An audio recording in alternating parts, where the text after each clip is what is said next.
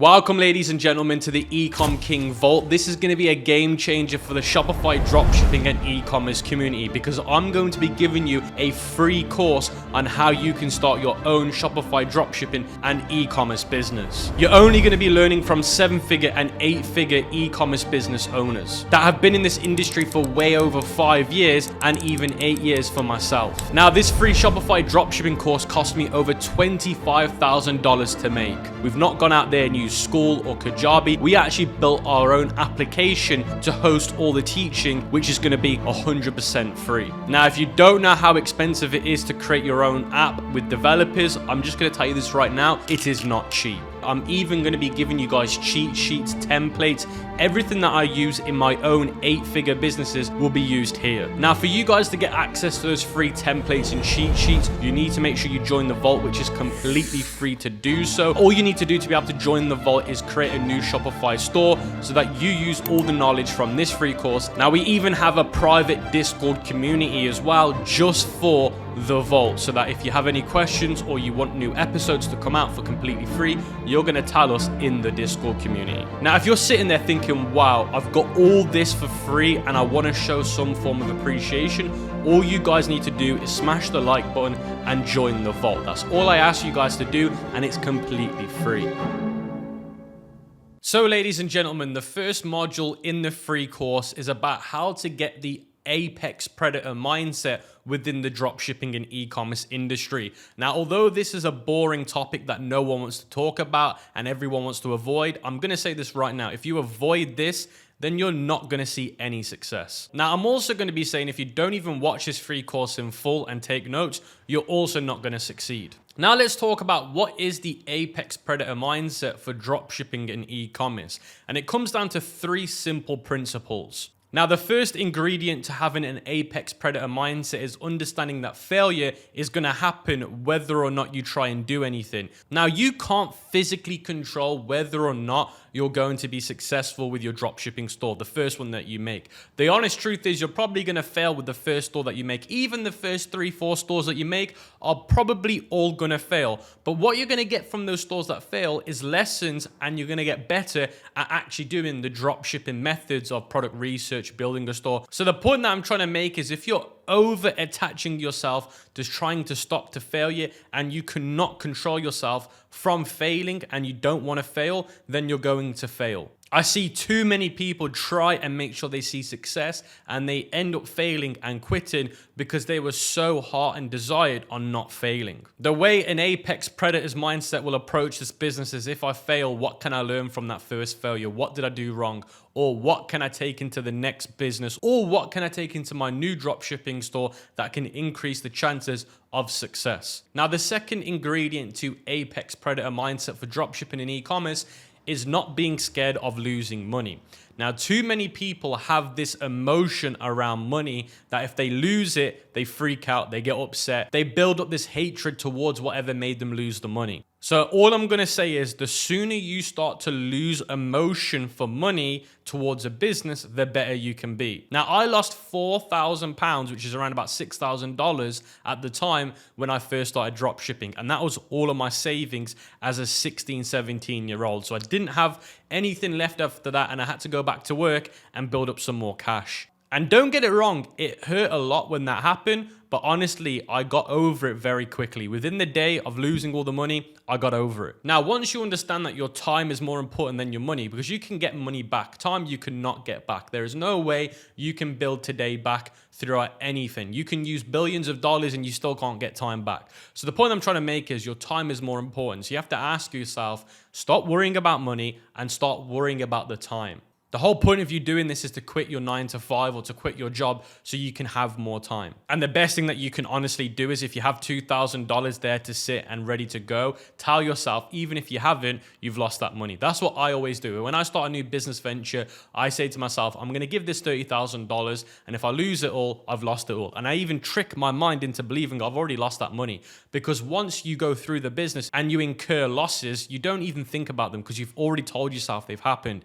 It's a little bit crazy thinking like that, but honestly, for me, it works, and it works really well. So if you want, guys, if you've got $2,000, just say to yourself, it's already gone, I've lost it. Then when small losses come up, they're not going to bother you. Now, the third ingredient to being an apex predator in this industry is by always building knowledge on the most important aspects of the business. Right now, it's understanding how to create amazing creatives, offers, and understanding customer psychology. So whenever you've got some spare time, you want to be spending time on how can I get really good at editing videos? How can I get really good at making videos if you're doing UGC? All of these things are important. How can I get better at creating offers? How can I get better at understanding what my audience wants? Now, this actually will correlate with the discipline level that you have. If you're spending that extra hour you've got a day on the game watching Netflix, then I'm going to be honest, you're not cut out for this. And again, you can either work on the business or inside the business. They're two very important things that you should be doing.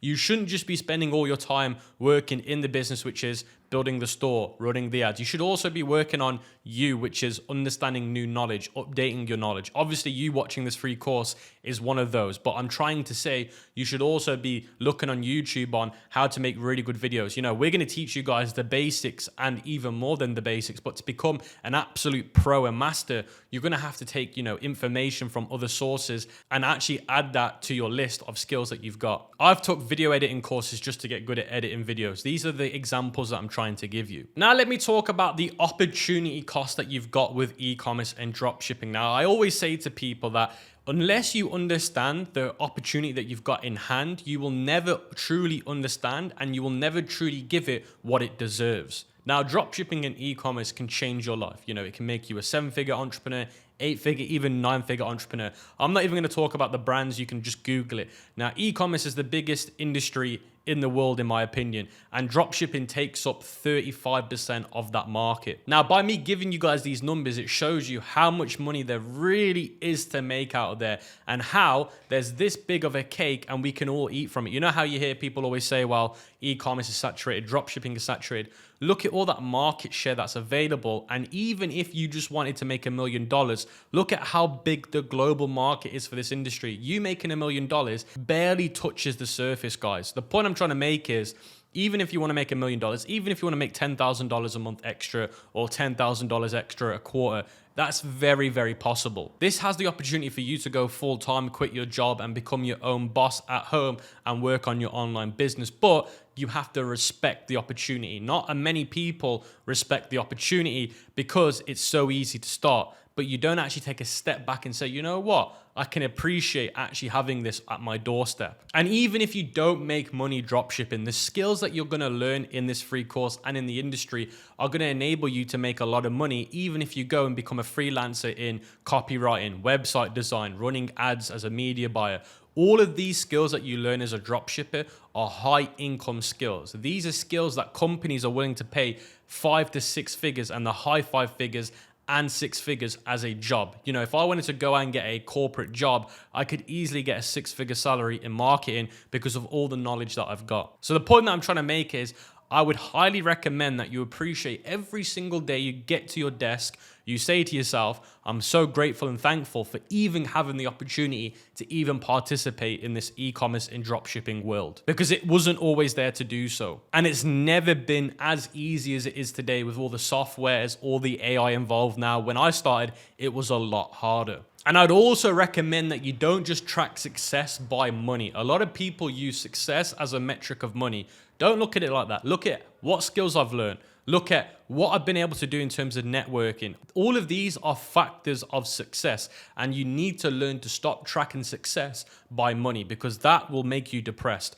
The way you should be tracking success is in 3 different ways. And I want you to write those 3 different ways down, whether it be skills, whether it be connecting to new people, whether it be understanding how you've become a better person through mindset, and literally write down every week how you've increased on those 3 values. If you want to add money as a 4th one, which I understand, feel free to do so. But the point I'm trying to make is, do not track your success as money, because it will kill your dreams and long-term ambitions. I always think of money being the last thing to look at as a success metric. Now, if you was to ever see me, the Ecom King Camille Sattar, as an entrepreneur when he first started, you wouldn't even recognize me. The way I spoke, the way I acted, the way I thought of life, you would be shocked. You wouldn't even realize that's me, because of how much I've had to change to get here today. And that's all through the opportunity cost of learning dropshipping and having to shift my mindset. So this is such a beautiful way to become a better person in all aspects of life. So guys, welcome to the product research module for the Dropshipping 2024 free course.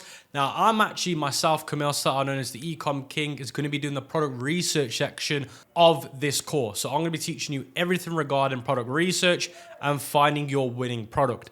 Now, this is one of the most important parts of your dropshipping journey. Without a sellable, in-demand product, then you're not going to make any money. And I am going to be showing you all the free methods that I use that will find you a winning product. So I will be covering this module, so let's get straight into it. Welcome, ladies and gentlemen, to the product research model of the free course. I'm going to be the mentor for this module. Obviously, Camille Satter, known as the Ecom King.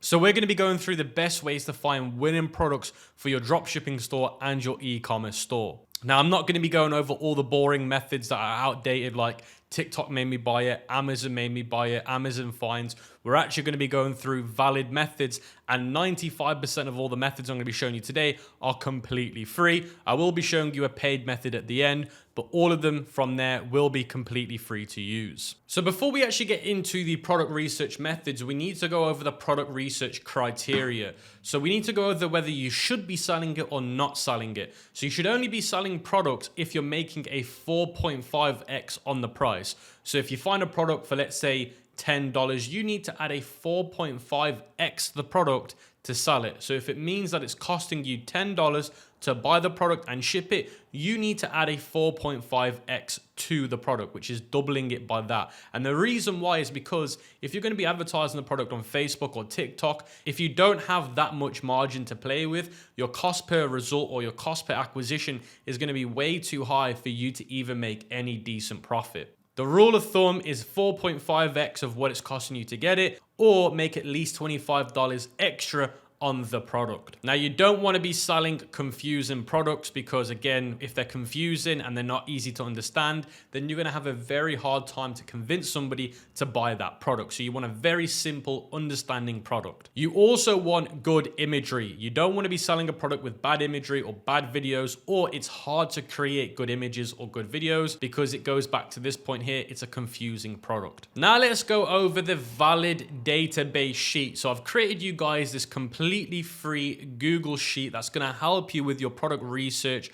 You can see here it says product, add link with engagement, competitor store, AliExpress link, Amazon review link. So you're going to put them all here. Now, of course, to get access to this, guys, you need to be inside of the vault. Now, once you're inside the vault, it should look like this, and you want to go down to where it says resources, and you just want to click that and it will take you there. Now, if you want to go there another way, you can go to episodes, you can go to the product research method here where it says find a winning product, and then you can scroll down to where it says resources, and you're going to see the sheet here where it says access. Again, it's completely free to join the vault. All you need to do is create a brand new store on Shopify, and you'll get access to the vault. And once you've done this, guys, you will get the sheet just like this. Now, of course, you want to duplicate this and make a copy of it so you can edit it for your own product research. Now we can actually get into finding valid winning products for our dropshipping store or our e-commerce store. Now, something that I want to make extremely clear right now is you want to be using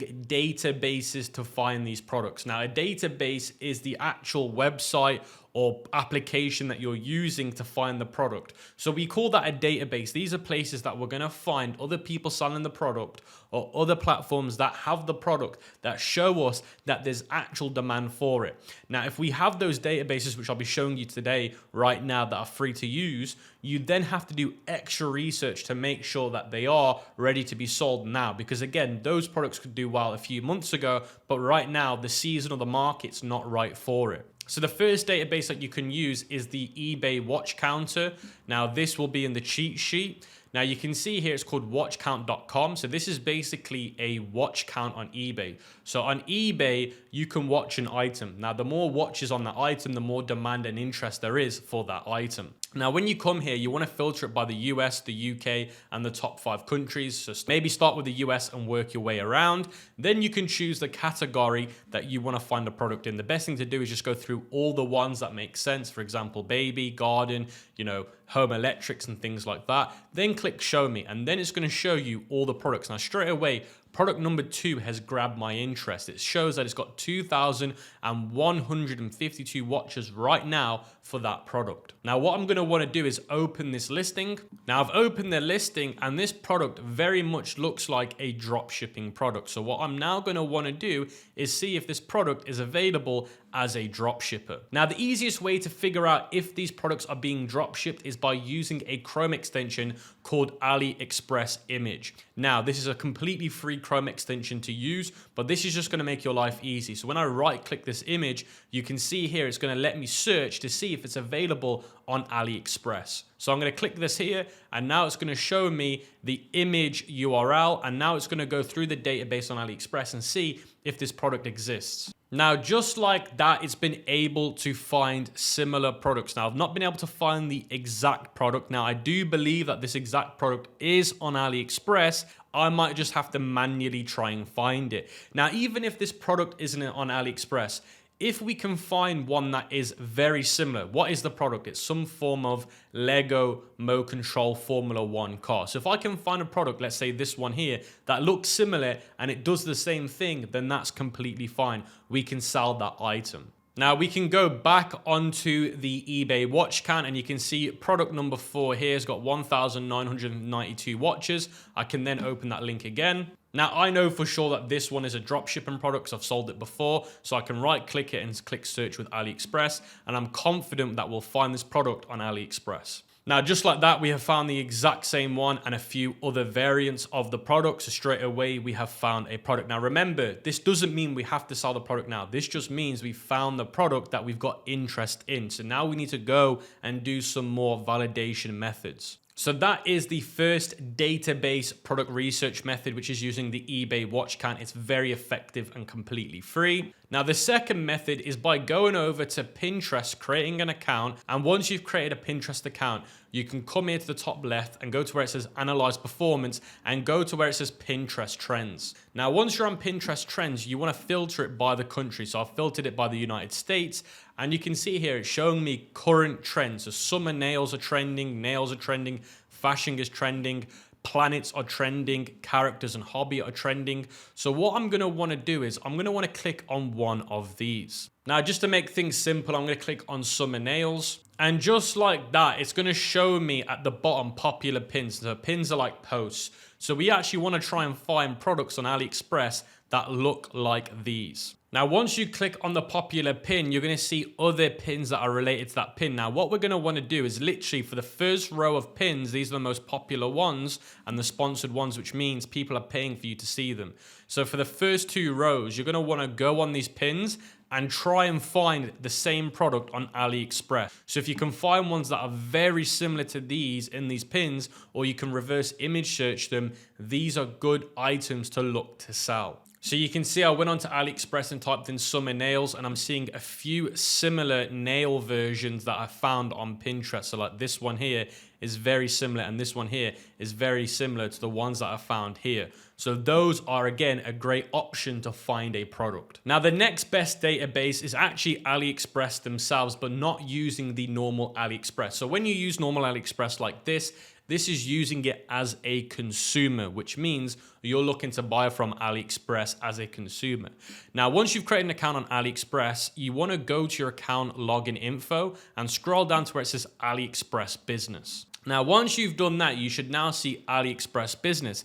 This is where things become a game changer. Why is that? Because now you're viewing AliExpress as a business owner and not a consumer. So straight away, you can see the way AliExpress is showing me these items is not for me to buy them, it's for me to sell them. So if we scroll down, you're going to want to go for the ones that say, these are the popular items. These are top sellers. So you can see top sellers, popular items. So I'm going to want to view this where it says view more. And now you can see it says popular DS products, which stands for drop shipping. Here are the popular products that you might be interested in. So it's showing me as a business owner, and look at the amount of orders these have got. This one's got 1,000 orders. This one's got 1,000 orders. This one's got 1,000 orders, 900 orders. This one's got 1,000 orders. So you can see these are legitimately a good product. Now, again, these are for me to sell as a drop shipping business owner. So what I'm going to want to do is literally go to any of them that have more than 500 orders. So this one, and this one. A lot of these right now have more than 500 orders.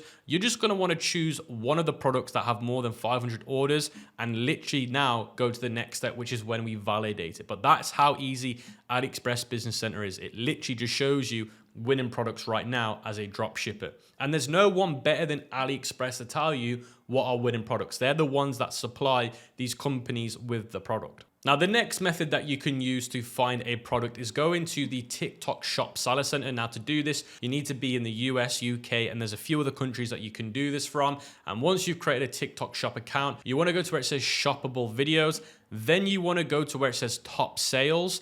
And then you're going to see here, you can change the duration time and the upload time. I would change it to last 30 days.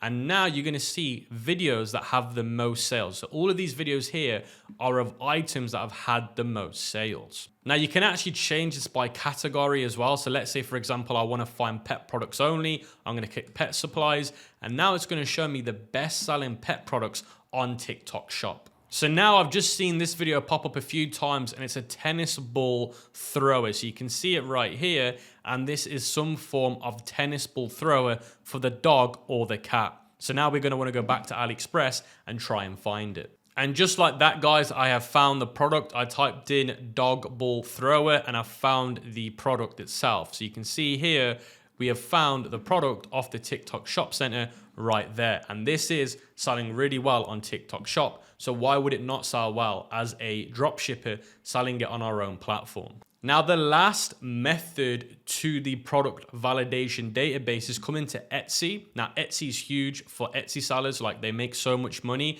But if they were to run these as their own products on their own store like we are, they could make way more money. Now, Etsy gives you lots of information that you can use to find what is a good product. So if you come to Etsy, you don't need to create an account, but what you want to do is you want to go to categories and you want to choose one of the categories. So you can see it says recommended, but you can go to one of the ones that you like. Now, for example, I'm going to go to electronics and accessories. And then you want to choose one of the drop downs. Now, I'm going to be choosing docking stands as an example. Then you want to go to where it says all filters and you want to filter the shop location to anywhere. You want to change item format to physical items. And then you want to change it to Etsy pick. So you can see here, it says Etsy pick and star seller.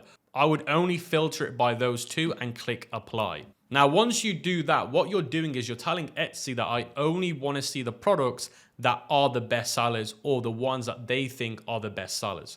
Now, you can change relevancy to top customer reviews as well. That way, you're going to see the ones that have the most orders. You can see here, this one's got 400 orders. This one's got 500 orders, 600 orders, 2,000 orders. So what we can do here is we can go through all of these and try and find a product. So this is a winning product right now. It is a wooden dock station that is personalized. So this is a winning product that I know about already because I know a friend that's selling it and he's making a lot of money. So just like that on Etsy, I found a unique winning product. Now, I've never seen this product before. Let me know in the comment section below. It's completely unique. So I can start running that product. And again, I can use the Chrome extension to find it by clicking right and search. And just like that, guys, I have found a few sellers that are selling their own versions of the personalized dock. So this is another really great way to finding unsaturated, untapped dropshipping winning products. Now, after we've done all that, guys, we need to go back to our sheet and fill in the information, which is the product with the link.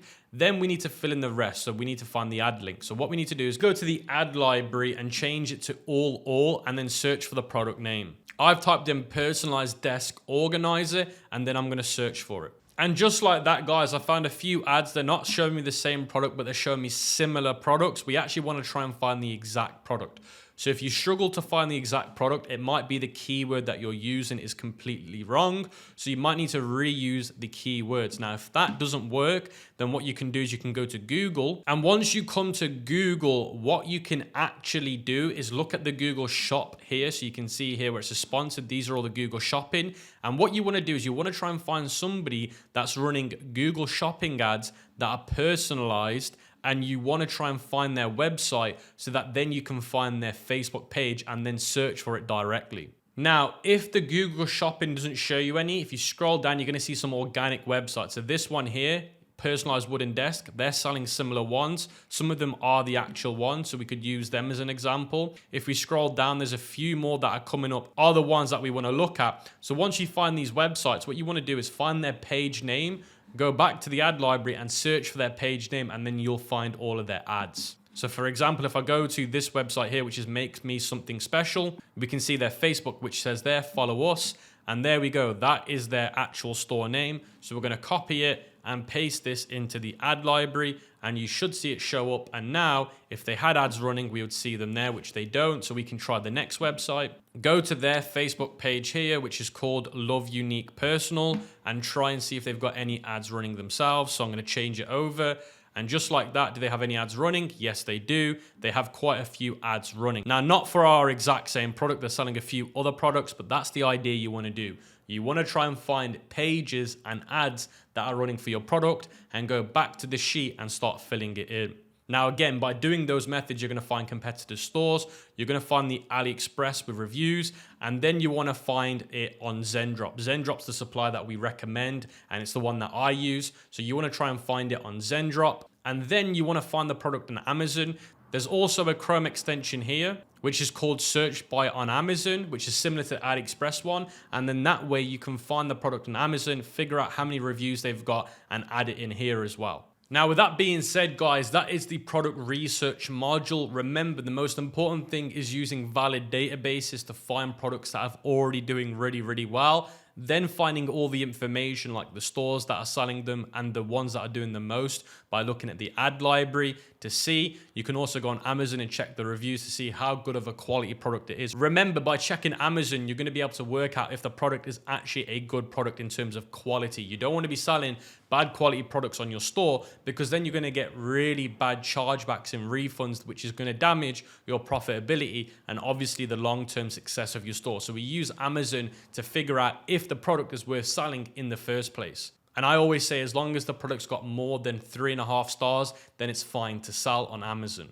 Now, what I'd say to you guys is you want to be having at least 10 products on that Google sheet we made for you. Once you've added 10 products to that sheet, then you can progress to the next module, because you'll have a few products to play with throughout the free course, and you can start testing a few from those 10 products that you've added to that list. Because out of those 10 products, you should have around about 3 or 5 that are great to advertise on ads, and you can actually rotate between. Now, I'm not going to be showing you any paid methods in this video or module. I've got other modules that I'll go through paid methods, because I actually don't think you need paid methods as a beginner unless you're desperate to find products really fast. Then it's a good option. Or if you're a seasoned professional in the industry, it's a good option. But for most beginners, all of those methods I've shown you will get you a product that can do $10,000, $100,000 pretty simple and easy as well. Unless you're rapid testing, there's no real need for them, guys, in my honest opinion. If you do want to use any paid tools, the modules will be in the vault on how to use them and which ones we recommend. But with that being said, that's this module down. Let me know what you guys thought of this module in the comment section below or in the Discord community. Hi guys, welcome to the next module of the free course. Now, this part of the free course module is all about Shopify store settings, and the mentor and instructor for this part will be Mohammed. Mohammed has been a 7-figure e-com and dropshipping entrepreneur, and he was also my student back in 2019. So you're definitely going to be in good hands. Hello guys, my name is Monazar, and in this section we'll be discussing how to get started using Shopify. So the first topic that we're going to cover is actually why use Shopify and not another platform. There are many other e-com platforms that you can use, but the 3 main features that Shopify offer us that others don't is, for example, you can get started with using only $1. So it will cost you only $1 for your first month to get started with Shopify. You have 24/7 customer support, and it's very easy to use. I've been using Shopify now the last 4 years, and I have to say I haven't found a better platform yet, so that's why I totally recommend you using Shopify to get started with your e-com journey. To support the E-com Kings channel, make sure to use the link in the description below. This will be highly appreciated. So once you click on the link in the description below, this is the page that will pop up. The only thing you need to do here is type in your email address. Once you've typed in your email address, this is what comes. You can either choose to skip it all or go step by step, answering all the questions.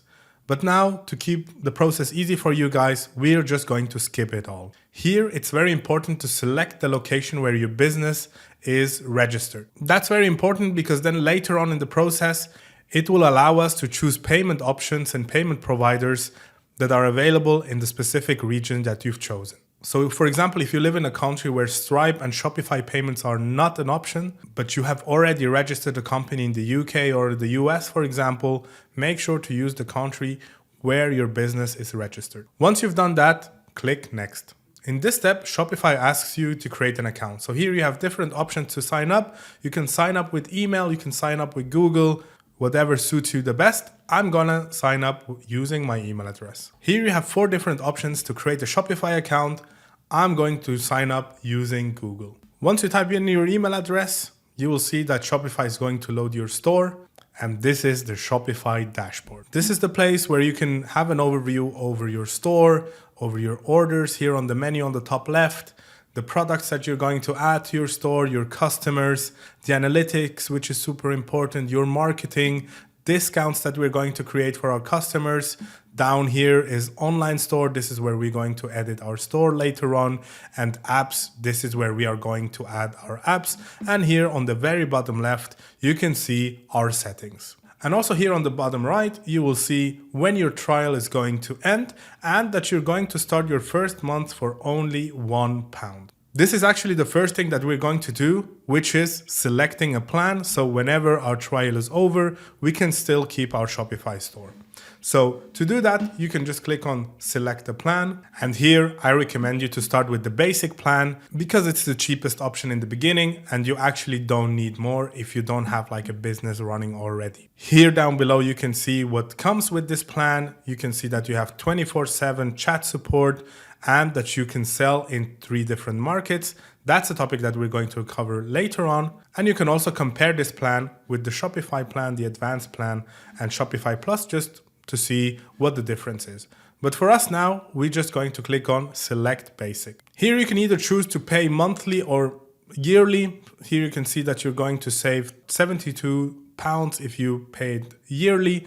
But for now, since we're just starting, I'll recommend you to choose the monthly plan. The next thing we're going to do is actually to link our payment option. I'm going to pay my plan using PayPal. So for that, I'm going to click Pay with PayPal. Once your PayPal account or your card is connected and you've added your address, you can just click on subscribe. To complete the whole sign up, you just need to add your phone number and click confirm business address. Great, that's already the first step. We've created a Shopify account. We've selected a plan for only $1 in a month. And now we can continue with the next steps. The next thing I want you to do is to click on settings. And then here we can add all our information and make sure that everything is set up properly. The first thing I want to do is click on profile and then change my store name from my store to the actual brand name that I have. So in our example, I'm going to choose Eclipsed. Once I've done that, you can just click on save. Another very important thing is your store currency. This totally depends on what your main target audience is. If you're selling products in the top 5 countries, I totally suggest you to use US dollars. But if you sell, for example, in the German market or in the French market, I suggest you to use euros. And if you're focusing only on the Australian market, I totally recommend you to use Australian dollars. To change that, you can just come here and click on the 3 dots and you click on change store currency. So now for this example, I'm going to change it from British pounds to US dollar. To do that, you can just click here on the menu and use US dollars and then click on save. The next thing on the settings is your plan. We've already done that. We can just double check how it looks. Here you can see that we're on the basic Shopify plan. Instead of paying £25 a month, we're only paying £1. Here on billing, you will see the summary of all the payments that you've done to Shopify. And if one time your bill seems very high or you're asking yourself when you're going to get billed the next time, you can see all the details here and then just click on paid and then you'll see details of your payment. The next thing is users and permissions. Here, if you upgrade your plan to a higher plan, you can add staff members to your store that help you work on your store. So for example, if you hire a virtual assistant or you get a new business partner and you want them to work on your Shopify store, you can just invite them here where it says staff accounts, add their email address, add their name, choose all the permissions that you want to give them, and then you can easily just add them to the store. The next very important step is your payments. This is where you enable the payment providers that allow customers to check out on your store and actually pay on your store and for you to receive the payments. There are two options that I recommend having here. The first payment provider that I recommend you installing is Shopify Payments. This one will allow people using their credit card on your store and also pay with Shop Pay, Apple Pay, or Google Pay. To install Shopify Payments to your store, the only thing you need to do is click Complete Account Setup. If this option isn't showing up on your Shopify store, please go back to store details and make sure that your country that you've selected is a country that allows using Shopify Payments. And if you don't have that, click on Edit Your Billing Information and add a country where your business is registered. If you don't have a business yet, I highly recommend you registering a business in a place where Shopify Payments is allowed. So to start with the setup, you just need to click on Complete Account Setup and fill in all the information here. I'm going to fill in my business information so you can see how it looks once you've installed Shopify Payments to your account. So once you've submitted all your information, you can secure your account with the two-step authentication. To do that, you can just click on Setup Two-Step, type in your email address or log in using your Google account. And then once you've done that, you should download the Authenticator app, scan this code, and then type in the 6-digit code down below to secure your account. Once you've done that, you can download the codes and save them on your computer. Once you've done all of that, this is how your Shopify Payments account should look like. You can click on Manage to change some stuff. So for example, if you don't want to accept Shop Pay payments or no Google payments, you can deselect them, but I would actually leave everything as it is. But here you can see all the payment options that your customers have now. And this is also showing you how much you will get charged for every payment. So for every European payment, you will be charged 2.95% and 30 cents. And for international payments, it's 3.15% and 30 cents. This is also very important to calculate those costs once you set up your selling price. As I discussed before, another payment option that I totally recommend you installing is PayPal. And the only thing you need to do here is to click on the PayPal and then click on deactivate it if it automatically took the account that you created the Shopify account with, and then click on activate again to connect the PayPal account that you already have. Once you've done that, it should show you go back to Shopify. Amazing. So now we have set up all our payment options. Here we have PayPal and we have Shopify Payments. And now we can move forward. Here you can see the checkout. Here you can edit all the stuff that you want to show on the checkout or not. So if you want people to add in their first and last name, you can click here, require first and last name. If you want the company name, you can add that too if you're selling stuff to companies, but you can also select do not include. Same for the address line, same for the phone. Here you can select how customers should sign up for your marketing. Is it through email or through SMS? Whatever option you have selected. And then down here, if you have any issues with the language and it's not showing the right language on your store, you can see that you can change the language here. The next very important thing that you need to take care of is setting up your markets in the right way. Every Shopify account will be set up by default this way. And what does that mean? So far, you have 1 out of 3 markets active, and the active one is the United Kingdom. This means that if we don't change anything on our settings here, only people from the UK can come to our store and complete their payment. I've had a couple of students recently who missed out on a lot of sales by ignoring this simple step. They had a lot of add to carts, a lot of initiate checkout, but no purchases because people weren't able to complete the payment because they didn't activate the markets. I will show you 2 ways how you can go about setting up your markets, because this is one of the most important steps that we need to make sure that we do it properly. And we can also add some tips and tricks on how we can improve our conversion rate on our store just by setting up our markets properly. So let's assume we are targeting the top 5 countries, okay? So this means the US, Canada, Australia, New Zealand, and the United Kingdom. And as I said, there are 2 ways to go about it.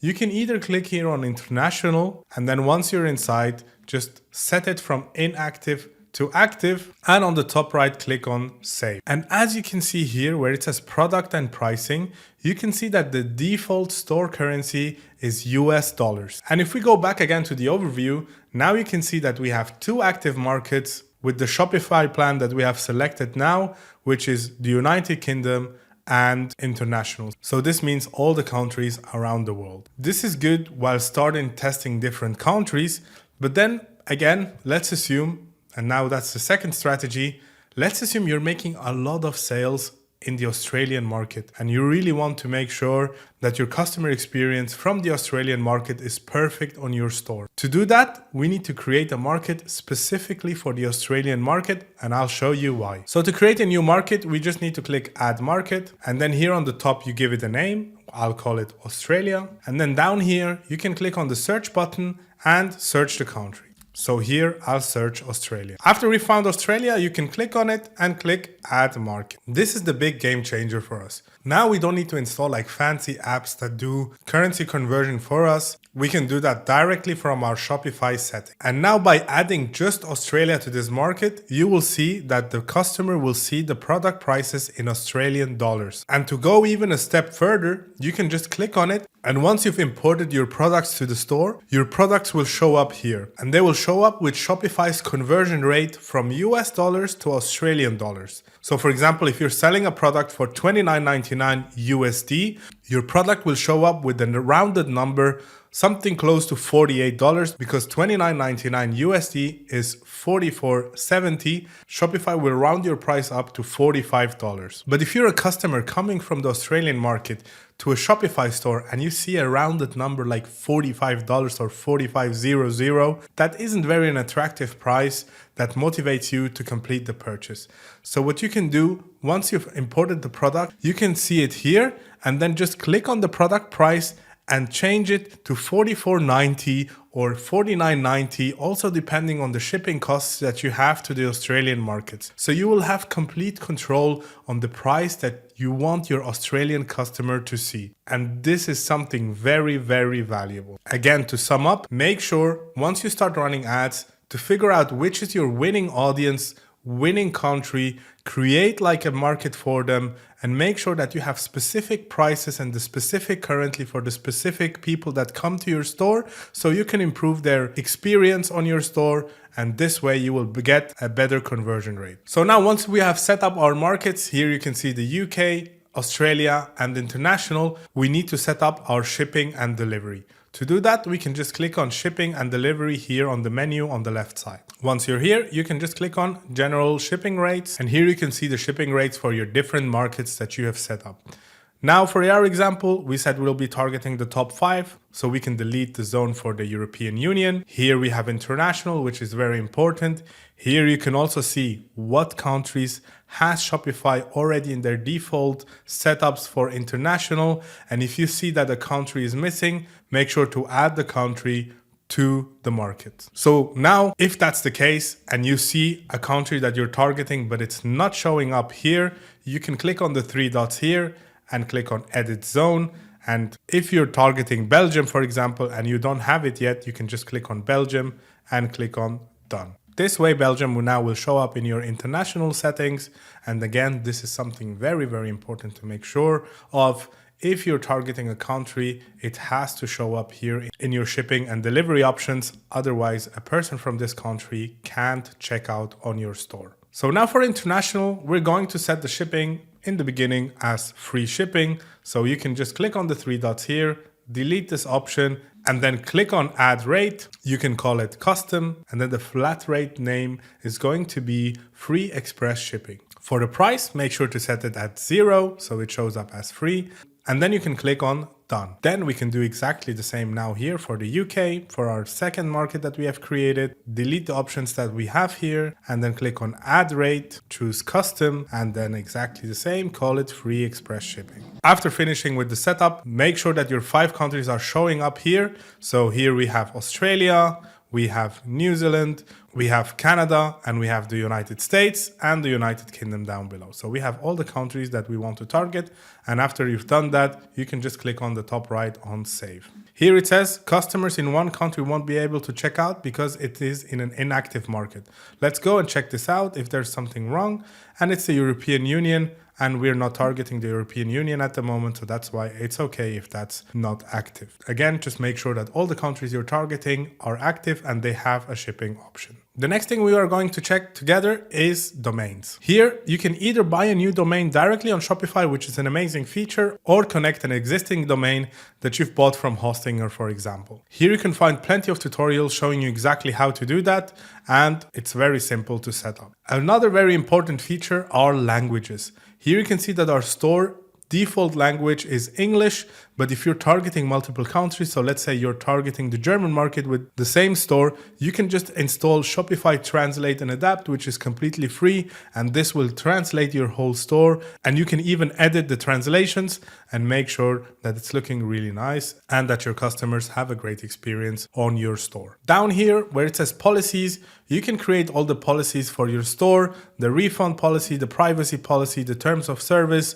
You can just click create from template, and then you'll have the templates ready for you, and then you just need to adjust them with the data of your store. This is it for the first section on how to set up your Shopify account. And in the next section, we're going to discuss which are the most essential apps to install into your store. Hello guys, in this section, we're going to discuss the most essential apps that you need on your store. So here you have a short overview over the apps that we're going to install. The first one is going to be Zendrop to fulfill our orders. That's the best way on how to fulfill orders in 2024.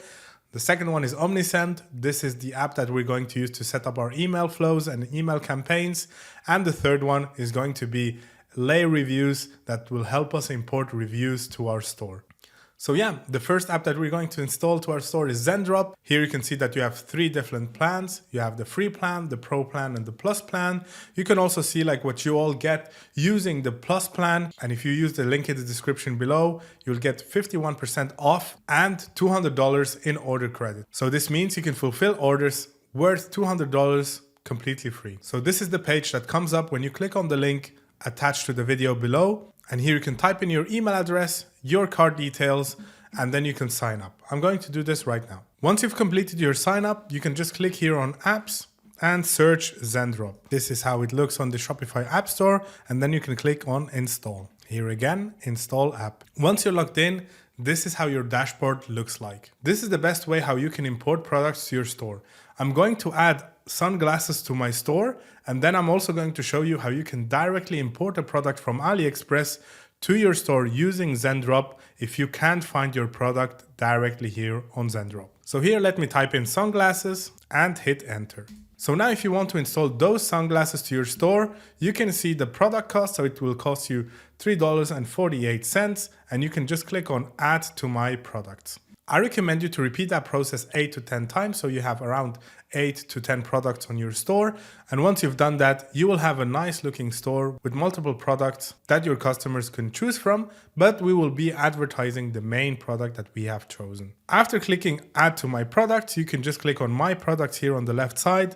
Then you can click on review and publish. Here you can change the name if you want to change the product name. You can even change the description. Here you can change the variants that you want to import to your store and which ones not. So for example, if you don't want the red frame and you don't want the green frame, you can just deselect them. You can also already add the sales price if you want, and you can also select the images that you want to add to your store and which ones not. So for example, now if you've deselected the red frame and the green frame, you can just deselect them and then scroll down and click on publish to my store and then click confirm. Once this is done and it shows as linked, we can go back to our Shopify account and see if the product is important or not. On your Shopify account, you can click on products, and here you can see that the product is available. So now if you can't find your product on Zendrop, but you have the AliExpress link, you can just click on AliExpress import and click on download Chrome extension. This is the Chrome extension that we need. And if you've installed it already, we can go on AliExpress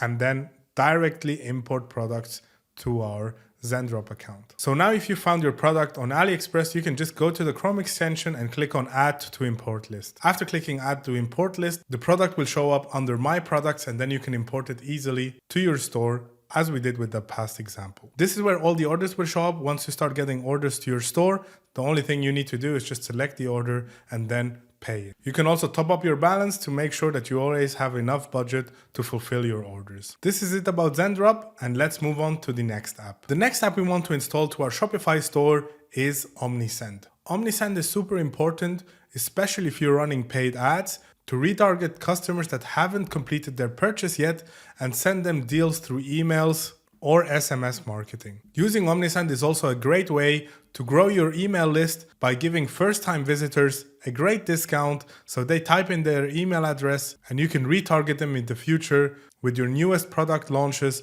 or with special deals that you're doing in the future. This is a great way how you can make more money with your store without spending more on ads. And the cool thing about email marketing is that the open rate of good emails is very high. So once you visit the website omnisend.com, this is what you're going to see. Here you can see that it is super easy to set up. The only thing we need to do is just click on Start Free. And here we can sign up with Shopify and then click on Install directly to our store. Once you've done that, you can just click on Install and then fill in your information to create your OmniSend account. This is the place where you can add your logo and all the branding of your store. So here you can add the accent of your store. You can upload your logo and make sure that everything looks branded as on your store. And once you've done that, you can just click on Save Brand Assets. This is a step that we can skip, and we can click on Continue to OmniSend.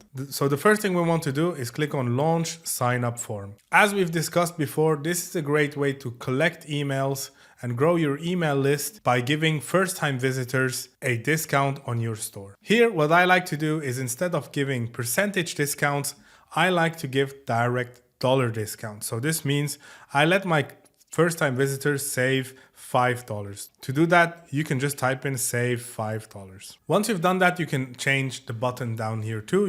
So you can just click on the button here and change it from get 10% off to get $5 off. So yeah, once you've done that, you can click on step 2. So we don't want to collect their phone number too, so you can just click on the 3 dots here and click on delete. So it goes from the form directly to the success message. And here on the success message, we want to give them the discount code that they can use so they can save $5 on our store. So here we will say thanks for signing up. And then here, as thank you, you'll find a 10% discount code in your inbox. We will change that and make sure that we will give them the discount code directly here. So we will say as a thank you, this is the discount code that you can use. The discount code I've created here is called Save5. I'll make sure to make that bold so they can see when they're using this discount code, they'll save $5, and then you can just click on Enable. To make sure that people can use this discount code on your store, we need to go back to Shopify and actually create the discount code.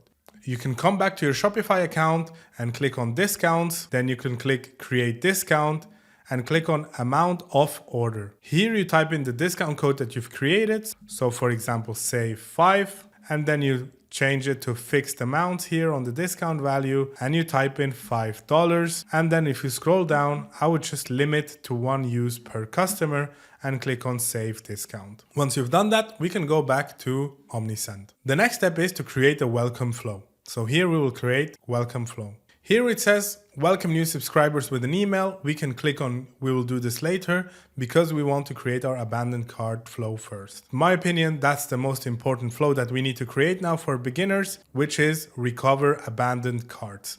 So every time someone abandons their cart and doesn't complete their purchase, we will send them reminder emails that they can come back to our store and complete the purchase. So here we will click Launch Workflows. The cool thing about OmniSend is that everything is already preset. So the only thing we need to do is to select the discount that we want to give our customers and then just click on Continue Setup. So here I'm going to choose 10%. Make sure to choose a discount that makes sense with your offer and doesn't bite off too much of your margin.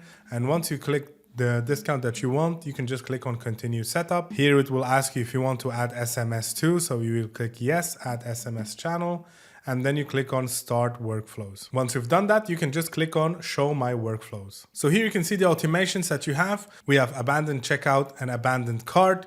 You can click on them to see what's going on inside them and if there's anything that you would like to change. So for example, customer enter the workflow when they start their checkout, customer exit the workflow when they place an order. So you see when a customer places an order, they won't be targeted with this automation. But if they don't place an order, this is where they start getting those emails and SMS. You can click on an SMS and here on the top right, you can edit the subject line if you want. You can also edit the pre-header. You can also change the sender's name. So you can say something like Tom from Eclipse. You can change the language, but now to keep matters safe, we will just leave it as it is and click on update. Once you're finished with all your changes, you can just click on publish changes.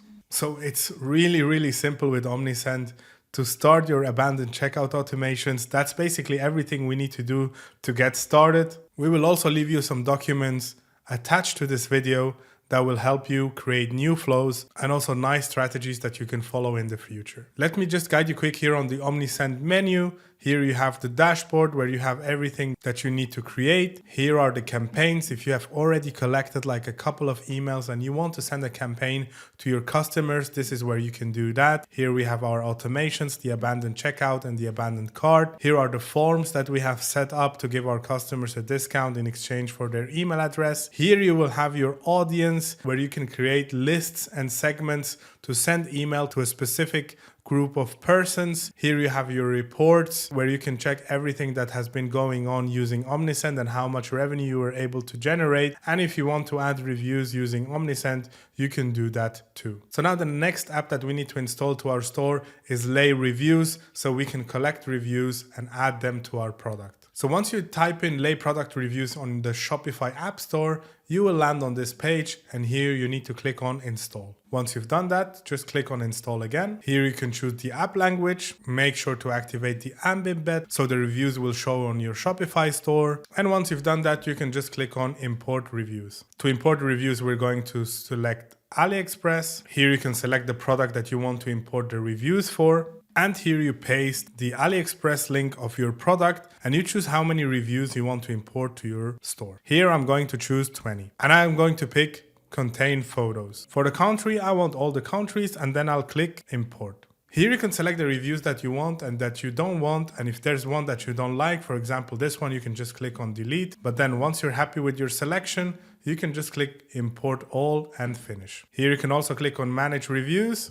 And this is how it will look like. To make sure that our reviews appear on our product page, you can just click on add block, then here select apps, and then you choose star ratings. Once you've done that, you can just drag that up just below the title, and then you will have all your reviews already nicely showing up here. You can also add a section, click on apps, and then you can also add the testimonial carousel, for example, or the card carousel, depending on the design that you want. I would play around a little bit with them, and then your reviews will show at the bottom of your product page. Once you've done all of this, you can just click on save on the top right. So yeah, guys, that's a very easy and simple way on how you can import reviews to your store. Here again, an overview over the most essential apps that you need on your store. Zendrop to import products to your store, Omnisend to launch your automations for your emails, and Lay Reviews to import reviews to your store. This was it from the app section. And in the next section, we're going to talk about creating irresistible offers. Hello guys, and welcome to the next topic that we're going to cover together, which is crafting irresistible offers. To start off, I would like to introduce you to Alex Hormozi and his book, 100 Million Offers. If you haven't read it already, I would definitely recommend you to get yourself a sample and read through the book because it's a complete game changer. I would totally recommend you to read the book and take notes while reading it, because this will help you, first of all, to understand how to generate value, and also at the same time, how to improve your conversion rate if you're already running ads, but you're not seeing the success that you're wishing for. The topics that we're going to cover here in this module is the value equation, enhancers of value, the importance of a compelling offer, and how to craft a compelling offer. So let's get started with the value equation. So this is the value equation that Alex Hormozi shows in his book. And this is of huge importance because human beings spend money for value. You don't spend money for the air that we have around us because it's just around and everyone has access to it. But we tend to spend money for stuff where we feel that we're getting more value back from it if we actually spend money for it. And the way that Alex Hormozi explains how value is generated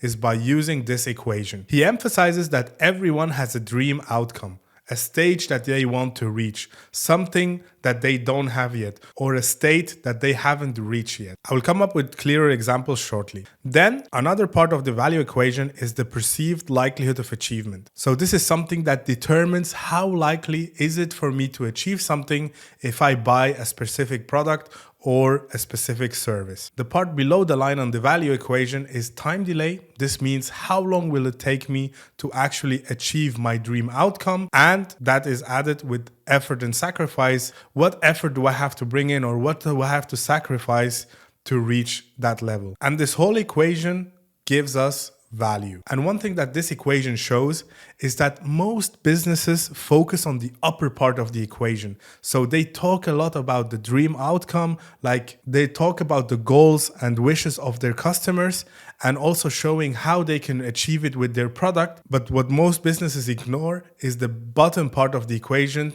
which is the time delay and the effort and sacrifice. How long does it take to achieve the dream outcome?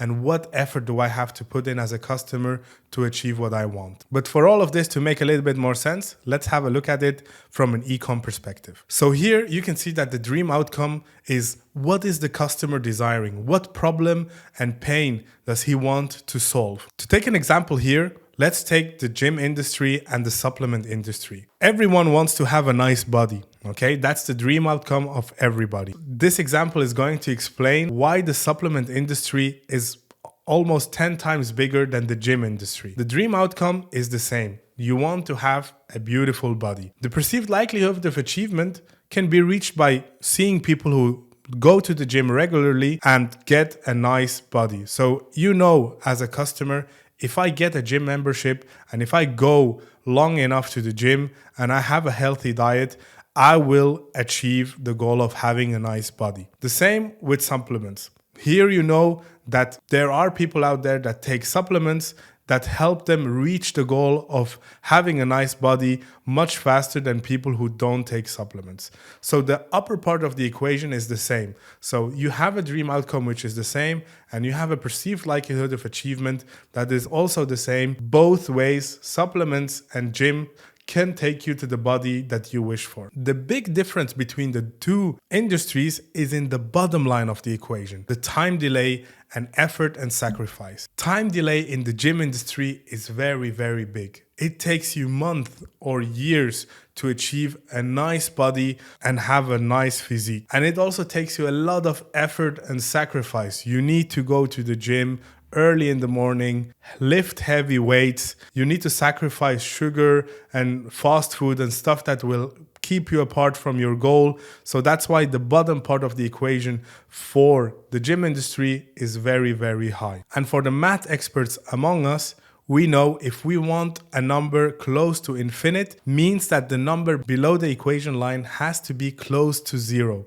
and not a high number. But now if we take the supplement industry, time delay is promised to be very short. We don't know if that's true or not, but you can see that on the ads that they tell you like have a nice body within 2 weeks or 3 weeks or a couple of weeks to reach the dream body that you want. And the effort and sacrifice is actually just taking a pill and drinking water. So you don't have to lift heavy weights and sacrifice stuff. And because people love instant changes and with very low effort and sacrifice, people tend to buy supplements more than buying gym memberships. So if we take this example to the e-com space, it will look like this. So if you're selling a product, you can communicate the dream outcome with your ads and the copywriting. So with your copywriting, you can talk about the specific problem or pain that you want to solve for your customers. And then you add the perceived likelihood of achievement to that. So you can do that by showing social proof. You can show case studies on your store. You can show reviews of past customers who bought your product and are now happy that they have achieved the dream outcome that they wanted. So for the dream outcome, you can use your copywriting and your creatives to communicate the dream outcome that the customer wants to achieve. And on your store, you can use case studies and reviews that show the perceived likelihood of achievement to your customers because you have already people who have achieved their dream outcome using your product. Now, the bottom part that makes Amazon such a big company is that their bottom line of the equation is close to zero. Now with Amazon Prime, you can basically order a product in specific places on this planet and you can get the product on the exact same day. So time delay is very short and effort and sacrifice is very small at Amazon because you literally have to just click a couple of buttons and you already have ordered the product. Now for us running ECOM stores, we need to make sure that we choose the right suppliers that can provide us great shipping times, or you can tap into the digital product niche where you can sell a digital product that your customers can instantly download. We also need to make sure that the effort of actually ordering a product on our store is super low, and we can do that by making sure that the design of our store is super clean, the call to actions are very clear, and there are very few steps to complete the checkout. Now Shopify has made an update where you have a one-page checkout, which is amazing, and this reduces the effort for a customer to buy a product instead of going through 3 checkout pages as before. And if you can install payment options like Apple Pay, where a customer literally just has to click on the Apple logo and complete the payment, this will make sure that you minimize the effort on your store and your customers can complete the checkout easily. So for you in the long term to succeed with e-com and provide as much value as possible to your customers, I would really focus to have very low shipping times and great suppliers that can offer you that, and also make sure that your checkout process and your payment options are very nicely set up so customers don't have to put in a lot of effort to order your product. So now that we've covered the value equation, let's move on to the next topic. Here on the bootcamp, we have decided to pick those sunglasses to sell.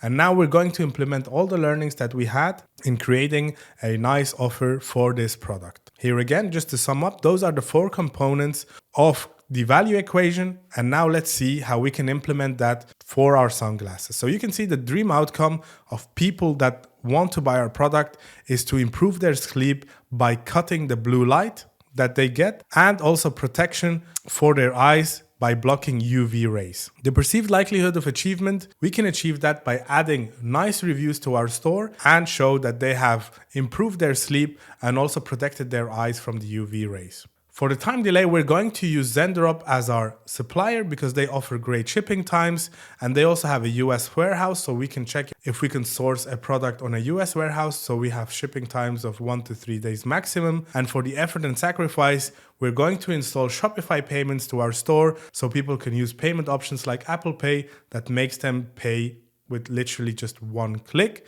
We're going to have a one-page checkout on our store, and also we're going to have a great customer support to make sure if our customers have any questions or anything that they're struggling with, that we help them complete the purchase easier. There are a couple of things that help us enhance the value of our product. So the first thing that you can do, as you can see on the bottom left, are giving bonuses. So for example, you can gift an ebook, if that makes sense, that educates our customers about specific topics, how they can protect themselves from UV rays or how they could improve their sleep.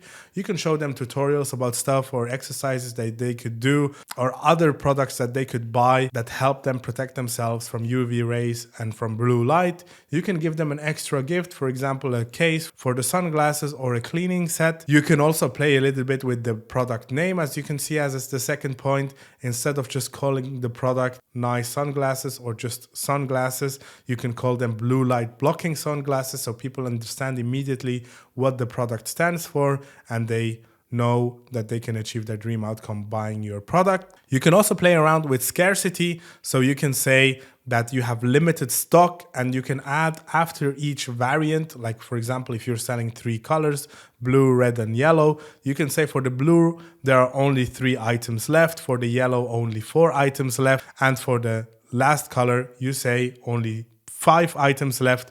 This will create scarcity for our customers and this will help us generate more sales by emphasizing the scarcity of the product on our store. You can also use urgency, so you can say that this is a limited offer that you're giving at the moment, so a specific price is only valid for this week or this weekend, or for example, if there is something like Black Friday or Cyber Monday, that they know that this offer is just for this period of time, and after that they can't benefit from this offer anymore. You can say that this is a limited drop, and then you can literally remove the product from your store if you have a lot of frequent visitors, just to make sure that you add urgency to your product. This will also help you enhance the value of your product and improve your conversion rate. And at the end, you can also give guarantees. So for example, if there's damage to the product, or if the customer is not happy with the product, you can give them a money back guarantee, or even you can tell them like that you will replace their product for free. So here, let's have a look at those different offers that you can run for this product. So let's assume that this is the ad that you're running on your ad accounts and you're running traffic to your product page. One offer that you can run is like literally just buy one for $49.90. That's it. This is the first offer that I used to run for my first dropshipping store. Super boring. You couldn't get a couple of sales that way of people who are really solution aware and they know that your product is going to provide them value. But I highly recommend you to test different types of offers to increase your conversion rate. A different type of offer that you can run is by actually increasing the price, but you can say buy one for $59.90, but you can get a second product for free if the margins make sense. This already looks a little bit more interesting. You always have to check if it makes sense for your product to make a buy one, get one free offer or not. This is actually the type of offer that helped me make my first 60K in sales by giving one necklace for the full price, but a second necklace of the customer's choice for free. You can also do the same. For example, buy two, get one free.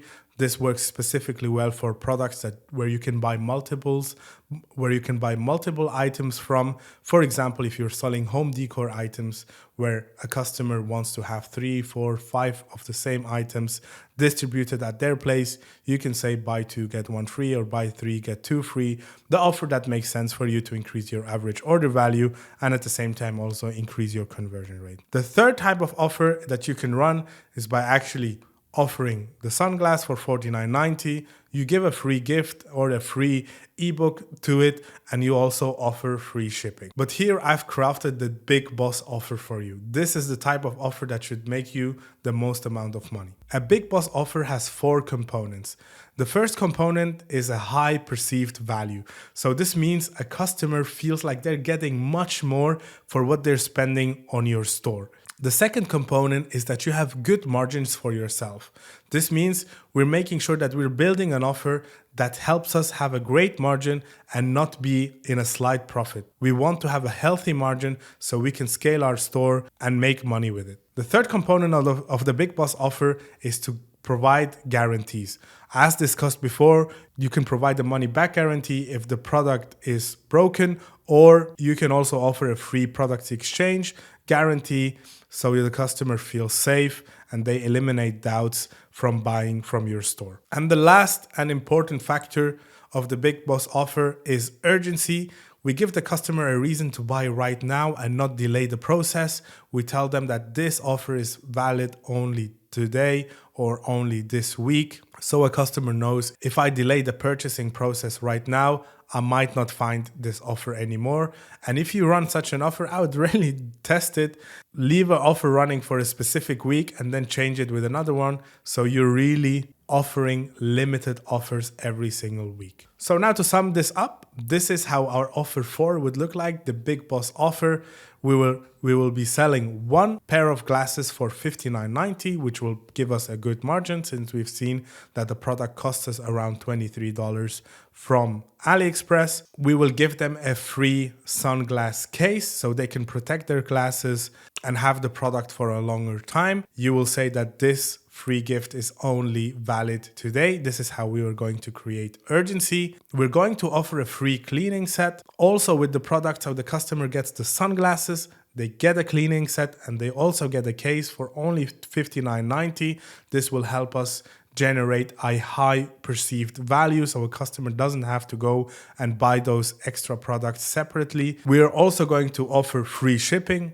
And also as a guarantee, a free product exchange to eliminate doubts. If something goes wrong, the customer can still come back to us and exchange the product. A free product exchange is also like a great way for you to combat refunds. If you get refunds, instead of refunding a customer to full $59.90, you can offer to ship out another product to your customers by only paying the $23 that you then owe your supplier. So this way you can also minimize your losses. So yeah, guys, I really encourage you to test as many offers as possible. Make sure if the data on your ad account is good, to test as many offers as possible so you can improve your conversion rate. If one type of offer doesn't work for your product, don't give up too fast on the product. Make sure to test different combinations, different types of offers, buy one, get one free, or the big boss offer, or a simple offer, or just increase the price, decrease the price. Especially, as I said, if the data on your ads is good, changing the offer can be a game changer for your store. I hope you enjoyed this section. In my opinion, one of the most important topics,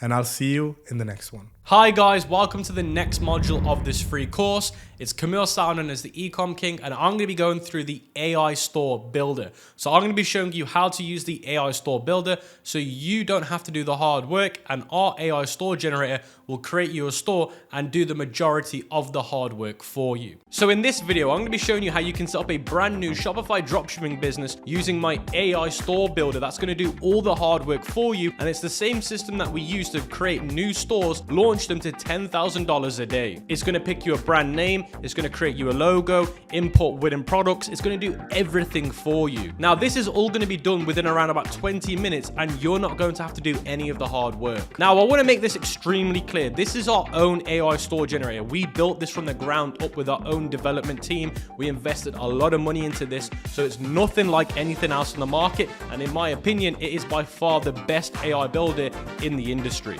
All you have to do is come to this site here called ecomkingstore.com, and again, it's completely free to use, guys. And you can see here it says build your online store using generative AI, and all you got to do is click this button here where it says start building, and now you're going to see each step. So we got step 1, which is creating your store, and you can see here in the left section you can see the 6 steps that we need to follow to get our AI Store Builder. Now if you scroll all the way down, you're going to see here where it says create a store. Now you can also see a disclaimer saying please note that you must create a new store using our link. It only takes 2 minutes. Our AI Store Builder doesn't work on pre-existing stores. This will not work on an existing store. You have to create a brand new store. So let's do this together. I'm going to click create store. Now you can see it's took me to my own Shopify landing page. Now the way I'm going to be monetizing this, and I want to be completely transparent, is through my Shopify affiliate link.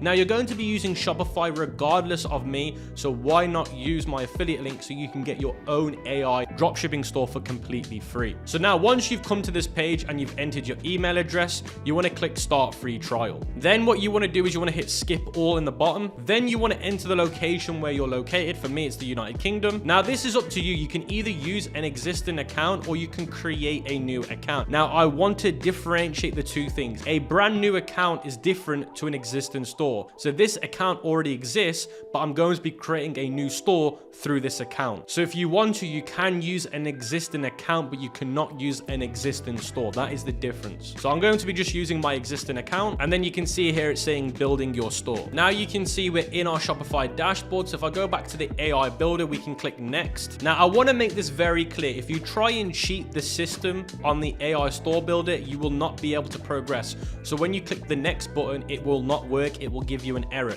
So if you do not follow each step correctly, you will get hit with an error message. Now step 2 is setting up the access scopes. Now to do this, you need to go back to the Shopify dashboard, click settings, and then you want to go to where it says apps and sales channels. Then you want to go to where it says developer apps, and then you want to go to where it says allow custom app development. Then you want to go to where it says allow custom app development again, and then you want to go to where it says create an app. Now where it says app name, you're going to call this store generator, and then you're going to click create app. Now for those that are wondering why we have to do this, is because this will give the AI Store Builder the permission to basically create on your store. Now once you've done that, you want to go to where it says configure admin API scopes, which is right here. Now what you want to do is you want to select every single one of these. Now this is a little bit of a tedious task because there's 111 of them, but you have to go through every single one of these and click confirm. You have to go through every single one of these and tick them and make sure that they're check marked like I'm doing right now. Now, once you've selected all the check marks, you want to double check that you've done that, and then you want to hit save.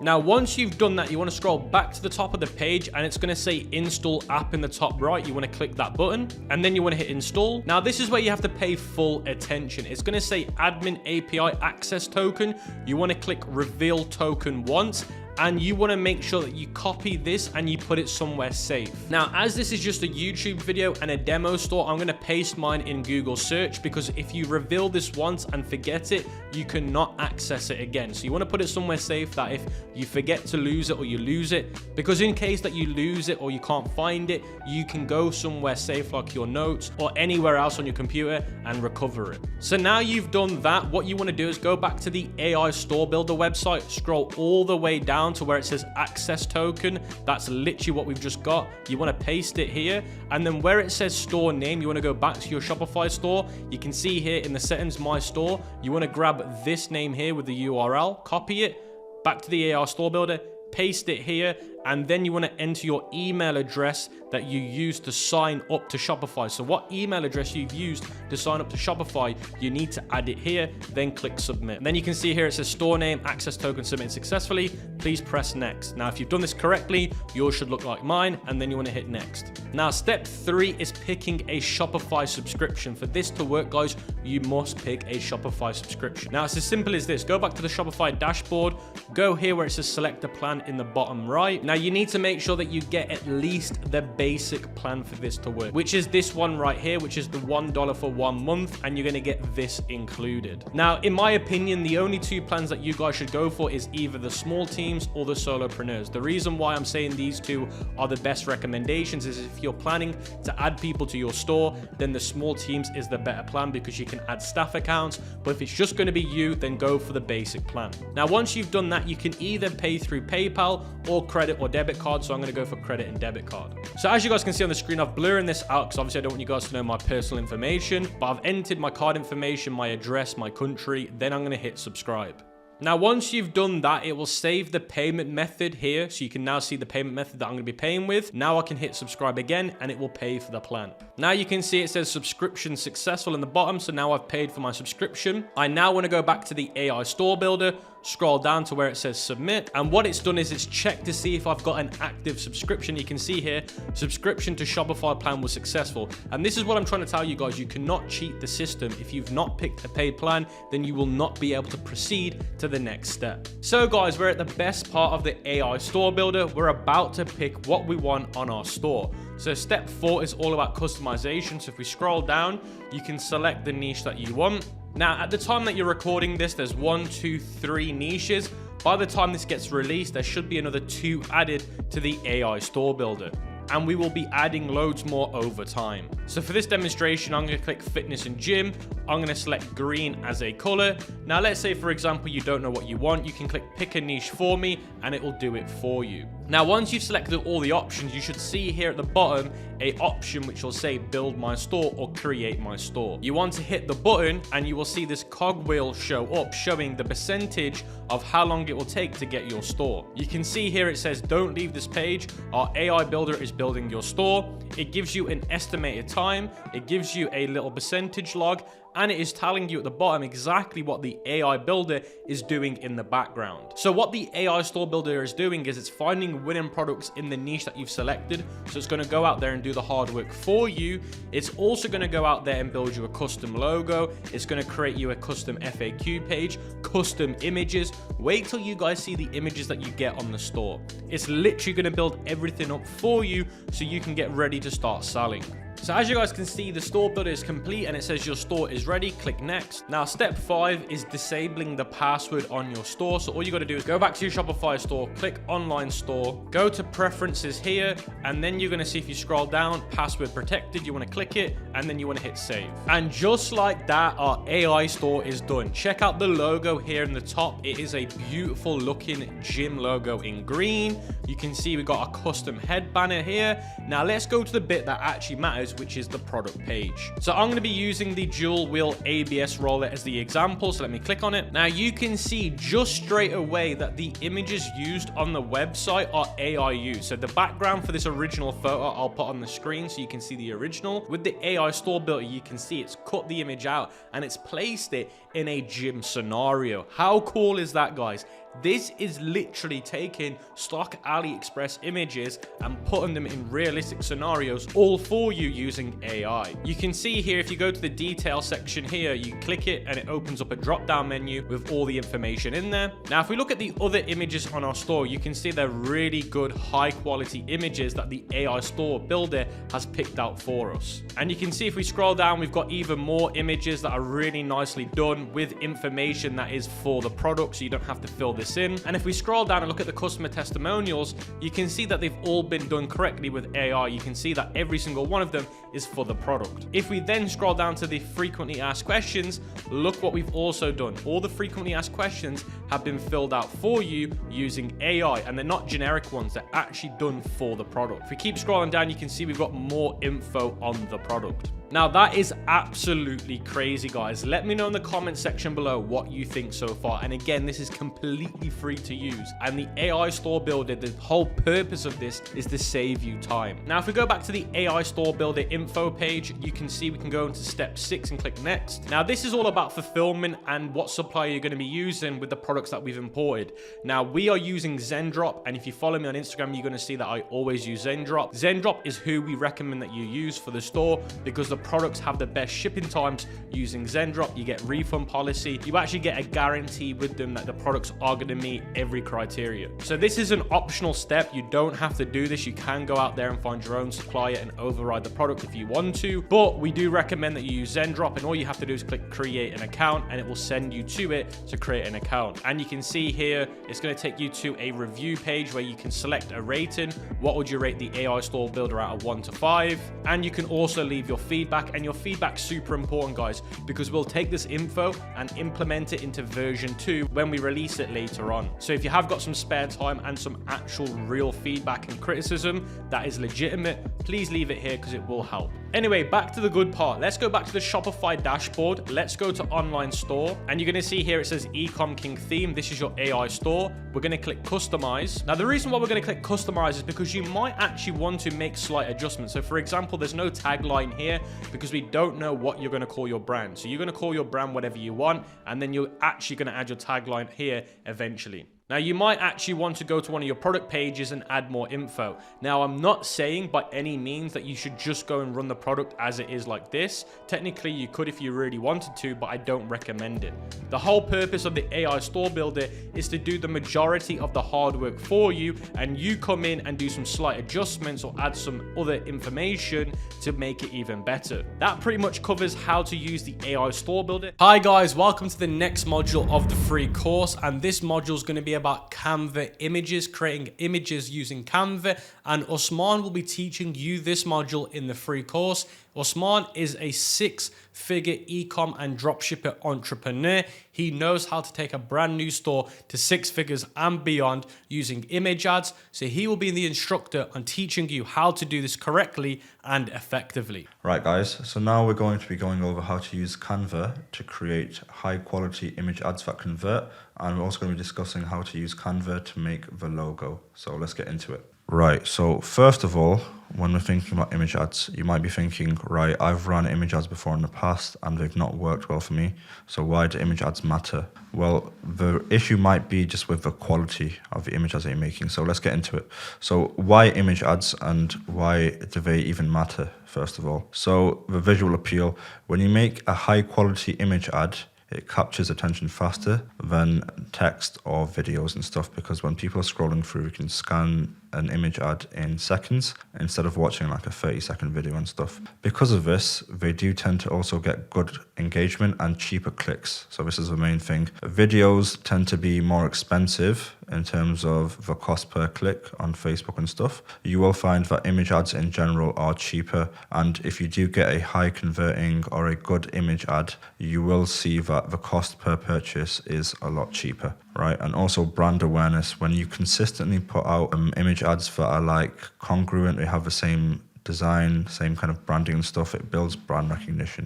So we're also going to discuss what types of image ads work well. So here's a few of them. You have an us versus them, where you compare your product to the competitor. You have something called a big benefit call out, where you call out the main benefit as a headline. A features call out is when you have the arrows that kind of come off of the image and they, tell you the features and stuff.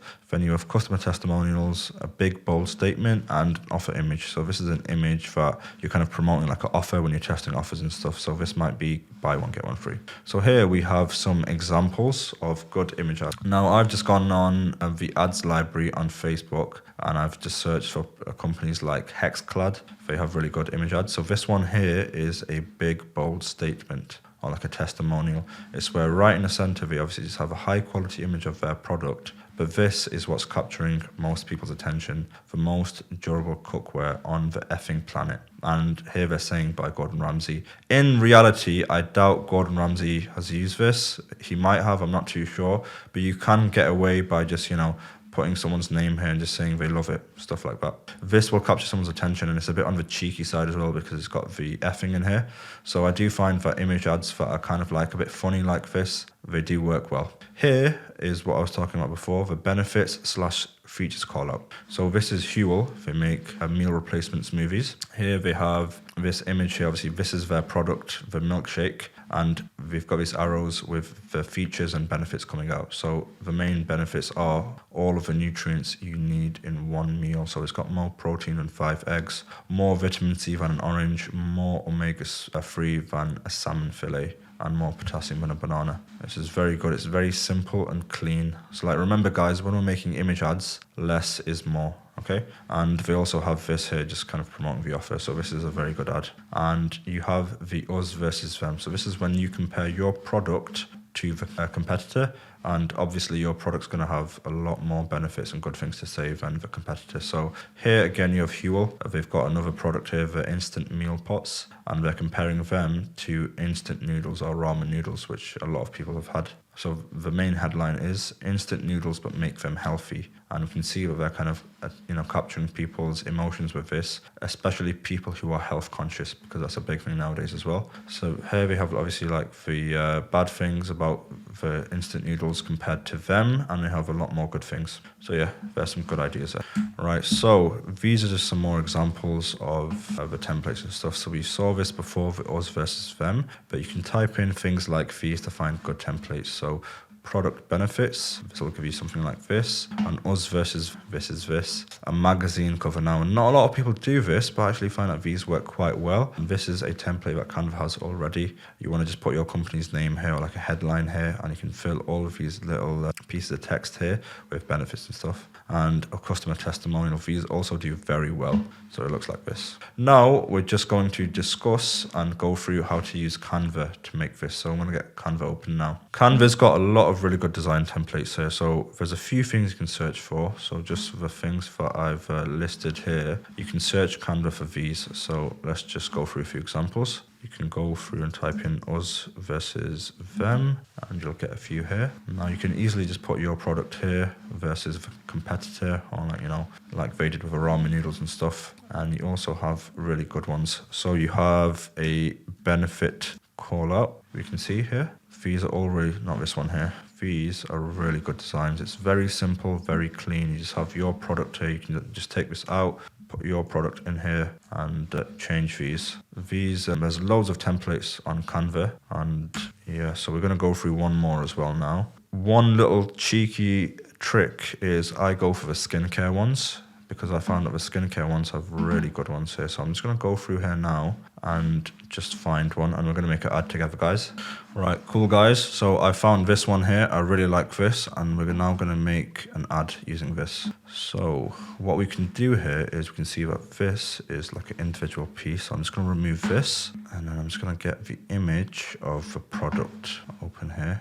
Yeah. Right, cool. So what we can do here, Canva has a really cool feature here. We can go to edit image, and what we're now going to do is just use this to remove the background. Cool, perfect. So I'm now just going to bring this in a little bit. Cool. And now I just want to think about how I'm going to position it. So I'm going to make it a little bit smaller, and I want it to appear like it's floating a little bit because we've got a shadow here already, and I'm just going to use that. So what I might do is I'm thinking somewhere here like this. Rotate it ever so slightly. Cool. So now we have the arrows here with the features / benefits coming out, and we've got the headline here. I'm just going to remove this. I don't really like it. And I'm just going to put the headline here and make it just a little bit bigger. And you know what? This font's not so bad, so I'm going to stick with this font here. What we want to do is we want to capture customers' attention. So we want a big attention-grabbing headline here. All right. So I'm going to ask them a question. Who says eye protection can't be stylish? And I'm just going to put a question mark there. All right. I'm just going to make it a little bit smaller, actually. It's a bit too big. Cool. What I'm going to do now is I just want to make this stand out a little bit more. So I'm going to go to effects here, and I normally put like either a shadow or a lift here. And you can see this just gives it like a little bit of a like shadow right behind it, which just makes it pop out a little bit more. And you can see the difference here. What I might do though is I think I might just go for a shadow. So I'm going to just put this to black, and I'm just going to bring in the change the direction there a little bit. I want it to kind of line up with the rays of the sun. So I think somewhere like that would be pretty good. And this just changes how far out the shadow goes. So I just want like a little small one here like this. And I'm just going to blur it a tiny little bit. And I'm just going to go to position here, and I'm going to go to center. And I'm going to move this up a little bit here. Actually, I'm just going to line up with this button here. So that's cool. Who says eye protection can't be stylish? Yep, that looks good. Now I'm just going to move these arrows. So let me just put this, right click here, layer, send it backwards. And now I should be able to grab these two. And I'm just going to move them here. So what I think I want is something like this. I might just bring this a little bit more there. Yeah, cool. And what I'm going to do now is I'm going to hold shift, and I'm just going to drag this. I just want the line to come right next to the product here. I'll just drag it up a little bit more like that. And I want to do the same thing. So I want these to be here. Do you know what? I'll give this a little bit more breathing room there. Yep, just like that. Right, now I'm just going to think of two benefits to put here. So I'm going to put something like better sleep. And I'm going to put clear vision. And I just want to line this up now. And now I'm just going to get rid of this. And this is just going to be a bit more of like a subheading to just grab their attention. So I'm going to put this here. I want it to be all lined up and looking nice. So here I'm just going to make sure this lines up here like that. Perfect. And now I'm just going to change this. All right, cool. So now for this headline, I've gone for this. So cool. So now what I've gone with here is just a little bit more information about why the product's so good. I'm just going to make it a little bit smaller. We want to hook people in. So the main objective of a headline here is to get them to read the subheading and so on and so forth. So when they see this, they'll be hooked in with the question, and then they'll just see this, which is the main benefits of the product. So no more squinting. Our lenses cut down glare dramatically and block sleep disrupting blue light. What I'm going to do actually is just need to make it all look nice and professional. So I'm just going to get rid of this. Here we go. Here we can see we've got a very nice looking ad here so far. So cool. Let's go on and find another one. So let's go to another design here. And when you click on one here, it gives you loads more suggestions of ones like it. So, oh, this one's cool. All right. We're going to make an ad using this now. So we're going to do the same thing we did before. I'm just going to bring in an image of the product, but I'm going to choose a different color this time. And I'm just going to remove the background here. Perfect. Now I'm just going to change this because I don't like when it's really big, you end up clicking on this instead of the product behind it. So I just like to make it a little bit smaller like that. Cool. I'm going to delete this. I'm going to delete this, delete this. And this again has the similar kind of thing with it, with the benefits coming out and stuff. But what I really like about this design here is the leaves. So what I want to do is I want to position this in a way here. That's really good. Yeah, so these leaves here are not part of this. So I'm going to just bring it here in between the fingers like that. And I just want this finger here to be over it slightly to give it a 3D effect. So I'm just going to right click on this now, and I'm going to send it backwards. Cool. So now we can see here that this finger here is right in front of us here. Now what we can do is we can just come here, resize these. So I'm going to put one here, just like that. And I'm going to put one here, somewhere like that. Yeah, cool. So now it's got a bit of a 3D effect to it, and it looks very nice and clean here. Right, cool. So now I'm just going to think of another headline, another subheading, and another few benefits here, guys. Right, cool, guys. So what I did there was I just did all of the headlines, subheadings, and benefits. So I've just written all the copy now. Now, one thing I want to touch on now is when we're doing the copywriting and the headlines and stuff for ads, we always want to be selling them the benefits first, because people buy based on the emotions and stuff. They don't want to know about the features and stuff. They just want to know, how is this going to improve their life? So we take a look here. The main headline here is improving your sleep has never been easier. Right, that's calling out people who have bad sleep and stuff, and just putting on glasses will make it better for them. And we have here the subheading. So say goodbye to eye strain and hello to enhanced productivity. And we have the benefits here. So boost your focus and sleep and shield your eyes. What I'm going to do now is I'm just going to change the fonts and colors and stuff here. So I really like the Poppins font. This font here is really good. It's very simple, very clean. I'm just going to put this here like that. That's very good. And I'm just going to do a couple of things here. So I'm going to change these to the brand colors just to make it pop a little bit more. So we've got these two words that are now highlighted, and I'm just going to go to effects. Now I see that it's already got an effect on, but I want the shadow again. So I'm just going to give it a little bit of a blur, bring it in a little bit here, just like that, and give it a little blur. So yeah, that looks much better now. And what I'm going to do now is just make this a little bit bigger here, line it up properly with this. And now for these benefits here. So what I want is, I want this to be here ideally. So like that. I'm going to hold shift and I'm going to drag this here. So it's just coming right next to this frame here. Right, cool. So now what I'm going to do is I'm going to move this one here as well. And I'm going to move this to about the same level here. But I want this to just come out as well a little bit.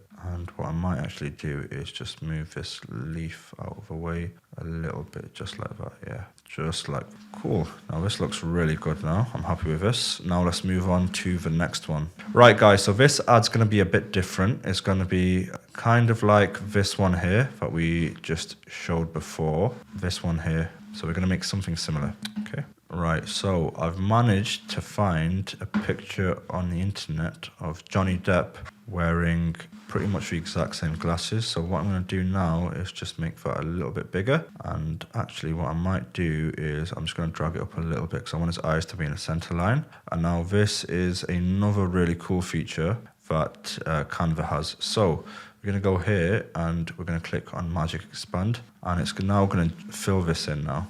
And it'll give us a few options. Right, cool, guys. So it's given us a few options here. They all look pretty much the exact same. I'm just going to go with this one here. Cool. Now, what I want to do is I just want to go to elements here, and I'm now just going to type in gradient, right? And it's going to be under the graphics section here. So I just want a nice little gradient like this. Because what I'm going to do is I'm going to put text here, and I just want to make it pop a little bit more. So I'm just going to make the gradient a little bit bigger than that, and I want to drag it, make it the whole page. Cool. Now that looks very good so far. So now we're going to go to text. We're going to add, not this one. What we want is we want a heading here, and we're going to change the font again. I'm going to do Poppins again this time. Cool. And now I'm just going to make a headline here. So I want to capture people's attentions, and because of the fact that it's Johnny Depp, he's a celebrity, I'm just going to choose this one here. So Hollywood's best kept secret to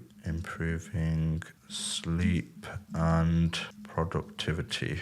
Right, I'm going to make it a little bit smaller now, and I'm now going to change this to white because I want it to pop and just, there's a quite a dark background. I'm going to just bring this in a little bit, and I want to make it a little bit smaller. So I want it ideally on 2 lines. So here, yeah, something like that. It's a bit too small, so I might make it a little bit bigger. And what I'm going to do is I'm going to align it like this, somewhere like this. That'd be good. Get it a little bit higher. Cool. I'm going to go to effects again, and this time I'm going to see now which one looks better now. I'm going to do a lift this time, but I want to make it a little bit more intense, so about that. And it just gives it a little bit more of a pop. Cool. Now this looks all right now, but I want to make it stand out a little bit more. So I'm going to do this, and I'm going to make these all blue here. Just make it a little bit smaller and put it down here, and perfect. So now we've got 3 image ads here, all clean, all simple. And remember guys, less is more. Cool. Now we're going to talk about customizing the template. I touched on this before, but what we want to do is we want to make it look congruent, which means we want to make it look the same. So if you see here, when I went through this, I've used the exact same colors throughout. Yeah, I've used blue, white and black. You shouldn't have to have loads of colors in your ads. It should be very simple. So what I normally go with is I have a white for the text, a black for any kind of background text, and the blue is the brand color here. And you want to make sure that the font that you use is a nice and easy to read font. And you can add your logo if you choose to. I've not done it on these, but this is up to you and stuff as well. And what you want to do as well is craft compelling headlines and CTAs. So like I said before, we want to sell the benefits and not the features. So you want to sit down and you want to think, right, what are the benefits of my product and what do customers actually want to get out of it? You want to keep it concise and impactful, so less is more, like I said before. Cool, so the best practices now, we want to use big, bold headlines to grab their attention. So in the ads that I made here, we can see that the headlines are big, they're taking up most of the space here. The first thing you're going to see is the headline. Cool. You want to use the same font and color scheme throughout the ads, and you want to keep it simple as well. So here are some more ideas of good ads and stuff. You can see here they've got a lot of white space around them, a very simple headline that's, you know, simple color scheme, stuff like that. Yeah, cool. Now we're going to dive into making the logo design. So like I said before, the theme of less is more is going to carry on here. I found that whenever you're making any kind of ads or logos or any kind of design, less is more and it goes a long way. You don't want to do too much. You want to keep it simple. Okay, so we've got loads of great logo templates that you can see here, and we're now going to go back to Canva and we're just going to make it down here. So I'm just going to make a new page here and I'm going to go to the designs again. This time I'm going to search for logo. So here we have the logo. Right, you've got loads of templates here. I just want to pick a nice one that just looks very simple. Cool, so I really like this one here. I'm going to go with this. And now I've got rid of that tagline because I don't really want a tagline in the logo. We're going to make this a little bit bigger here. Yeah. And I'm just going to put this to the side for now. I'm going to position this in the center here. Now I'm going to choose a different font for this. I'm going to choose one that's called Playfair Display. Cool.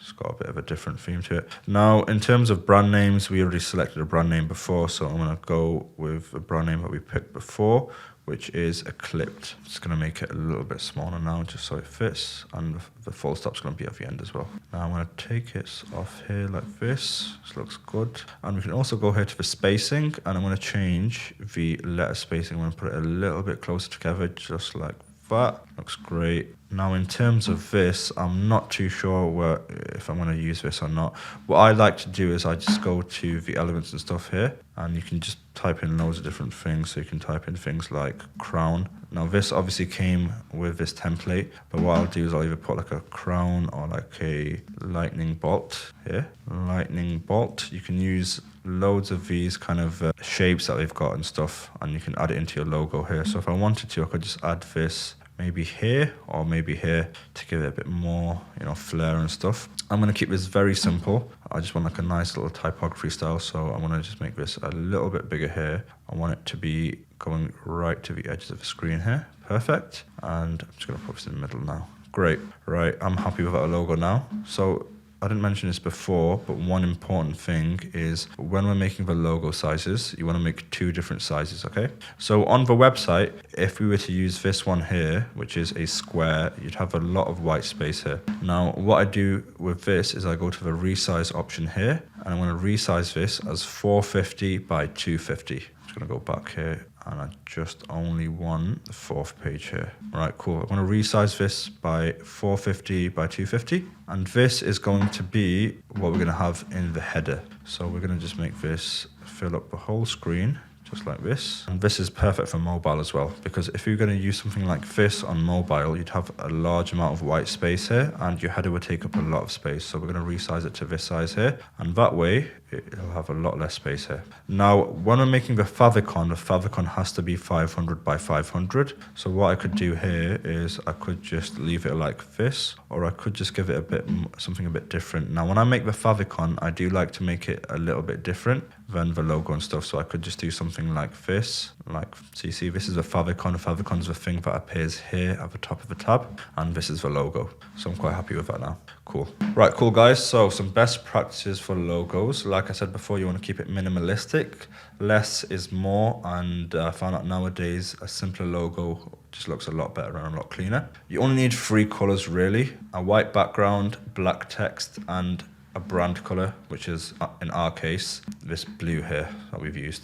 Yeah, you want to make sure the font is readable and not a wacky font like a handwriting one, and you want to make sure that the logo is aligned to the center and everything is spaced well with a good amount of white space. So you can see we've done that here. Okay, it's got a decent amount of white space here. The letters are spaced evenly and it looks very clean and very simple. Hi guys, welcome to the next module of the free course, and it's going to be to do with everything Facebook ad related. So I'm going to be your instructor for this part of the free course, and I'm going to be showing you how to run Facebook ads correctly and effectively. So let's get straight into this free course on Facebook ads. Now, you should already have a product in mind that you want to use for your Facebook ads. So this is my product. It's a set of earrings. It's a teardrop earring. So this is the product that I'm going to be using throughout the whole video, so everything makes sense. So before we can actually create our first Facebook campaign, we need to make sure that we have everything ready before, like the offers and like the creatives, because those are the 2 most important parts of the strategy. Facebook ads themselves isn't the important part. Your creatives and your offer will determine if you're successful or not. So the first offer could be buy one, get one free. Now, if I go back to my hypothetical product, this is going to be the main product, the earrings, but then I'm going to give them for free the necklace to go with it. So the matching necklace is cheaper. So I'm going to say the main product is this product here, which is the earrings. So if they buy this from me, they get the matching necklace for, guess what, for free. Now you can see on my dropshipping website how this looks. So this is the main product itself, the earrings, and you can see here it says free gift, the bracelet worth $29.99. So this is how it should look on your website. It should show it exactly here, so that when people come here, they're going to know straight away that the offer does exist. Now don't worry, I made a whole video talking about how to set offers up on your website, so I'll leave that link in the cheat sheet and in the description so you can watch it at the end of this video if you don't have an offer already on your Shopify store or your e-commerce brand. Now the second offer is something called an aggressive offer, and that could be buy one, get 2 gifts free. Now the gift could be the free product, for example the necklace, could be an ebook about how to wear fashionable products. I can go to a website called PLR and I can download a white labeled ebook for like $2 and have it on my store and commercially use it. Now the final offer that we have, they buy one and they get entered into a $500 giveaway. Now what this $500 giveaway is it's $500 worth of products. So obviously they have to buy the main product for $29.99, but by doing that they get entered into a $500 fashion giveaway. So I want to quickly show you guys a few examples of other brands doing this on their ads. So you can see I'm on the ad library and you can see these guys are selling a pair of sunglasses. You can see this ad here says buy one and get a free on or prescription frame. So basically a free set. So that's their offer right there. Now their other ad says don't miss out on our latest style with buy one, get one free. So they've basically reworded it in a different way. Now we can see another brand here doing it and they're selling jewelry, and it says here 3rd year anniversary, buy one, get 2 free. You can see this ad here says have you ready for the gift season, buy one, get any other free with a code free. So they're asking you to add it as a code at the checkout and you get any other product on their website for completely free. Now this is a famous dropshipping store. It's the Cloud Shark Slides, and they've done a really good job of this because they've actually used an image creative to show what they're trying to give as an offer. So you can see here it says buy 2 get 1 free, and they're using an image instead of the text to illustrate that, and they're also including the offer in the ad copy saying cozy fur, buy 2 get 1 free, 60% off all collection. So they're being very aggressive by putting it in the image and putting it in the ad copy. So that's the first critical step that you must ensure you've done before you run any Facebook ads, because you've got to understand that Facebook ads is a bidding platform. You're bidding against other advertisers for people's attention and people's people's sales. Now, you're only going to get that if you come across the most attractive, and that is the best way of doing it. So let's go over how many creatives you need and the styles that you need. So you're going to need 3 styles of creatives. You're going to need 3 videos. You will only use 1 to start with, and the format that you should go for is 4x5 or 1x1. In my opinion, 4x5 is better than 1x1, so you should aim for this formation. Now, you want to try 3 different styles of video. So for example, 1 could be UGC, 1 could be POV, 1 could be a little bit more laid back. So you want to have 3 very different styles of videos that you're going to be using. Now, the next thing that you're going to need is 3 images. You will only use 1 to start with, and again, the format is the same as the video. You might want to try a model shot, you might want to try a mock-up shot, and then you might want to try an aesthetically pleasing shot like it being on the floor or the item being on a nice background. Now, before we move on with actually setting up our first campaign, let's talk about where you can get creatives made. I've made a whole video talking about how to shoot content and how to turn it into an ad. So I'll also leave the link to that video in the description and in the cheat sheet. So now that brings us to the best part of the video, which is creating our Facebook ads. Now, before we can create an ad, we need to know what numbers we're working on, because remember, numbers are the key to success here.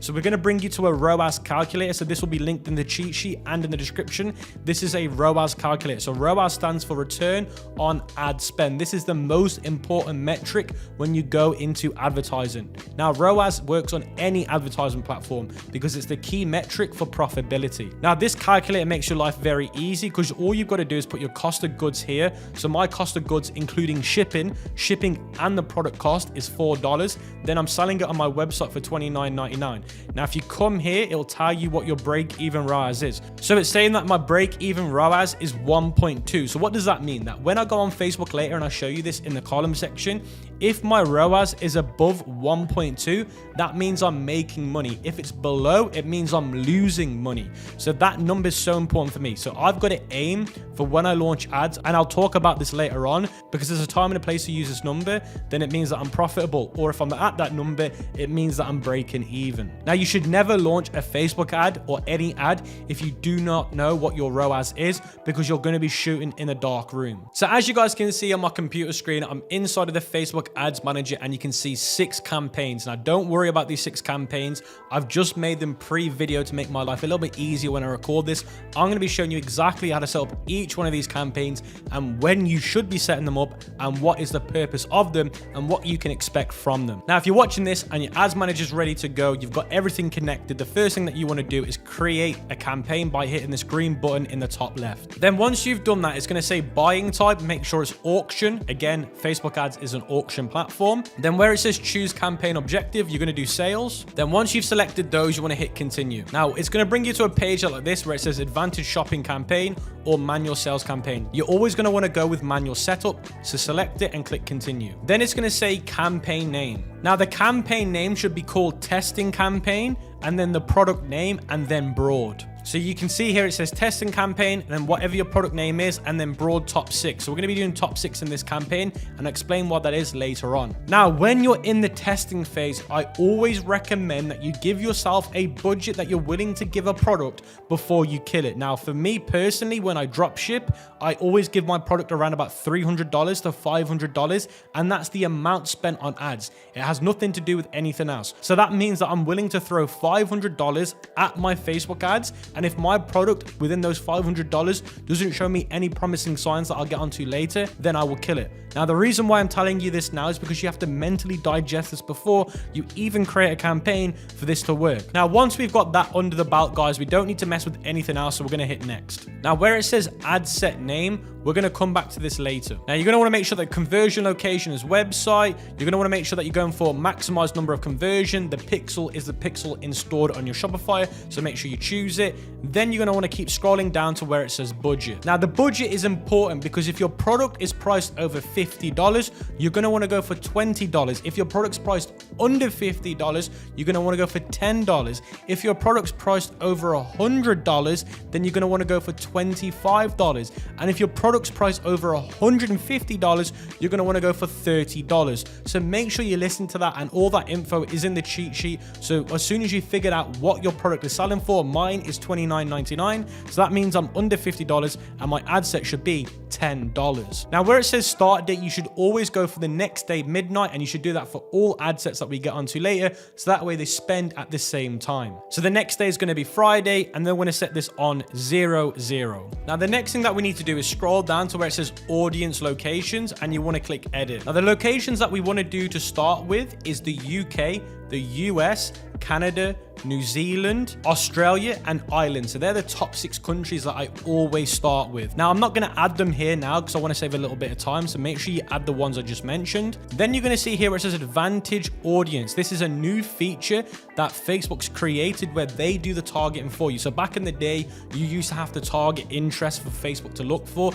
Now, Facebook's algorithms got so smart, they can figure it out for you. This is what I was trying to say to you guys at the intro. The offer and the creative is more important than anything else. So for this ad set, we're going to leave it as it is. And then where it says placements again, we're going to let Facebook determine that through their smart engine. So you want to go back up to your ad set name. So you can see I've named my ad set Broad Advantage Plus Audience 10. So I've basically put the name of whatever I've done in the ad set. That way I know which one's which. So if I come down later on, look at my campaign structure, my ad set levels, and I want to kill or scale, I know which is which so I don't get confused. Then what you want to do is click next in the top right. Now, for those that don't know, I'm going to give you a quick rundown. If you come to the top left, you're going to see a folder, 4 boxes, and a little image of 1 square.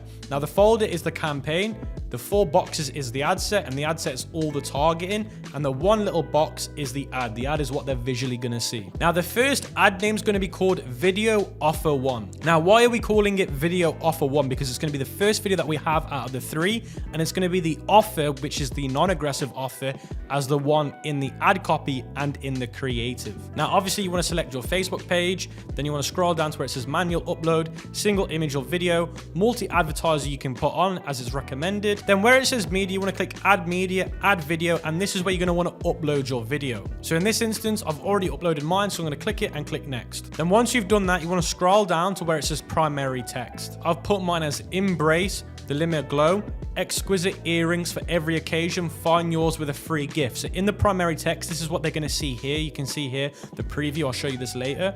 Now, I've mentioned the offer being a free gift. Now, if we scroll down, the headline is the big thick text that you're going to see here, and I put buy one, get free bracelet.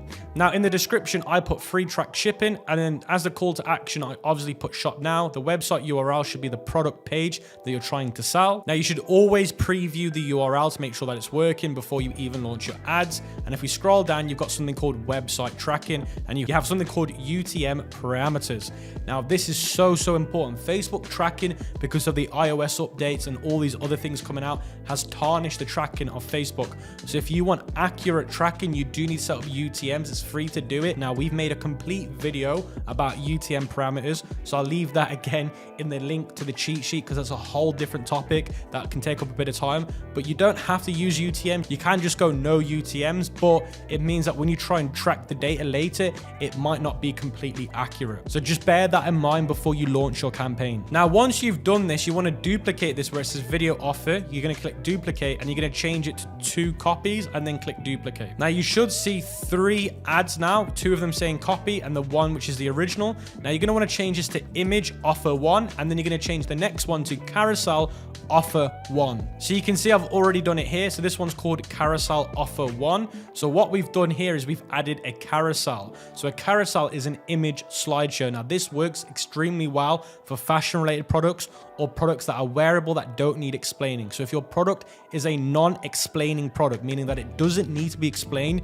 because it's a jewelry product or a wearable product, you want to run a carousel. Now, if your product needs explaining because it's quite a technical product, it does something, it's a problem solver, then I would recommend that you stay away from image ads and you do 3 videos. So instead of doing carousel and image, you're going to do 3 videos, and each video is going to be a different video. So you're going to go carousel offer, you're going to scroll down to where it says manual upload, you're going to select carousel. Now you're going to scroll down, and it's going to say add at least 2 cards. So you want to click add image card. and then you can add an image. So I've already uploaded my images, and the best thing for carousels are honestly congruent images. So these images here are the same, so they're from the same model and the same person. If you use image carousels and they are totally different people or different scenes or scenarios, it's not going to work. They have to look like it's from the same place. Now you want to add 3 cards, so you want to add 3 different images. So you can see I've added one there, I've added another one here, and I've added another one here. Now again, the headline, the description, the URL is all going to be the same. The only change you're making is literally the image for the carousel. Then if you scroll down, the primary text is going to be the same as the one that you use for the video. Now where it says carousel optimization, I only have automatically show the best performing card. The other 2 I actually turn off. Now the call to action is always going to remain shop now, and it's going to be the same URL that you're using on your other ad. Now what I like to do with carousels is always preview how they look because it's important. So I'm going to click expand. I always look at the desktop version as it's bigger, and you can see here this is what my carousel is going to look like. Remember, it's got to look like when I look at it, it's a natural carousel. It's from the same people. So you can see here this looks really nice, and you only want to use high quality images. If your images aren't high quality, they're not going to work. Now once you've done that, you're then going to go to your image offer. Then all you're going to do is click single image or video. Now when it comes to single image ads, I like to go for a very harsh, very strong looking image that's going to captivate people's attention. So I've gone for a very sharp model shot of a sharp image of the model. Now you're probably thinking, why is it sharp? Because obviously if you're looking at the image, it's a very sharp looking image in terms of the way the model's looking, the angle of the model, how it's being worn, the eye contact, all of that stuff is classed as sharpness. So that's what I'm going to want to go for. Remember, you have one image to try and get somebody's attention, so you're going to have to use the best image you've got. Now this is the last time I'm going to remind you guys, if you're selling a problem solving product that needs an explanation, you're not doing carousel, you're not doing image, you're doing 3 videos with the same offer, and then you're done.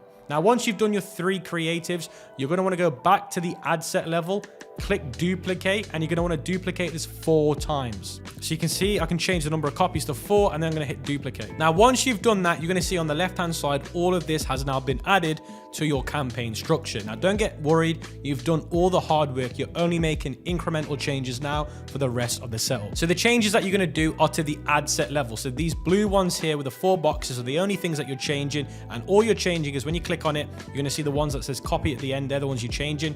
You're going to scroll all the way down to where it says audience advantage. Then you're going to click audience suggestion. So this is what you're going to do for the first one. You're actually going to give Facebook's algorithm a suggestion. Now I'm selling a jewelry product, so I'm obviously going to want to do jewelry related interest. So you can see here, I've added jewelry and apparel to this ad set. So that way I'm giving Facebook a little bit of an idea of who I'm looking for.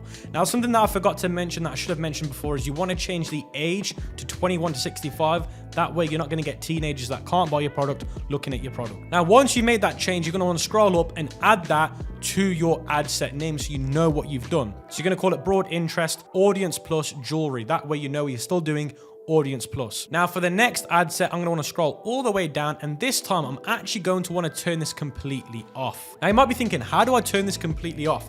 You can see here where it says switch to original audience option. If you click this, click use original audience, you can now see it's giving you the old way of doing it. So if you scroll all the way down now, you're going to see where it says add demographics or behaviors. Now this is where you're also going to want to add things that are related to your product. So now I might want to type in bracelet, necklace, and those are the type of interests that people are also interested in, that are also interested in my product. It's honestly common sense. If you're selling, let's say, sportswear, you're going to want to target maybe sports teams, you're going to want to target sports magazines, you're going to want to target sports brands that are famous. It's just common sense, guys. Now once you've done that, you want to scroll back up and change the name. Now of course, if you've turned advantage off, then you're going to want to mention that you've done that. Now the next one that you might want to do, you might want to keep advantage turned on again, but just give it a suggestion. Then on the last one, you might want to turn advantage off again and give it a hard interest. That way you're testing, is Facebook's algorithm good, or is it better if I give Facebook the interest themselves? That way you're seeing which one's better for your campaign. Now once you've done all that, guys, you're going to want to hit click publish in the bottom right. Now if you go back to the campaign level, you should see your campaign right here. You can see test and campaign product name, broad top 6.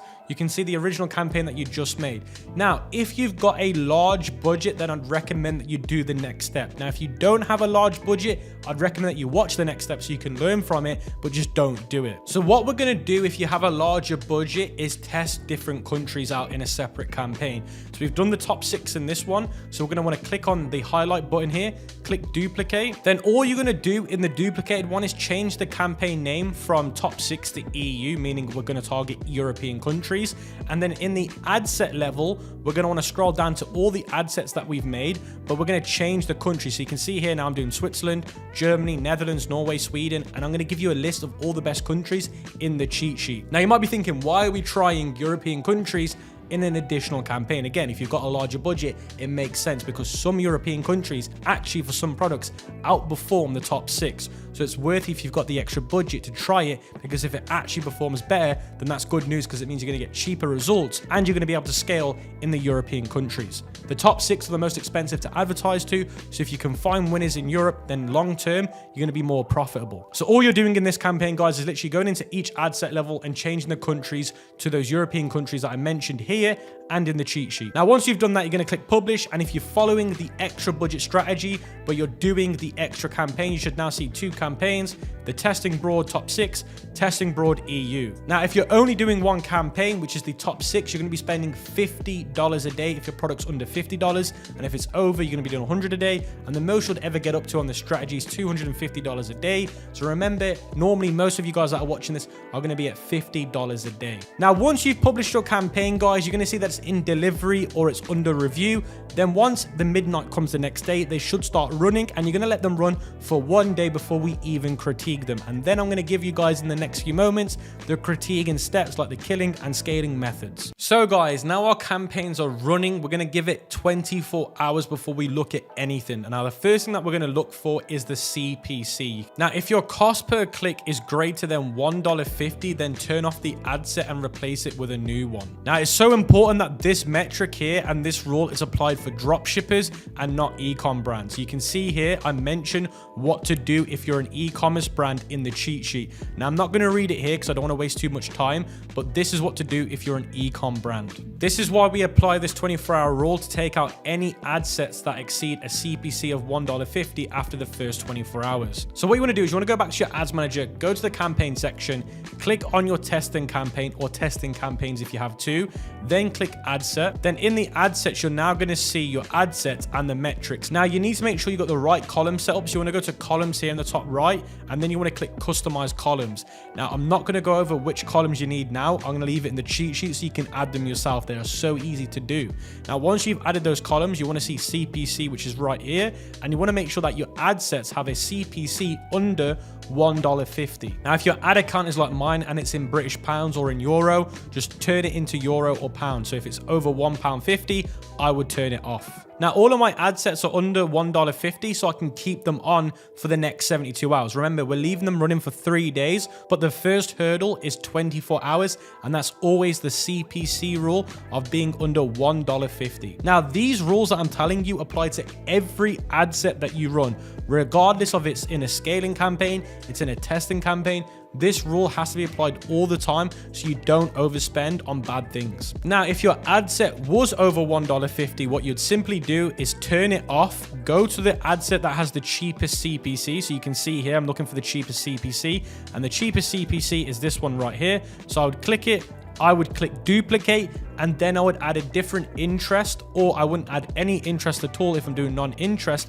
or if I am doing non-interest, then I might add an interest here. So after 3 days, it's time to come back and check the results again. In the next part of the video, we're going to mention some metrics that will be used to check the ad performance.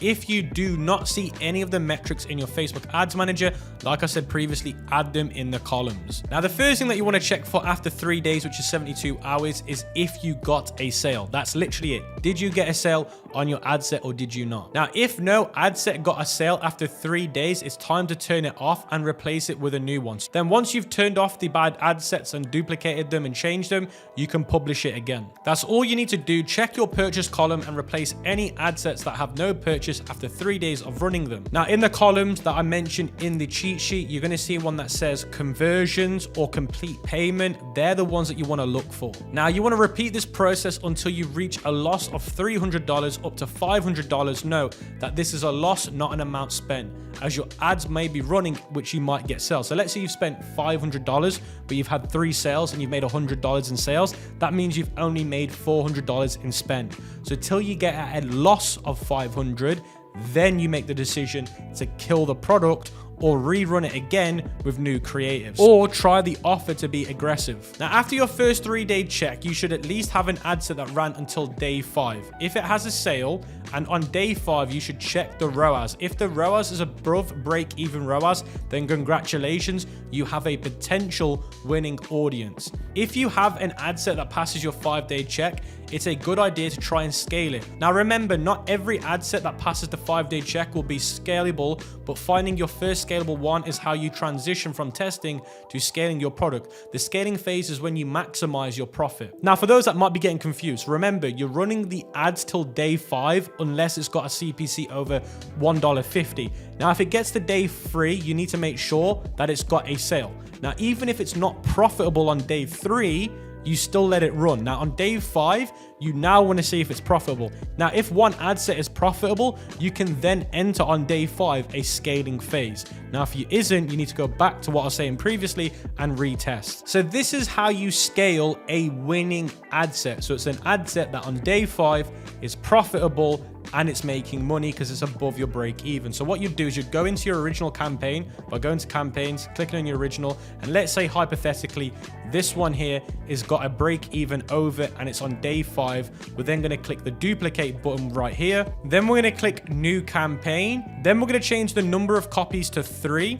And we're going to change the campaign name to horizontal scaling campaign. So in this campaign, everything remains the same. You can see here we've got horizontal scaling campaign. Now, if it's a bit messy on the left-hand side, remember that the folder is your campaign name. So you can see here is another folder, but this is the testing campaign. So we've got to ignore anything below this. So anything above this is the new campaign. Now, what we're doing, guys, is we're scaling horizontally. Now, scaling horizontally means that you're duplicating what's winning. You're not increasing the budget, you're just increasing the amount of ad sets. Now, why are we increasing the amount of ad sets? Because it comes to something called the ad set pocket theory. The ad set pocket theory means that when you launch an ad set, and let's say it's a winning ad set, your ad set's only going to hit a certain amount of people within that audience. So you can see here on the right hand side, it's saying that the audience size is 125 million. Now, not one ad set is going to hit 125 million people. So that's why we've got to scale horizontally, because more ad sets are going to attack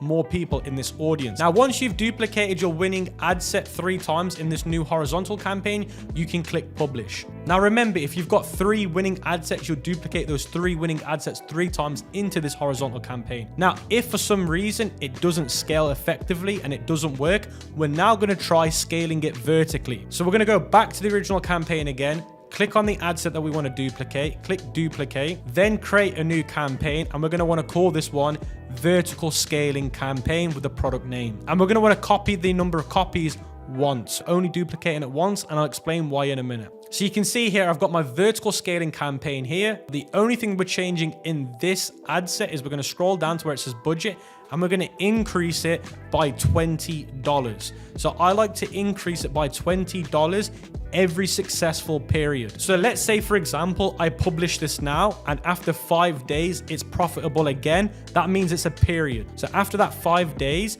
I'm then going to increase it to $60. Now, after day 5, if it's profitable, I'm going to edit the actual ad set and now increase it from 30 to, guess what, $50. I'm incrementally changing it by $20 every single time after the period of it being successful. Now, if after the next 5 days it doesn't get profitable, then I'm going to drop it by 10. Now, this is called scaling vertically. That basically means you're scaling with budget, not by duplication. So your spending is actually going to focus focus on more people instead of the ad pocket. So this is the type of scaling. Now, the reason why we have to try both methods is because one will work better on your ad account. Now, if you're comfortable enough and confident enough, you can make changes. Now, the change that I would only make if you're comfortable enough is by looking at the data. Now, how you'd look at the data is you'd go back to your campaign and you'd go to the ad level. And what you would do is you'd look at the metrics and say, okay, based on these metrics, this creative is the winning creative. So if you've been testing 3 different videos or carousel image or video, then the one that's working the best is the only ad that you use in the scaling campaign. Now, the next thing that you have to understand is when you're in these 5-day periods, again, if you're profitable, you're just increasing the load by 30 to 50%. So if you're scaling horizontally and after the 5-day period, you're making more money on those duplicates, you're then going to duplicate the duplicates. Now, whilst you're doing all of this, guys, you should try and launch new creatives in a testing creative campaign or in the original campaign. So in the original campaign, you're now introducing new ad sets that are running with new creatives. Now, you should be rolling new creatives at least once a week. 1 new creative a week is the minimum. I like to do 10 new creatives a week. Now, that's very aggressive, but 1 is the minimum. So guys, the next scaling method or the next advanced strategy is lookalike audiences. Now, lookalike audiences had a bad moment for the last few months, a year, but they've started to do really well again. Now, what I like to do with lookalike audiences is wait. Now, lookalike audiences only work if you've got enough data. So if you're getting to this strategy too early on, it's not going to work. So I like to say that as long as you've spent at least $2,000 or you've been running the product for around about 3 to 4 weeks, then it's the right time to use this strategy. Now, again, only if you're either breaking even or you're profitable. So how you get into this strategy is you're going to want to open up a new ads manager on a new tab. You're going to want to come here in the top left, click all tools, and you're going to want to go to where it says audiences. Then you want to click where it says create a custom audience. So I'm going to show you guys how to do a few of these because it's very similar to do all of these. Now, if you get stuck on one of them, you can literally go on Facebook's blog and figure it out. But I'm going to show you guys how to do, let's say, video views and content views or Instagram. So if we're going to want to do video views, we're going to want to go video, click next, go to where it says choose a type of content, and then you're going to want to do these ones. This one, this one, this one, this one, and then this one. And then for each one of these, you have to choose a video.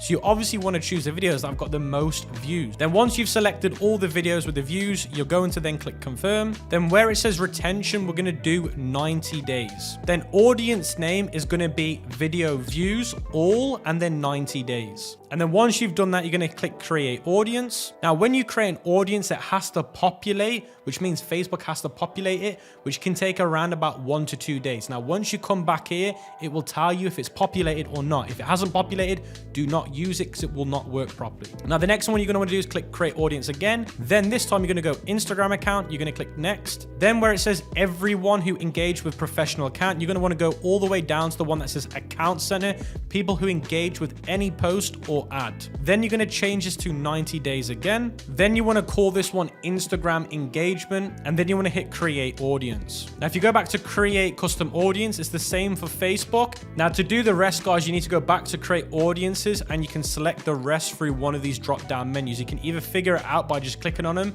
and clicking the drop downs, or you can just Google how to do the rest. I don't want to cover every single one of these in this video because it would honestly take too long. Now, once you've created your audiences and they've populated, you then want to go to where it says lookalike audience and click create a lookalike audience. Now, for this one, you're going to want to go to where it says select lookalike audience, and then you're going to want to go to where it says other sources, and it should show on here. Now, if it doesn't show here on other sources, try value-based sources, and it might show on here. Now, it depends because sometimes it glitches out and shows it on one or the other, but you should see your custom audience on one of these. Then once you've done this, it's going to say select audience location. Now, you want to select the locations that you've been using when you've been targeting on Facebook. So you've been doing top 6, then select the top 6. Now, sometimes some ad accounts won't let you choose the audience location. So if it gives you the option not to choose, then you don't need to worry. Then once you've done that, it's going to say select audience size. Then it's going to say number of lookalike audiences. You're going to do 1, but you're going to change the percentage to 5. That way, the lookalike audience that you're creating isn't directly the exact same as somebody that's looked at your ads before.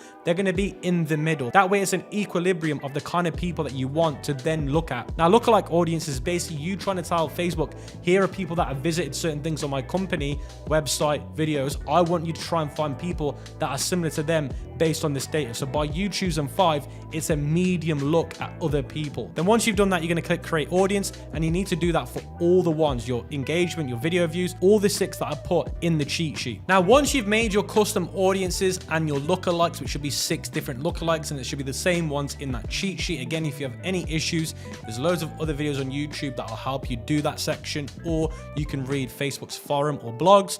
Now, once you've done that, guys, you're going to want to hit create. You're going to create a brand new campaign. You're going to go sales again. You're going to click continue. Then you're going to want to choose manual setup again and click continue. Now, this time you're going to change the campaign name to LAA, which stands for lookalike audiences, and then the product name. So you can see here, my campaign is called LLA scaling product name. Now, what you want to do is you want to create an ad set, and in this ad set, you're going to call it the lookalike name. So this one's going to be called Instagram engagement 60 days. So I'm going to scroll all the way down. I'm going to keep going all the way down. Now, the budget is going to remain at the testing budget. So I always tested on $10. So I'm going to keep it at 10. The start and schedule date is midnight the next day. That all stays the same. Then when we scroll down, we're going to be going back to normal audiences. So you don't want to use Advantage Plus. You need to turn Advantage Plus off for this to work. So you're going to want to scroll all the way down, and you're going to see something called custom audiences. You're going to click this, and then you're going to see your lookalike audience here if you've created it properly. Now, this ad set is called Instagram engagement, so this one's going to be the Instagram engagement lookalike audience. Now it's going to show you locations. Now, if you created the locations in the lookalike audiences, then you can delete the locations here. Or if it didn't ask you to add locations in the lookalike, you're going to add them here. Now, where it says detailed targeting, you don't need to worry about this because it's all done through your custom audience.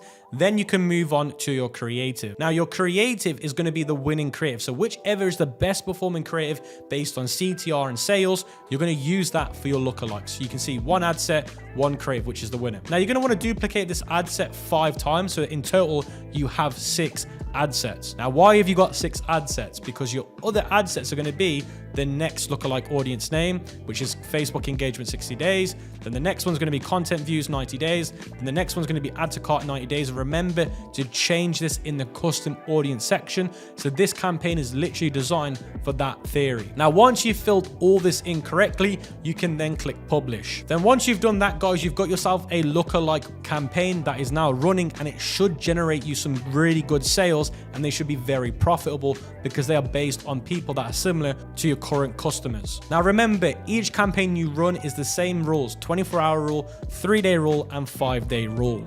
Now, the good news, guys, is I've got one last scaling method for you that I use to take my dropshipping stores and my e-commerce brands to 7 figures. Now, this is a CBO scaling campaign. So what you want to do is you want to go back to where it says create. You want to then go back to sales again, click continue, go to manual setup, click continue. Now, this is where things get interesting because we're going to change the name to CBO scaling and then the product name, but we're actually going to turn on this section here, Advantage Campaign Budget Plus. So we're going to click this, and now you can see it says daily budget. Then you can see campaign bid strategy, highest volume, keep it as it is.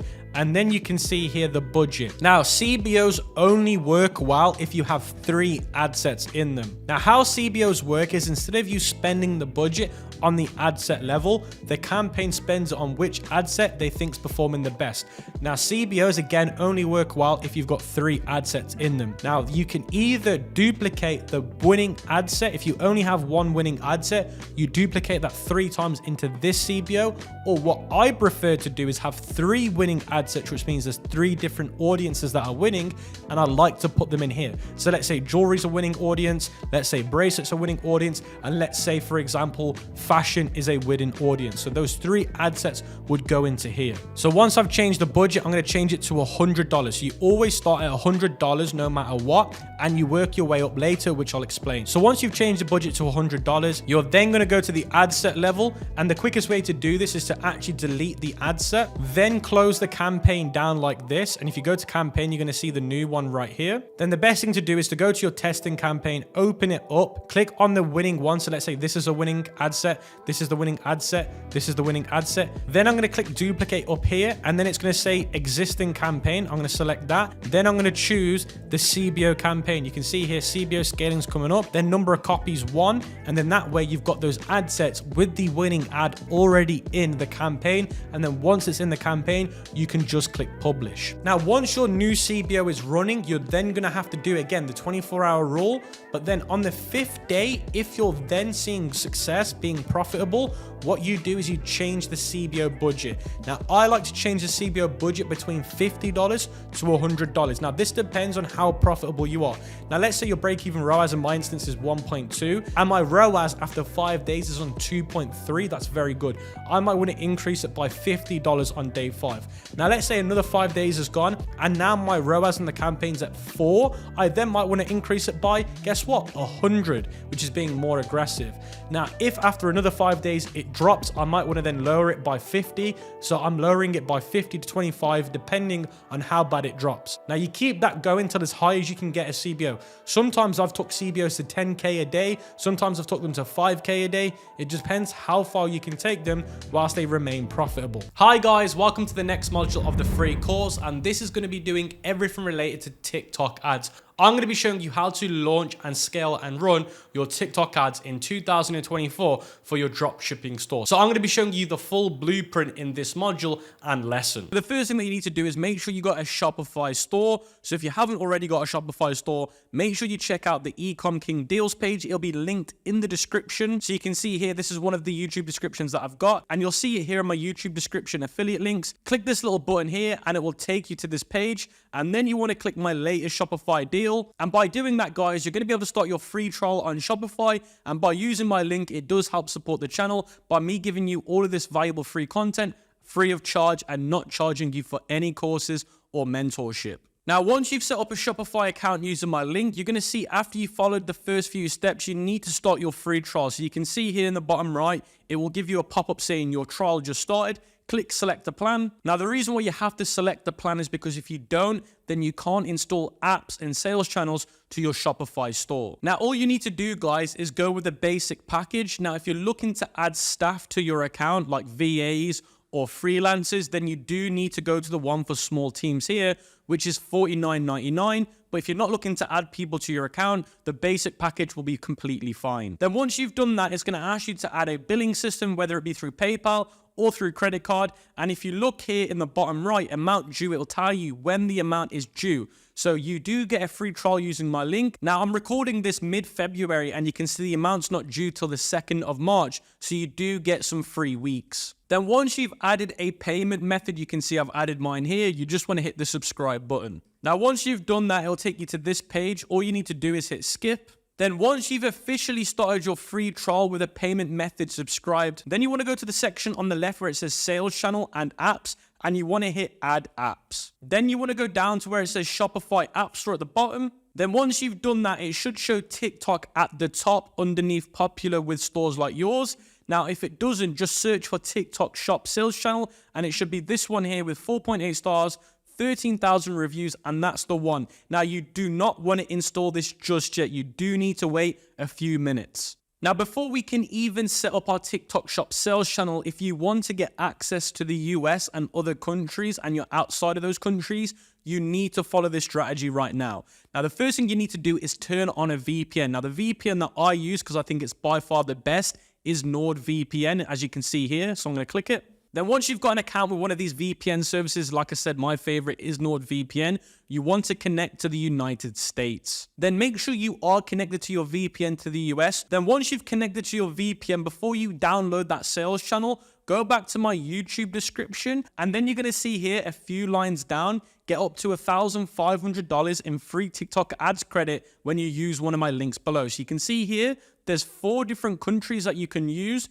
US, UK, Canada, or Australia. And if you use one of these links that is more suited to you, then you can get up to $1,500 in free credit to use to run ads on your TikTok account. Now, in my example, I'm going to click the US because I've got a US VPN turned on. And once you've done that, it will take you to a page like this that says limited time offer.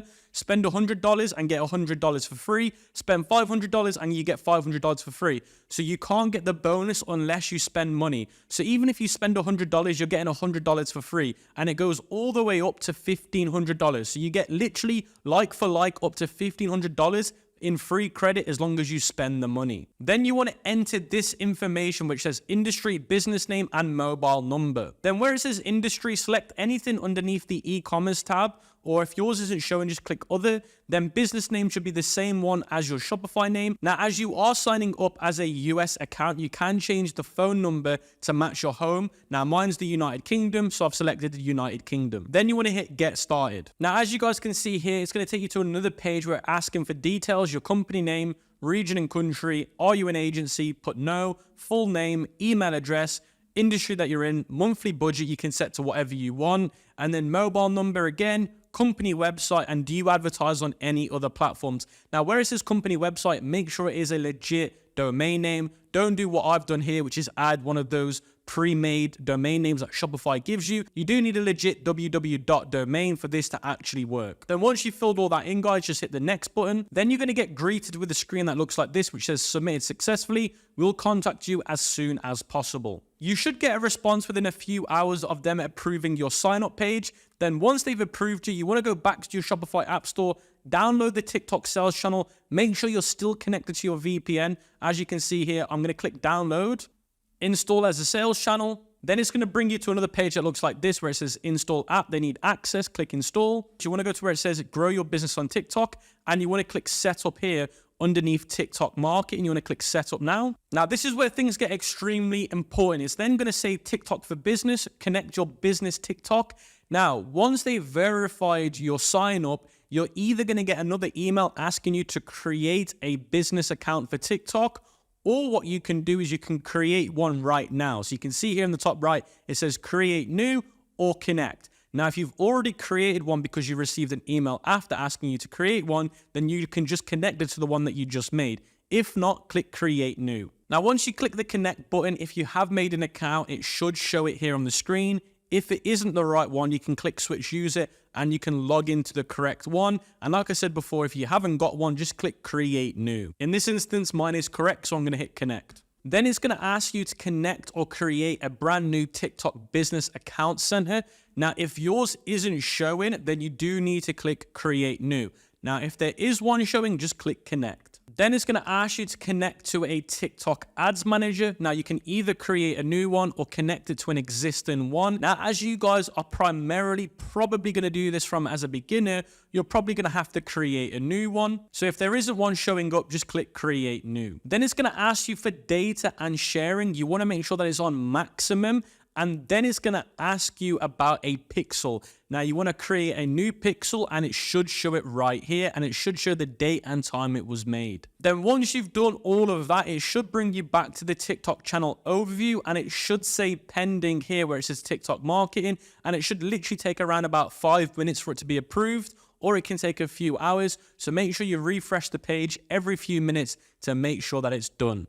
Then once your TikTok marketing has been approved within the TikTok channel overview, you then want to create a campaign not by clicking the button here, but by going to the TikTok Ads Manager directly. Now, for those that don't know how to get to the TikTok Ads Manager correctly, literally just type into Google TikTok Ads Manager and it will ask you to log in. And once you've logged in, it should take you to your overview that looks very similar to the one that I've got right now. Then once you're here in this dashboard, come to the top left where you got this grid and go to where it says Ads Manager. Then it's going to show you your business centers and your ads manager. Make sure you click the account underneath ads manager and not business center. Then once you've done that, guys, it's going to bring you to a brand new dashboard that shows dashboard, campaign tools, analytics, and it should look something similar to mine. Now, the first thing that you want to quickly do is go to where it says today spend, and it should say payment. Quickly click payment. And what you want to do here, guys, is you want to add a payment method. So you can see here in the bottom left, it says manage payment methods. Now, I've got a few already added,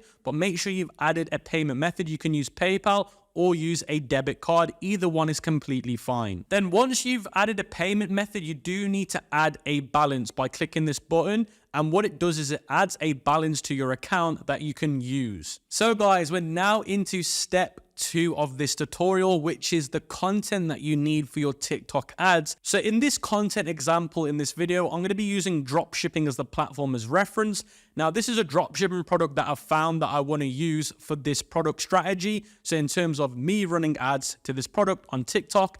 Now, I'm not going to be talking about how to find winning products for TikTok ads. I've made other videos about that, so I'll leave it linked in the cheat sheet and in the description. Now, once you've got your product in mind and you know which one you want to use on TikTok, it's important that you go to the TikTok Shop Seller Center, because inside of the TikTok Shop Seller Center, you're going to find a lot of videos that are going to help you figure a lot of stuff out. Now, if you haven't got a TikTok Shop Seller Center, I do recommend that you make one very quickly, because you're going to get access to this tool that is completely free that can really help you when it comes to making good content. Now, if you do not want to create a TikTok Shop Seller Center, I will be showing you an alternative in the next few moments. But let's say hypothetically you've created a TikTok Shop Seller Center. You want to go to where it says live and video. You're going to see something called shoppable videos. Then it's going to take you to a page that's like this that says shoppable videos. It's going to say overview, get inspired, create content, or content data. You want to go to where it says get inspired. Then you want to filter it by top sales. And then you want to select the niche that you're in. Now, my product is in the toys and hobbies niche. Now, you might be thinking, why am I getting you guys to look at this? This is TikTok Shop data that TikTok is showing you, that is showing you videos that have made 6 figures and 7 figures. So these videos are printing like nobody's business. You must use a similar strategy to what these guys are doing. Now, you can filter this by duration and upload time. Now, in my opinion, neither of them really matter in this instance. Now, what you want to do here, guys, is you want to scroll through all the pages that are available. Now, on here, there's around about 20 pages, and you want to look for something that is as close to your product as possible. Now, you can see here on page 1, there is nothing similar to my product, so I'm going to go to page 2.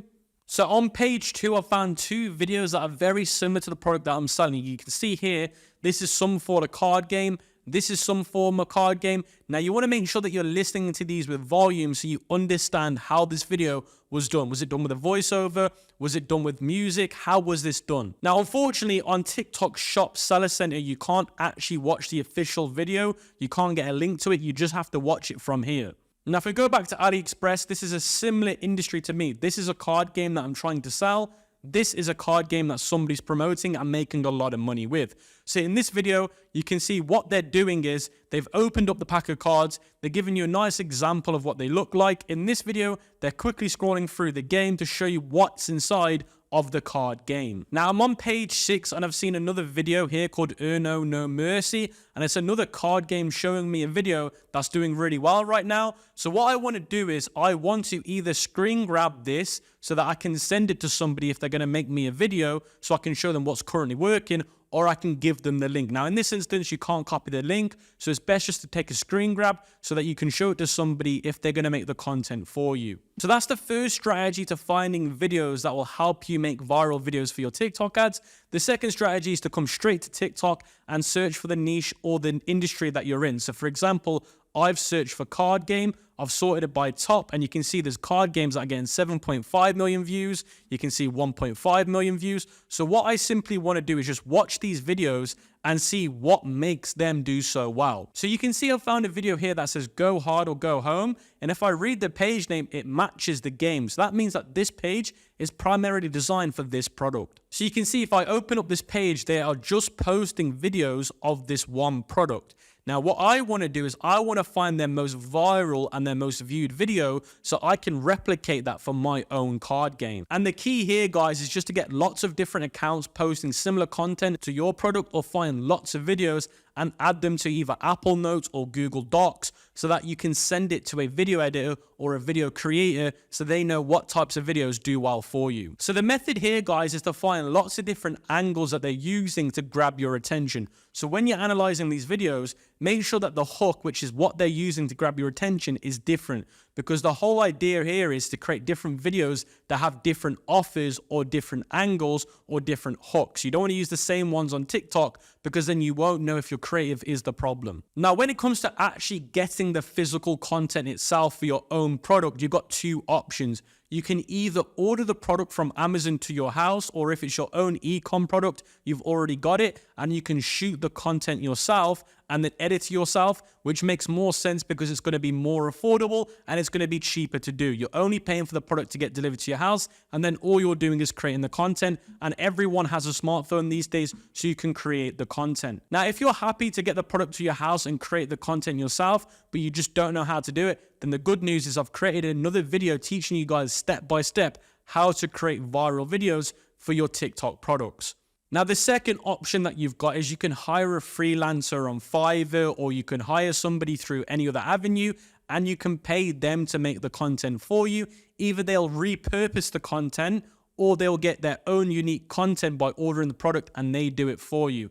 So those are the two options you've got. So guys, this is the part of the tutorial that you've all been waiting for, which is the actual strategy itself. Now, there are a few notes that I want to quickly go over before I actually create the first campaign with you. Now, these are notes based on Facebook ads. Now, a lot of you guys that are watching this strategy today are used to running Facebook ads and are probably going to think that it's exactly the same, and it is not. So what I want to go over with you is in the cheat sheet. So as soon as you get access to that by hitting 2,000 likes on this video, you're going to be able to see this yourself. So the notes that I've written down is, if you are coming from a Facebook ads background, the first thing to keep in mind when running TikTok ads, although it looks very similar to Facebook ads, the algorithm operates with a very significant difference. The first and probably most important for anyone testing products is that on TikTok ads, interest targeting is not quite as sharp as Facebook yet. So when you select interest, they're not quite as good as what Facebook used to be. So what I mean by that is when you target interest on TikTok, the ones that are not even close to what your product is, let's say I'm selling a card game, I might select cars or outdoors,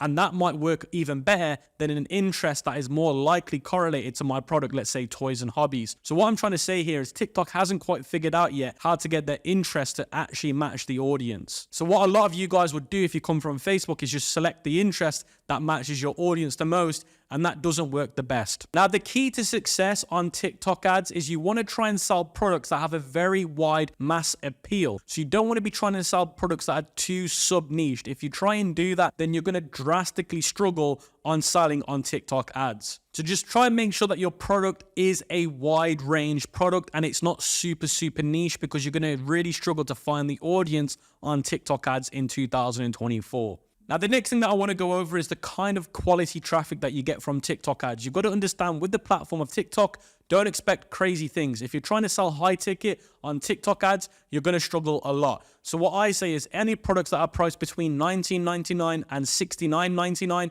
you should be fine with. As soon as you go over that mark, you're going to see a massive, drastic change in conversions. Now, there are a few other things that I go over in the notes section, but you can check that out in the cheat sheet. But those are the main ones that I wanted to quickly discuss. So let's get straight into the testing campaign. So you want to come back to your TikTok Ads Manager campaign, and you're going to see here in the top left, create. You want to hit the create button. Then once you've hit the create button, it should say create new. Then it's going to say advertising objective. You're then going to select website conversions. And then where it says campaign type smart performance, you do not want to select that. And then where it says campaign name, you're going to want to put testing strategy and then the name of your product. And then where it says special ad categories, you don't want to click any of these. You just want to hit continue. Then it's going to put you into your ad group section, and you can view this on the left-hand side. You've just done the campaign. Now you're in the ad group section. Now the ad group is where you do all the targeting that the customer is going to get. So where it says ad group name, you want to call the first one broad correlated. Now this is to do with the interest that we're going to choose for this ad group. Then where it says optimization and location, you want to do website. You want to select your TikTok pixel. Optimization event is going to be complete payment. You're not going to use TikTok instant page. Then it says placements. You're going to do select placements. TikTok includes search results. The other two are going to be turned off as they are not useful. Then you're going to see the targeting section here, guys, and you want to scroll down to where it says demographics, and the location that you want to target is the United States. Now, the United States is the biggest buyer market on TikTok. Now, I've tried Canada, I've tried other countries, but honestly, the most success that I get is from the United States. Now, if you did use my account setup strategy that I taught you at the start of this video, you should be able to target United States completely fine. I'm based in the UK and it's working for me, so it should work for you guys if you followed it correctly. Then where it says gender, you want to select all. Now, of course, if your product is literally just for women, then just do female, and vice versa if it's for male. Then where it says age, you want to do 18 plus to 55 plus. And then where it says languages, I'd recommend that you do it to all. Now, where it says spending power, this is where things get interesting. If you're selling anything under $69.99, just do all for now.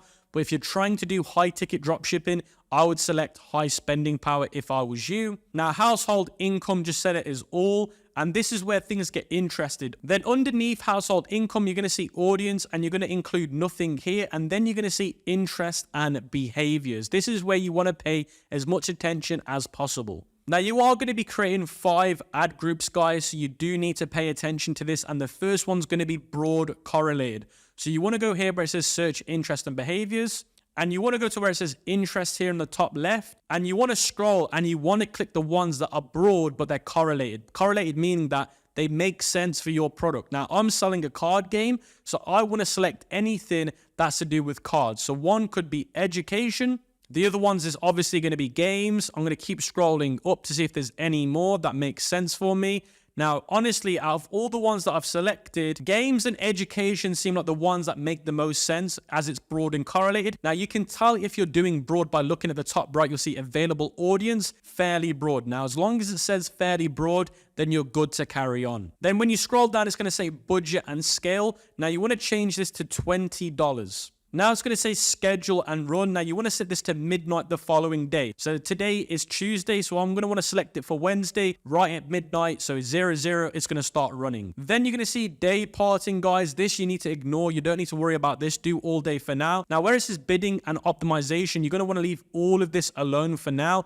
This is something that you should focus on when you scale a product, but when you're testing, just leave it as it is. Then once you've filled out all that information, guys, just click next. Then once you've done that, you should see that in the top left section, you're now in the ad section. This is the creative part of your ads. This is what the viewer's going to see when they see your ad. So guys, now I've explained exactly what we've just done. Let's move on to creating the ad. So you're going to see here in the top, it's going to say Smart Creatives. You do not want to turn this on. Where it says ad name, you want to call this the creative. Now, if you have 5 creatives, you should have between 3 and 5. So you should call this one number 1. Then the next one will be number 2. Then the one after that will be number 3. And if you've got up to 5, you call it 5. You can call it either creative 5 or just call it 1, 2, 3, 4, or 5. That way you can come to identify it very easily in terms of which one's performing the best by just reading the name. Now it's going to say identity, use TikTok account to deliver Spark ads. You do not want this on. Then it's going to say set up custom identity. You're going to click create new. It's going to ask you for your company name and your logo. Just make sure you've applied those two. Then it's going to say add details. You're going to do single video. Then you're going to click upload and you're going to upload your videos. Then once you've uploaded your videos, you're going to see them in the library. So if you click from library, you should see all the videos that you've just uploaded. Now I've just selected one of my videos. Now what you can do is you can update it. Now, if you click update, it means you change the video, or you can do the thumbnail. Now, I would recommend that you click thumbnail. Now, you can upload a custom thumbnail, which I don't recommend, or you can just choose from what part of the video looks more entertaining. So you can manually choose out of all these clips, which one's going to grab the most attention. If I was to be honest with you, this one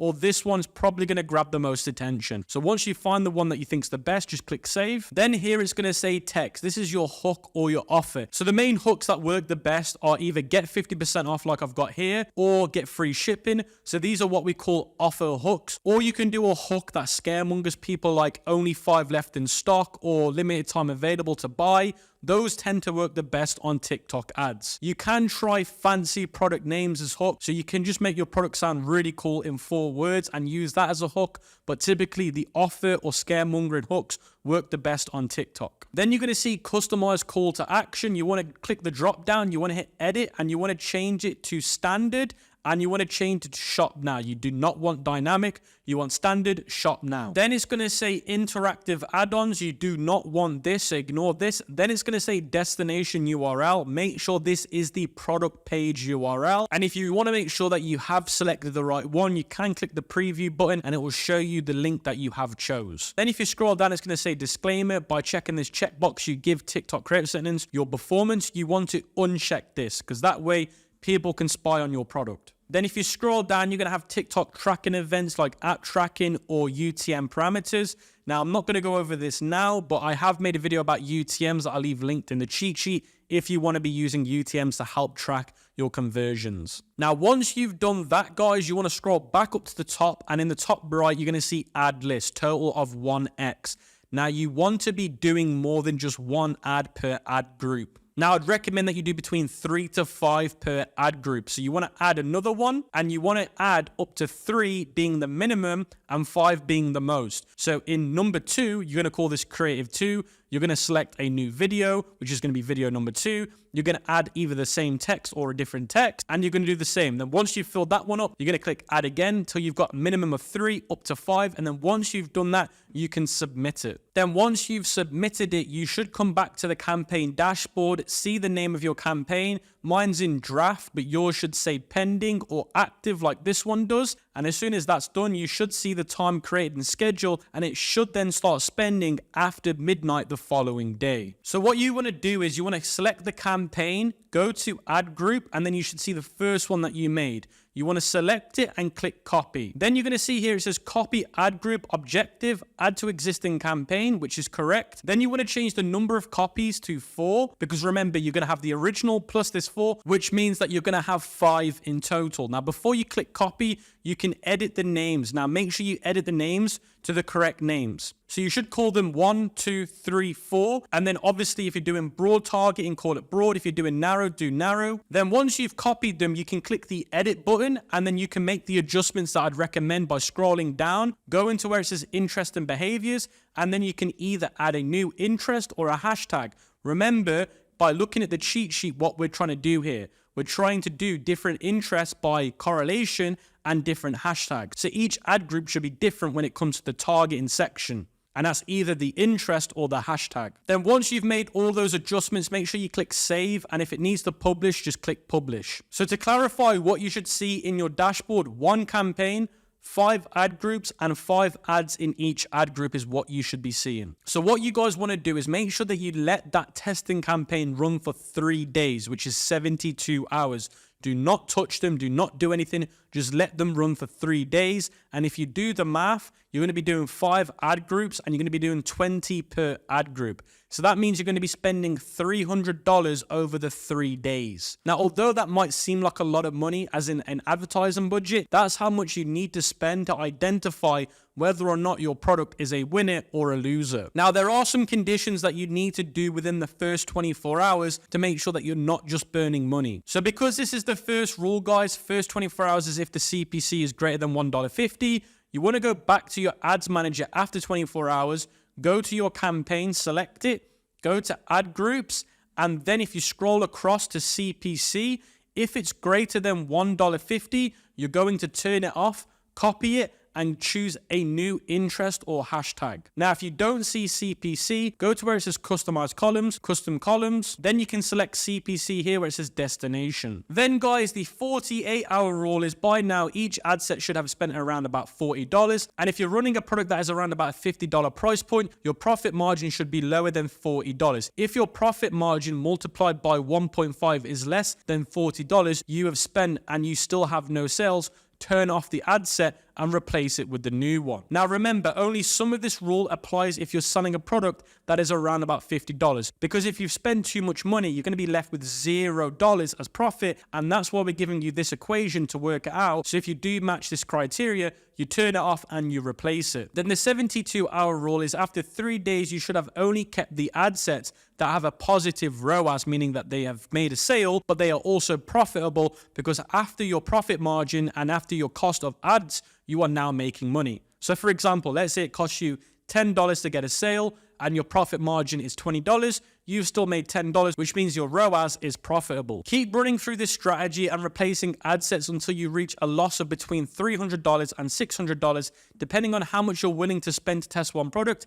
If you reach your red line amount in loss, then it's time to stop spending and reassess your funnel because it's likely that there is no product market fit in your current offer in TikTok ads. The issue could either be your creative, your ads, or your offer. So it's very simple with TikTok ads. It's either going to come down to your product and creative or your funnel. Those are the two issues that it normally is. Now, if you have ran a product that is working on TikTok already, but your creatives don't match the ones that are already running by competitors, that could be your problem, or it could be your landing page. Now, if you're running a product that's never really been done before on TikTok, you can't find many competitors, then it's probably the product. But the point that we're trying to make here is that depending on how much you're willing to lose, typically for us, it's between these ranges, then you need to make a decision what you're doing. You're either going to reassess your funnel, your creatives, or you're going to move on to a new product. But the key to success with TikTok ads is trying products quickly and making changes. Now, if you're a drop shipper, it's about moving on down to the next product and seeing if the next product gives you better results. Now let's talk about the scaling strategy. Now this is where you're going to start to make some very good money and profitability as long as you've stuck to the rules. These 3 rules here, the 24-hour rule, the 48-hour rule, and the 72-hour rule, is always an active rule when you're running ads, regardless if you're on the testing phase, the scaling phase. Anytime you launch a new ad group, these 3 rules always apply. If you forget to implement these rules, then you're going to lose profitability. So with that being said, let's move into the scaling strategy. When you have one ad set that reaches the end of the 3rd day with a positive ROAS, that means you might have found a potential winning audience. TikTok ads can scale well in either ABO or CBO, and only way to find out which one is the best is if you try both. So the first step to scaling your winning ad sets is to duplicate them into 2 to 3 times as an ABO with a 1 to 5 times to 2 times your original budget, and also to create a CBO campaign with your winning ad set at a $75 campaign. Now this might get confusing, so I'm going to break it down for you guys. So if you go back into the ads manager, let's say that this is the original campaign. Now you need to go into the original campaign and work out which is your winning ad set. Now if you have 2, then that rule that I mentioned here is going to apply to those 2 different ad groups. So you're going to duplicate the winning ad group in the original campaign. Now, if you have 2 winning ad groups, which means they've got a positive ROAS, then you're going to duplicate both of them between 2 to 3 times. So let's say, for example, this one was the only one that won. I'm going to select it, click copy. Then I'm going to go to where it says add copy to existing campaign. You're going to change it to new campaign. And then once you've done new campaign, it's going to ask you for a campaign name. You're going to call it scaling, and then you're going to add the product name in it. Now, you're going to want to duplicate that ad group between 2 and 3 times. Now, it depends on the profit. If you're very profitable, do it 3 times. If you're mediocre, then do it 2 times. Then you want to change the ad group name by what you're going to be changing the budget to. Now, we said you're going to change your budget by 1.5 or 2. Now, 2 would be $40 a day, and 1.5 would be around about $35 a day. So if you're going to be doing 2 times the original budget, then change the ad group name to $40 so you know that you're spending $40 on those new ad groups. Now, obviously, when you duplicate these in a new campaign, you need to make sure that you go down in the ad group section and you change the budget. So you can see here, budget, you want to make sure that you change that now to the new budget, which will either be 1.5x or 2x. So let's say we're doing 2x, we're going to change this to $40. Now, that's what you'd do if you hypothetically had one ad group that was a winning one from the original campaign. Now, let's say you had 2 winning ad groups, you'd do the exact same. You'd go to the other ad group, you'd copy it into that new campaign that you just created, times it by either 2 or 3, and increase the budget by either 1.5 or 2 times. That's literally all you're doing, and then you're letting that then run 3 days. But remember, that's the first method of scaling, which is the ABO method. Now we need to do the exact same thing, but in a CBO campaign to make sure that we know which scaling campaign works better, CBO or ABO, because you won't be able to know till you test it. So you're going to do the exact same thing again, which is duplicate those winning ad groups into a CBO campaign now, not an ABO. And for those that don't know what CBO is, that's campaign budget optimization. Now you can do this manually, or you can do it through copying into a new campaign. Now it might be easier for some of you guys to do it manually by clicking create new campaign. Call this CBO scaling. Then you want to select your pixel like normal.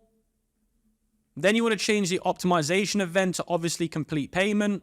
So if you're going to manually create it, you're going to do the exact same thing again, create new, website conversion. Then what you want to do is you don't want to do campaign type smart performance. You want to do where it says campaign budget optimization. So you want to select this. Then where it says campaign name, you then want to enter the campaign name, which is going to be CBO scaling, and then the product name. You're not messing around by special ad categories. Now, where it says budget, this is extremely important, guys. Now, if you've got 1 winning ad group, then it's going to be $75. But if you have 2 winning ad groups, it's going to be times 2, which is going to be $150. So if you have 3 winning ad groups, that's even better. Then you're timesing 75 by 3, because $75 is for per ad group. So if you've got 3 winning ad groups, you just times it by however many by 75. So let's just say hypothetically I've got 2 winning ad groups. I'm going to change this to $150 and click continue. Then what you're going to do for the rest of that campaign build is go back into the ad groups, set them up as the winning ad group, which is the same audience.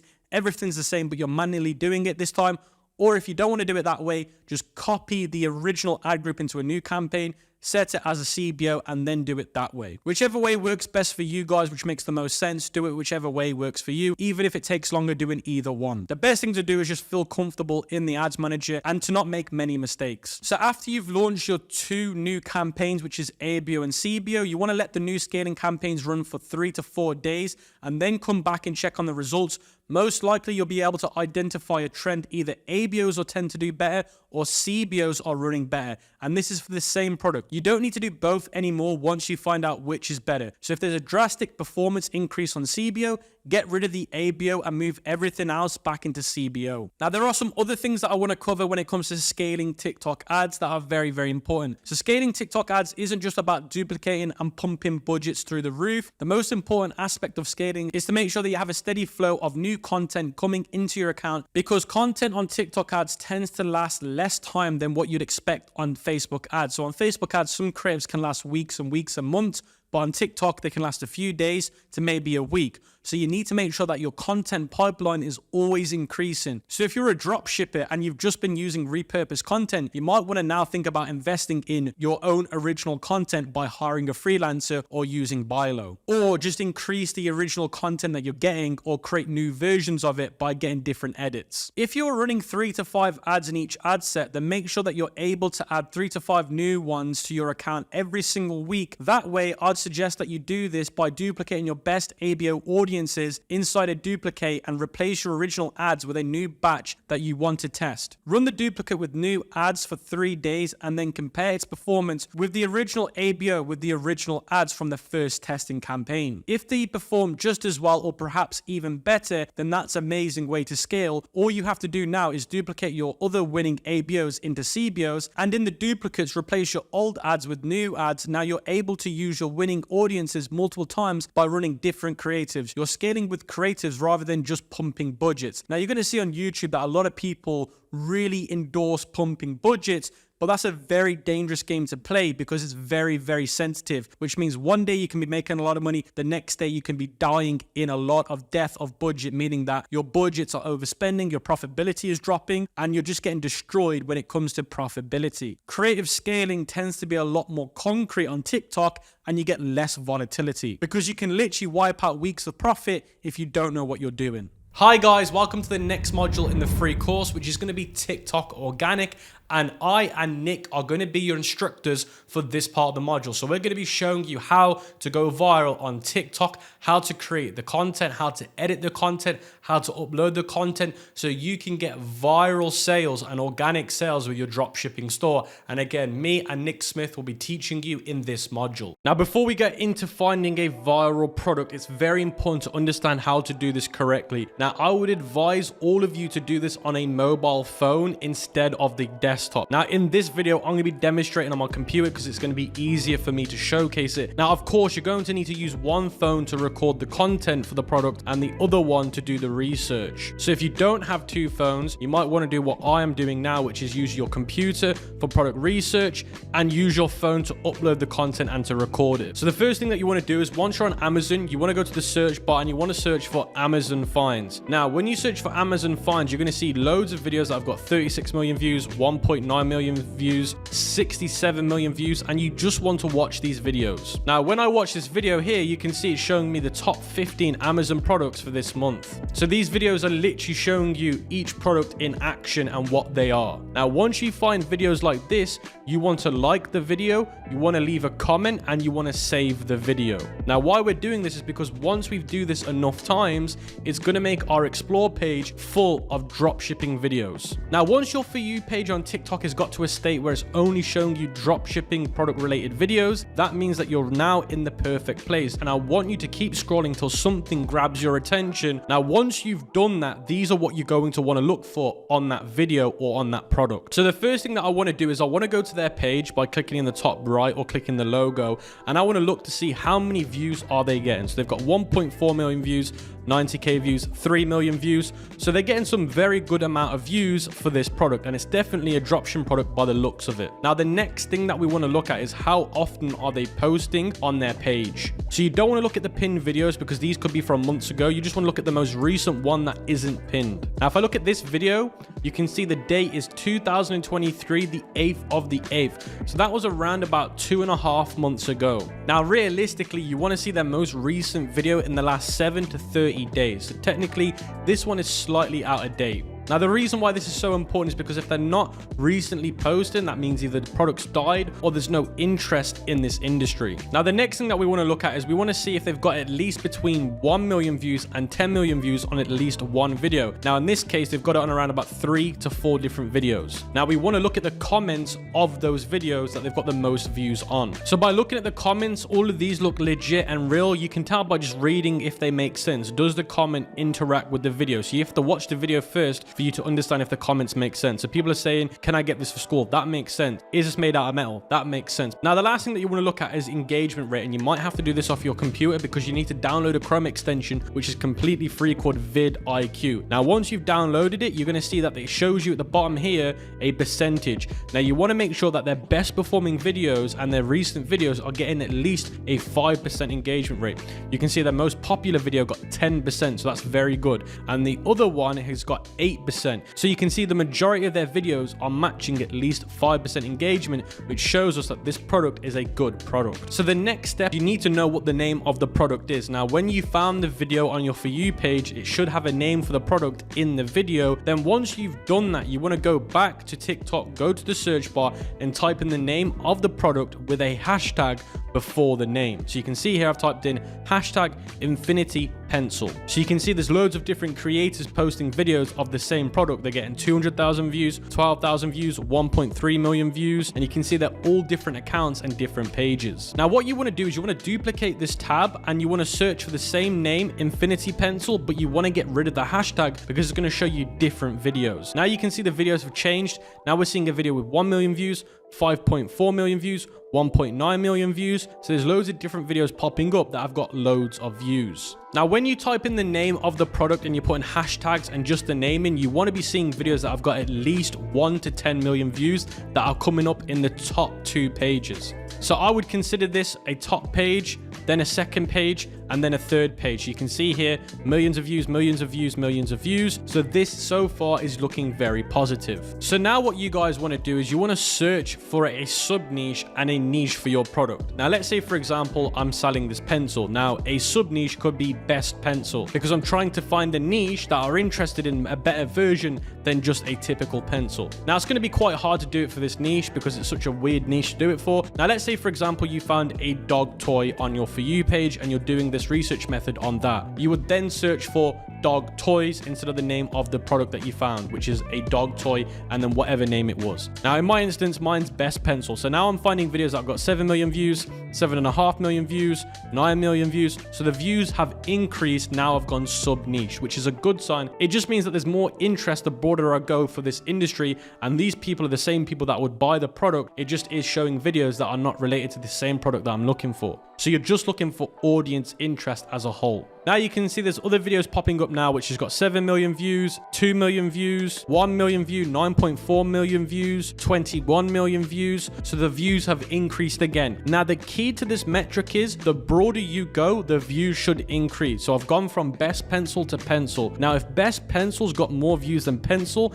then that's a big problem because it means that the audience is shrinking the broader you go, which it shouldn't be. Now, because this is such a weird niche, it's not going to be a drastic difference. So I'm going to show you another example to show you what the drastic difference should be. You can see here 2.8 million views that I'm getting for pets toys, 1.3, 1.6, 500,000. Now, if I get rid of toys, let's see how many views we get. Now you can see the views have drastically increased. We've now got 178 million, 5.4 million, 14 million, 7 million. So you can see by going completely broad, the viewership should go up drastically. And it should be between 10 million and 100 million when you go super broad for the niche. If it's lower than that on the first 3 pages, that is not a good sign. So the last part of this product research method to finding viral products is to see if you can even get access to this product. Because sometimes on TikTok, you find the best products ever, but you can't find a supplier for them, which is crazy. So we've got to make sure before we say we're going to definitely use this product, we need to know if we can source it. And what you want to do is you want to go to AliExpress and type in the name of the product. So you can see here, I've typed in Infinity Pencil, and you can see my product is coming up on AliExpress. I found this version, which is the black and white one, which has got 1,000 orders on AliExpress. We do want to look at the order amount, and you can see there's a lot of people buying this product if there's 1,000 orders. Now I found a other version of the product, but it comes in different colors, and it's got between 2,000 orders and 5,000 orders. So this just shows me that one, I can source the product, and number two, there is a lot of order amount on here as well, which just tells me that this product makes a lot of money. Now, before I get too excited, I want to make sure that I can source this product from a better supplier than obviously AliExpress, because the shipping times are terrible, the customer support is terrible. Now, the supplier that I'd recommend that 90% of you guys use is Zendrop. Now, Zendrop is a supplier that I use when I test products. So it's completely free to make an account and use Zendrop as a beginner. So make sure you do that by using my link in the description.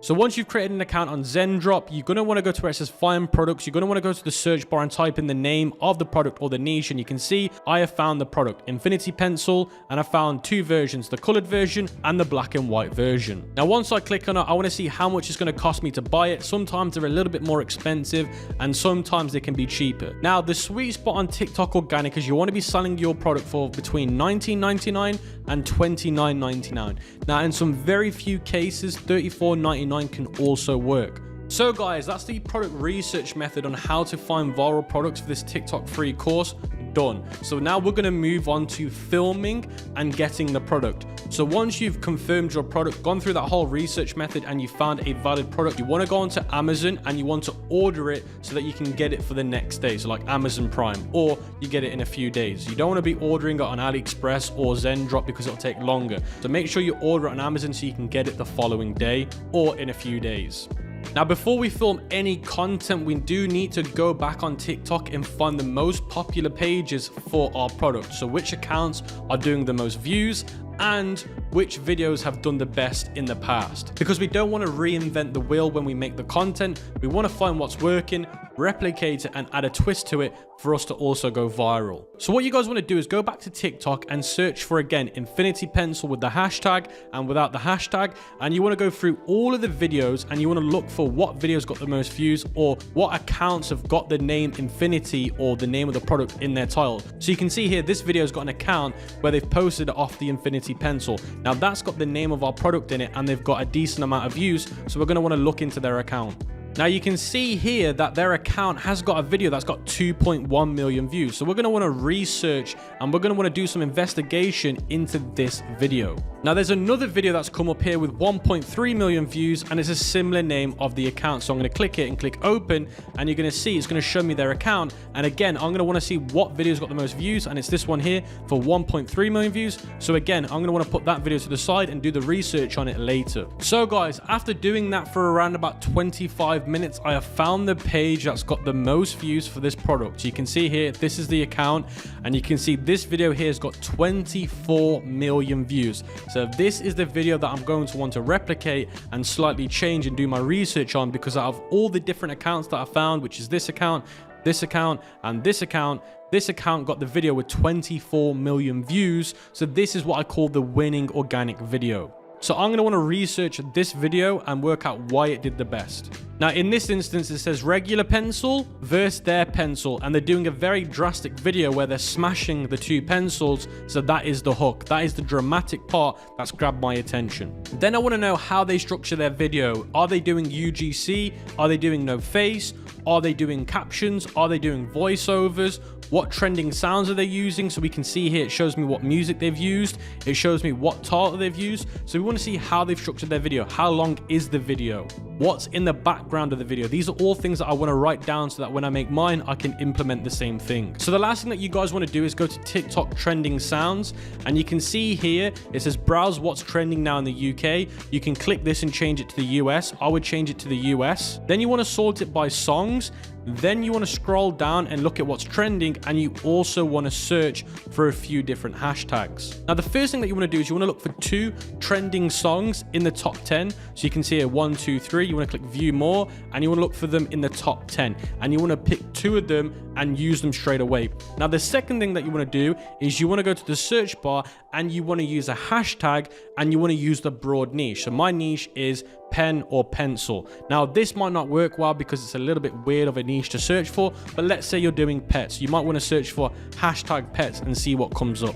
Now you can see by searching for hashtag pets, you can see here it says go to sleep, and you can see that this is the one that's got a trend. Now before I even get into showing you how to film your product, how to edit it with Nick, I need to now talk about what you need before you even film. Now at this stage of the video, technically you should have your product delivered to your house from Amazon and you should be ready to record. If you're just being curious, that's fine, but guys, do pay full attention and write down the notes. Now the first thing that you're obviously going to need when you start filming is a phone camera. Now I do prefer iPhones over Android just because I find the quality just looks a lot better on the iPhone, but if you have an Android, it's completely fine. Now you just want to make sure that you're filming in 1080p HD. It doesn't need to be 4K. 1080p is completely fine. Now you need to make sure that you got some good lighting as well. Now the most popular thing you can do is you can buy a box light or a ring light, and I'll put some examples on the screen. Now these can cost you like $20 to $50. They're not overly expensive, and this is just going to help get some great lighting for your product. Now the best thing you can do is get a ring light and use natural lighting. So wherever you're filming, think about natural lighting. Where is there a lot of windows in your house or in your apartment,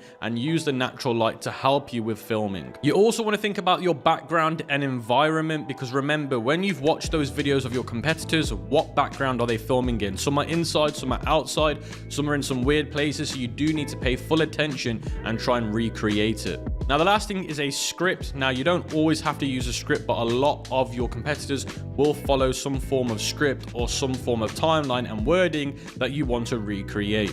Now, with all of that being said, guys, let's get straight into the filming and editing part of this free course. So Nick and I are going to appear on the screen in a minute, and we're going to be teaching you step by step how you can film your own product and how you can edit it so you get an idea of what we're doing. So guys, welcome to this part of the free course when it comes to TikTok organic in 2024. So as you can see with me today, we've got Nick back on the YouTube channel. So we are going to keep it super simple today. So what we're going to do is we're going to look at a competitor's post that's got massive views, and we're going to use that content and try and recreate it, or at least the hook, because we know that's really helped the post blown up. Then what we're going to do is we're going to create sort of a hybrid post using that really cool hook, and then using some benefits of the product we've chosen. So we'll go through that product in a bit. And then what we're going to do is we're going to shoot the content in front of you and show you how to do that. And then we're going to jump into an editor and we're going to stitch it all together. It's going to be super simple. So I've got two products with me. The first one I want to mention is a fidget spinner cube. And the reason this is so important is because this is what got us 3 million views. So this was a very viral product for us, and we nearly did this to show you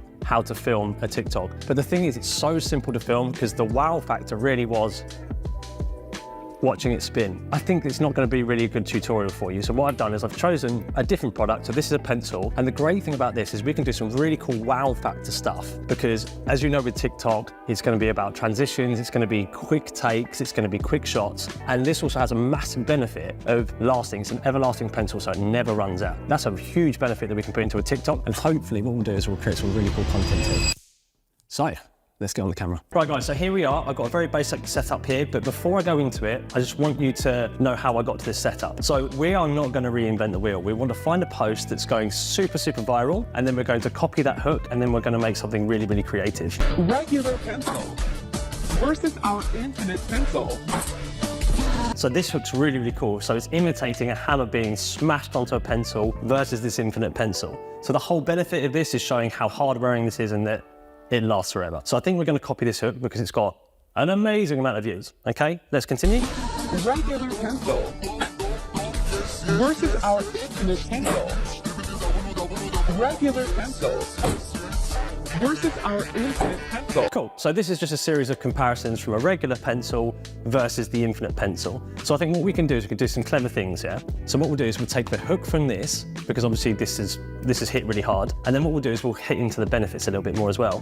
What I want to do with the TikTok is I'm going to create a double hook method. So I'm going to chop the pencil versus the infinite pencil, but I also want to snap some pencils as well. I want to do something really shocking. So I think what I'll do with the hook is say something along the lines of, you'll never need a regular pencil again. And then we'll snap loads of pencils together, create a really shocking hook, and then we'll do the comparison. And then what we'll do is we'll show how long it lasts, and we'll go on and on and on. obviously not too long. I've got myself a little phone stand. You can be creative with this. I've left my stand at home, which only cost me $6, by the way, so super cheap. What I've done is I've got this little simple stand. I'll put it against the box like this. The reason being is I'm gonna be doing transitions and I want that phone dead still. I'm also gonna be chopping up some pencils because that's gonna help me really engage with the audience and do something fun and creative. With regards to filming, I've got an iPhone. You want it about 1080p. TikTok won't really allow you to upload 4K, I think, at the time of this recording, but 1080p is absolutely fine, so a standard smartphone would be really cool. It just needs to be 1080p for, high quality, okay? And what I'm going to do with my camera is I'm just gonna have a simple photo setup. I'm not gonna go 4:3 ratio. Usually phones will be 9:16 because that's the ratio you need for TikTok. So I'm gonna do like, you'll never need another pencil again, that kind of thing, okay? So I'm going to lay out my shot here. It's facing down. I wanna make sure I'm in complete view. I'm gonna zoom out a bit. You can always cut in. If you've zoomed in too far and you can't zoom out on the shot, that's more of a problem. So I'm gonna go out and we're gonna give it our pencils and then we're gonna record, bump, and we're gonna go. Nice. So now I'd like a transition shot as well. So we're going to be comparing the pencil to a regular pencil. I could just hammer it and go all the way through if I wanted to, but I might do it as a transition. And it's a good way to show you how to lay up a transition anyway. Boom, boom. So don't worry, you're going to screw up a couple of shots, okay? So it's about getting very comfortable with iterating, with repeating your shot occasionally. So I'm gonna lay out my shot as best I can. If I screw it up, it's not a problem. You shoot again until you get the right shot, okay? So let's try and line this up. I wanna make sure that everybody knows this is a pencil. Second shot, I'm gonna go and cut to the pencil there, and then I'm gonna stop the recording, and then I'm gonna break it in half and chop through it, so we'll have that lovely transition, okay? So let's go record. Also, it's nice to do a bit of a layup before and afterwards. You're gonna cut really short. For TikTok, it's gotta be every one, not even 2 seconds. But what I'm doing, I'm showing the pencil first in case I'd like to use that footage to show people exactly what it is, but chances are I won't use it. So I'm gonna show the pencil, move it down like this and go. Cool, now what I'm gonna do, I'm gonna take this knife out. Cool. And then we're gonna record again.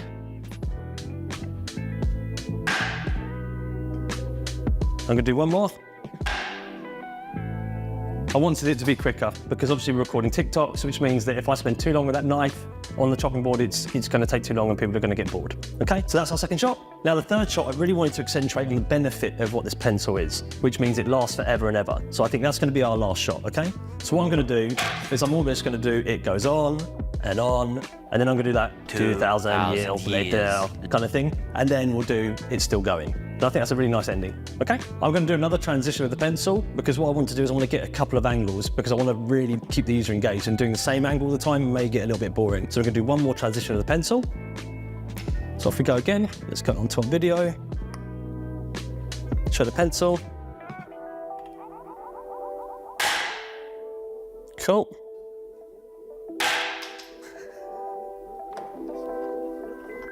That worked better than I wanted it to, I guess. What I wanted to do is really accentuate the benefit of this, which is it's an everlasting pencil. It never runs out. That's the big benefit versus this pencil.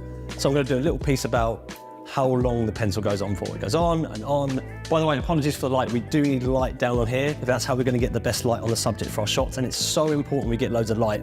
So it does look like it's flooding in, but it's the best way we're going to get these shots for you, okay? Okay, cool. So first shot, it goes on.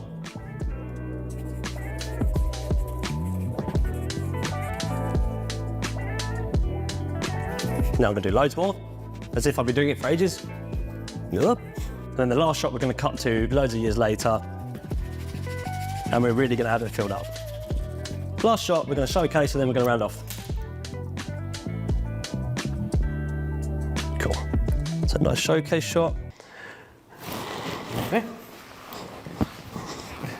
Cool, so here we are in the edit. We're gonna do this super quick so that we don't bore you to tears, okay? Let's go and open a new project. in CapCut, and we'll go to videos, and I film them in a particular kind of order. So we're going to select them all and import them into our new project. It's already handled the ratio, as you can see, and it's imported it as 1080p. This is perfect for us. So what I want to do initially is I'm going to do a quick cut of the footage so that we remove any fluff. Then we're going to go into some AI software and we're going to start getting some captions together. So we don't want to bore people, so we want to change the clips very quickly and cut out any unnecessary fluff. So all this stuff at the beginning, I think we need to cut out. We just want to see that break there, okay? So I'm going to select my clip, and if in the bottom left here you see split. So I'm going to split that clip, and then I touch the left top part of the clip I don't want, and there's a little delete button down there, so we're going to get rid of that. Cool, so we're going to go, lovely. So I do want to show people the pieces of the pencil as well, so let's see how many seconds that is.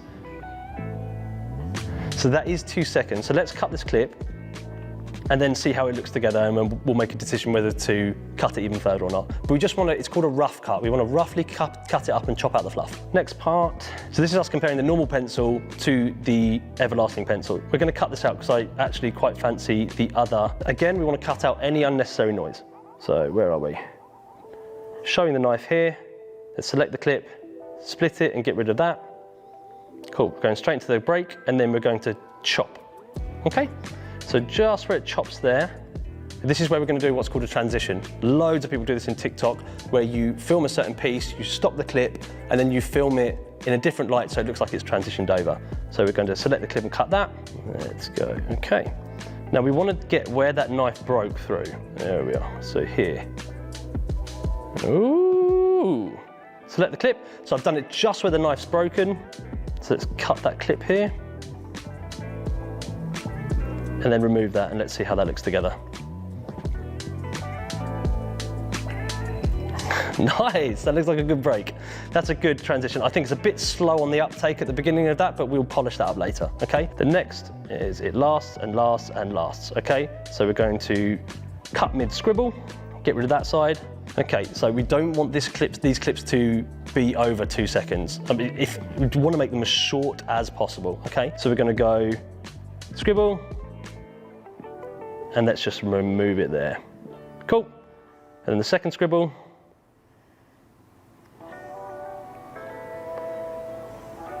Again, we want to keep these 2 clips about the same length. So what we can do, instead of cutting, we can drag this side here, if it'll let me, with my big fat thumbs, and drag the clip in, okay? So those are 2 ways that you can shorten the clip. And then lastly, we've got this absolute mess on the page. So let's go and clip that, and then make it roughly about the same. If you want to sync this to music, that's absolutely fine, but for the time being, I'm literally just doing this by eye. So let's have a look at our clip so far. Breaking the pencil, chop, scribble, scribble, scribble. Okay, so we might want to shorten that a little bit, but the reason I haven't done this perfectly yet is that we need captions, okay? So we've got that, that's our rough cut, it's called. So we've cut the footage roughly how we want it. We will be polishing this up, but we need captions. So what we're going to do, we're in the world of AI currently, so I'm going to go over to what's called 11 Labs, and we're going to find ourselves a voice. Adam is a very typical voice for TikTok. People are using all sorts now that are trending. We're going to go safe with Adam for the time being, because you guys will probably, you'll know this voice by watching TikTok. So what are we going to do? Let's have a quick look at our clip, and we're going to write a script. So the first of all is the break, yeah? So first of all, I'm going to put, you'll never need another pencil again, and then we'll say regular pencil versus infinite pencil, because we're cutting the pencil. And then lastly, we're going to put, it goes on and on and on. And that's all we're going to do with the script. So what I'm going to do is I'm going to write the script out so that you don't see me taking ages writing the script, and then we're going to generate the voice, okay? So we're back, and I've noted down the captions. So what we've got here, you'll never need another pencil again, regular pencil versus infinite pencil, it goes on and on. I put a call to action at the end. If you're trying to go viral on organic, you don't necessarily need to ask for the sale, but I put it there, and let's generate a voice. Now this could take a couple of goes to generate. The voice may not always be on point, but that's absolutely okay. So let's generate and see what it comes up with, and if we're happy, we'll dump it into CapCut.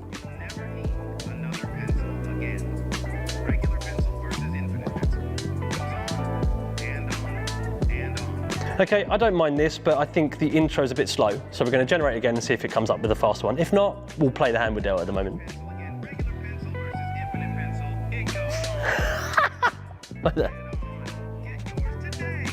That is so out of whack. Let's have a look.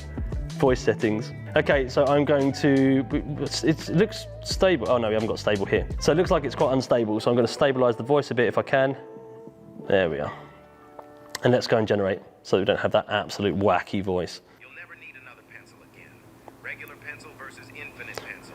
It goes on and on. Perfect. Third time is a charm. We got the voice that we wanted. All I did was I went to the stability. I went more stable so that he wasn't all over the place with his voice. And then I upped the style exaggeration so he slowed down a little bit. We do want fast speaking, but we want to fit into the clip as well. Cool, so let's download and let's dump it in to CapCut. So right, with our captions, we're going to dump these into CapCut now. So what we'll do is add audio on the side here. Click on audio, then we've got sounds, and then we've got this little folder icon just in the middle. Okay, so we'll click on that, and then we will go to device, select from device, and I'm going to come in here and choose our download. And that should have added it. Here we are, got the little plus button. Let's add. Let's have a look. You'll never need another pencil again. Regular. Woo, I'm loving that. So in CapCut, to zoom in and zoom out on the timeline at the bottom here, I'm just pinching with my two thumbs, okay? So what I want to do is this guide that we've done to the AI voiceover, he's very, very separate with this speech, and we want to cut that very close together because our clips are going to be quicker, okay? So we're going to zoom in and we're going to do a very similar cut job. I'll show you the first few and then we're going to speed through this, okay? So let's have a look. Let's cut him off there.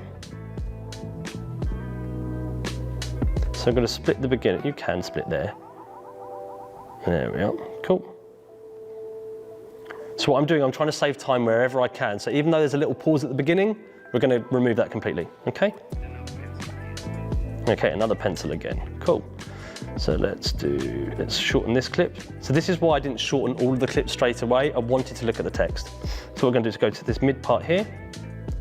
And we're going to split this clip again, and we're probably going to split it there. And then we're going to move this clip by holding down with our thumb and drag it across the start of this clip here. So now what will happen is it will jump straight into the next piece of text. You'll never need another pencil again. Regular pencil versus infinite pencil. Perfect. So now what we want to do is we're cutting the speech to fit the clip. And what I'll do is I'll adjust the clips as well. So we want to try and get to a stage where the text fits within the clip, but we're not dragging out the clip too long. So what I'm going to do is I'm going to cut the rest of this footage and then we'll watch it back together, okay? Okay, so we're back, and what I didn't realize is I didn't film the infinite pen and me hitting the infinite pen with a knife. We're human, we're not going to beat ourselves up about it. So what we did, we ran away quickly and we filmed hitting the infinite pen because what we wanted to do was the comparison between the pencil and the pen. So what we'll do, we'll go through the whole video and then I'll break down what I've done, okay?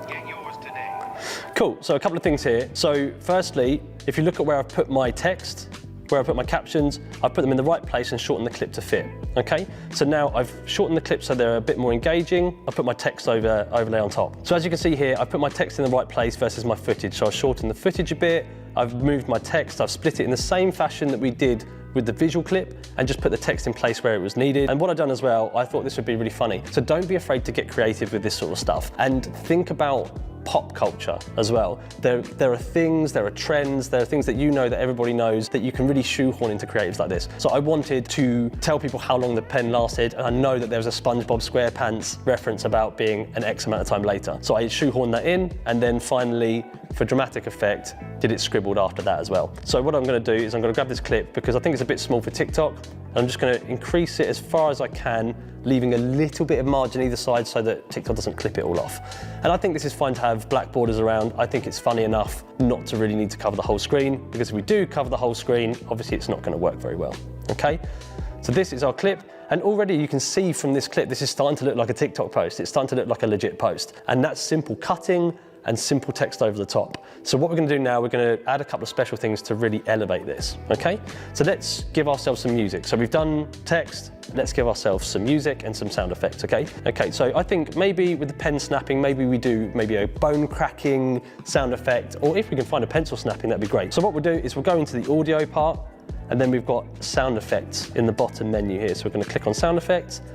Let's see, I think if we type in pencil snap, I'm not sure if we're going to get it, but some sort of break would be fantastic. Finger snap.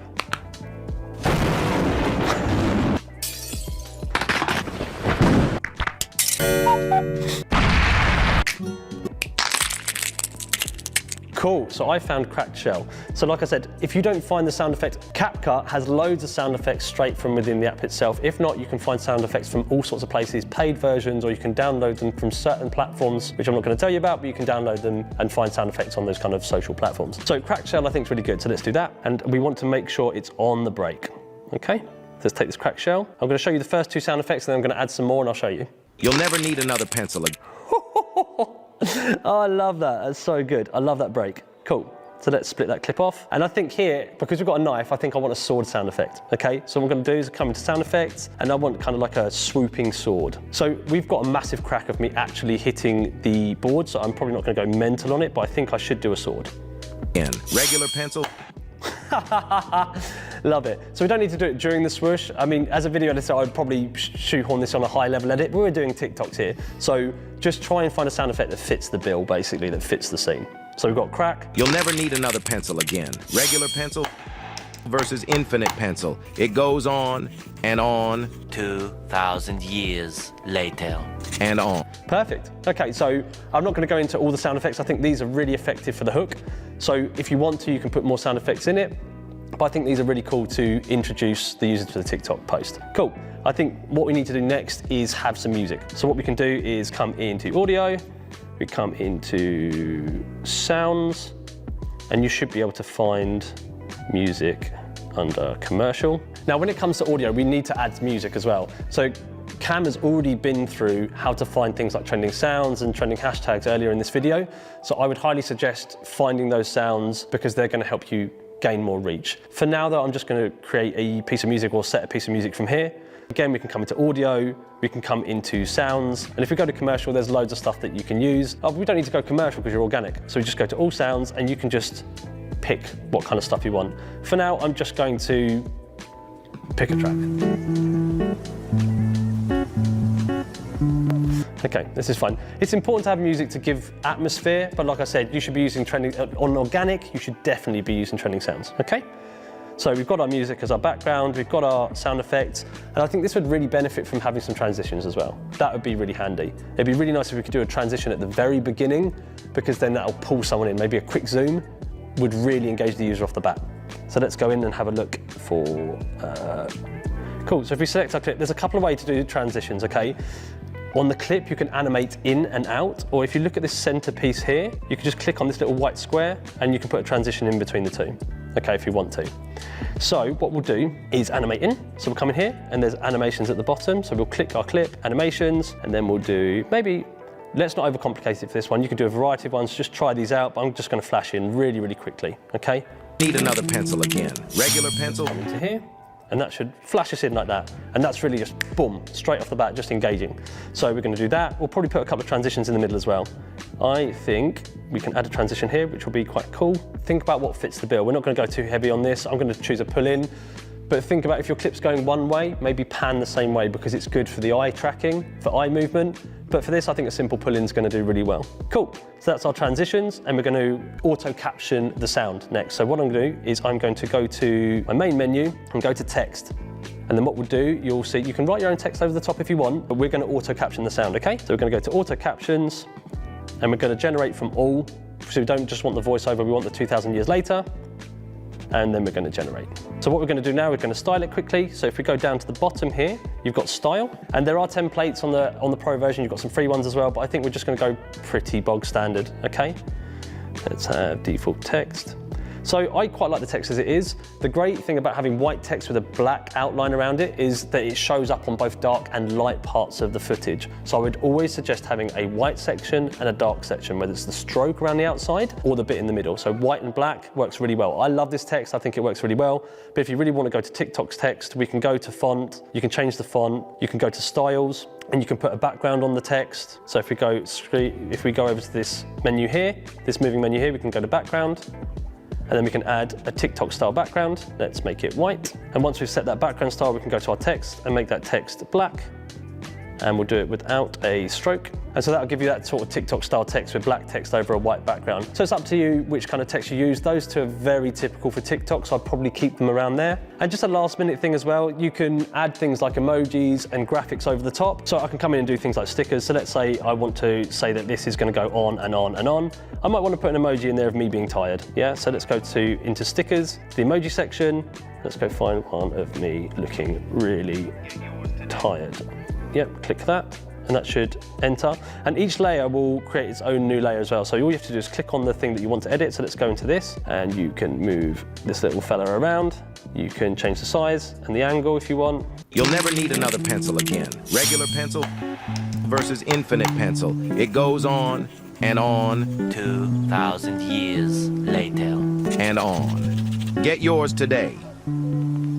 Yeah, we'll get rid of the CapCut bit, but as you can see, I've not done anything particularly special here. CapCut's got so many cool things that you can do, but just simple cutting, text editing, a little bit of creativity and fun, you can make viral posts so easily. It's never been easier to make this kind of stuff. So this brings us to the next part of this free course, which is about account management. Now you want to make sure that you're using an iPhone. Now the reason why is because the iPhone does have a different algorithm to the Android phones. So if you don't have an iPhone, it doesn't mean you can't go viral. I'm just saying the best chances are always on iPhone. Now you want to make sure that each phone is for one account. You do not want to be putting 8 TikTok accounts on one device, because you will just kill the device and the algorithm within the device. Now, if you already have a TikTok account that you've been messing around with for personal reasons on your phone, you're going to want to factory reset that phone, but please make sure that you back up all of your data. Now, the next thing is VPNs and SIM cards, the thing that everyone wants to know about. Now, let's say you do live outside the West and you're living in Africa or Asia or wherever else outside the West, then I would highly recommend that you buy a USA SIM card. Now, it's super easy to get a USA SIM card. You can literally go on Amazon or online and buy them. You just need to type in USA SIM card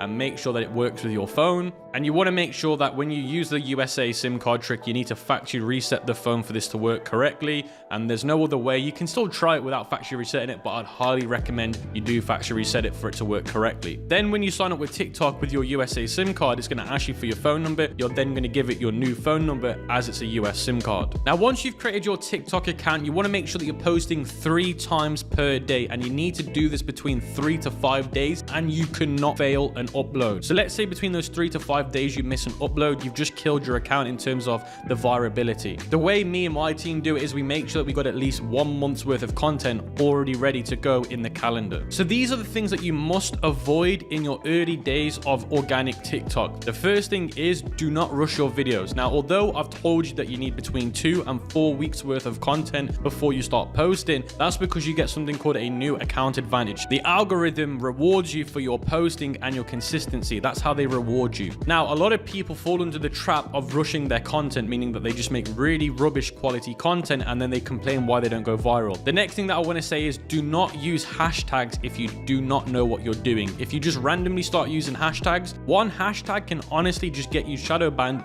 on your TikTok account. Now, when it comes to posting content, don't just do it one video after another video after another video. You need to enable at least 1 to 2 hours between each video. So if you're going to be posting 3 times a day, do one in the morning, do one in the afternoon, and do one in the evening, and monitor it over a week period, and which time ranges do the best for you. Write that down and then post on those times. Now, the first month when it comes to TikTok organic is the make or break for your virability. And most people see viral videos within the first 2 weeks to 3 weeks, and their main success will come after 30 days. That's super important to understand, because that means whatever you do within that first 30 days of creating that first TikTok account, that is the make or break. Now, I want to move into metrics and numbers, because you guys need to know what you're looking for when it comes to success and to know when you're going wrong. Now, the bit that everyone wants to know is how much money I can make per amount of views. So per million views, that's how we track it. So per every million views, you're looking at making between $500 and $1,000. But in 2024, it's more around the $500 mark. Now, if you're making less than that, that's not a problem. That just means that your audience are a low quality audience for that niche. But if you're making money, there's nothing wrong with it, and you should just carry on. So when it comes to your first week, you need to make sure that one video gets at least 10,000 views, or consistently you're getting between 5,000 and 8,000 views per video. Those are the metrics that I look for when it comes to going viral in the long term.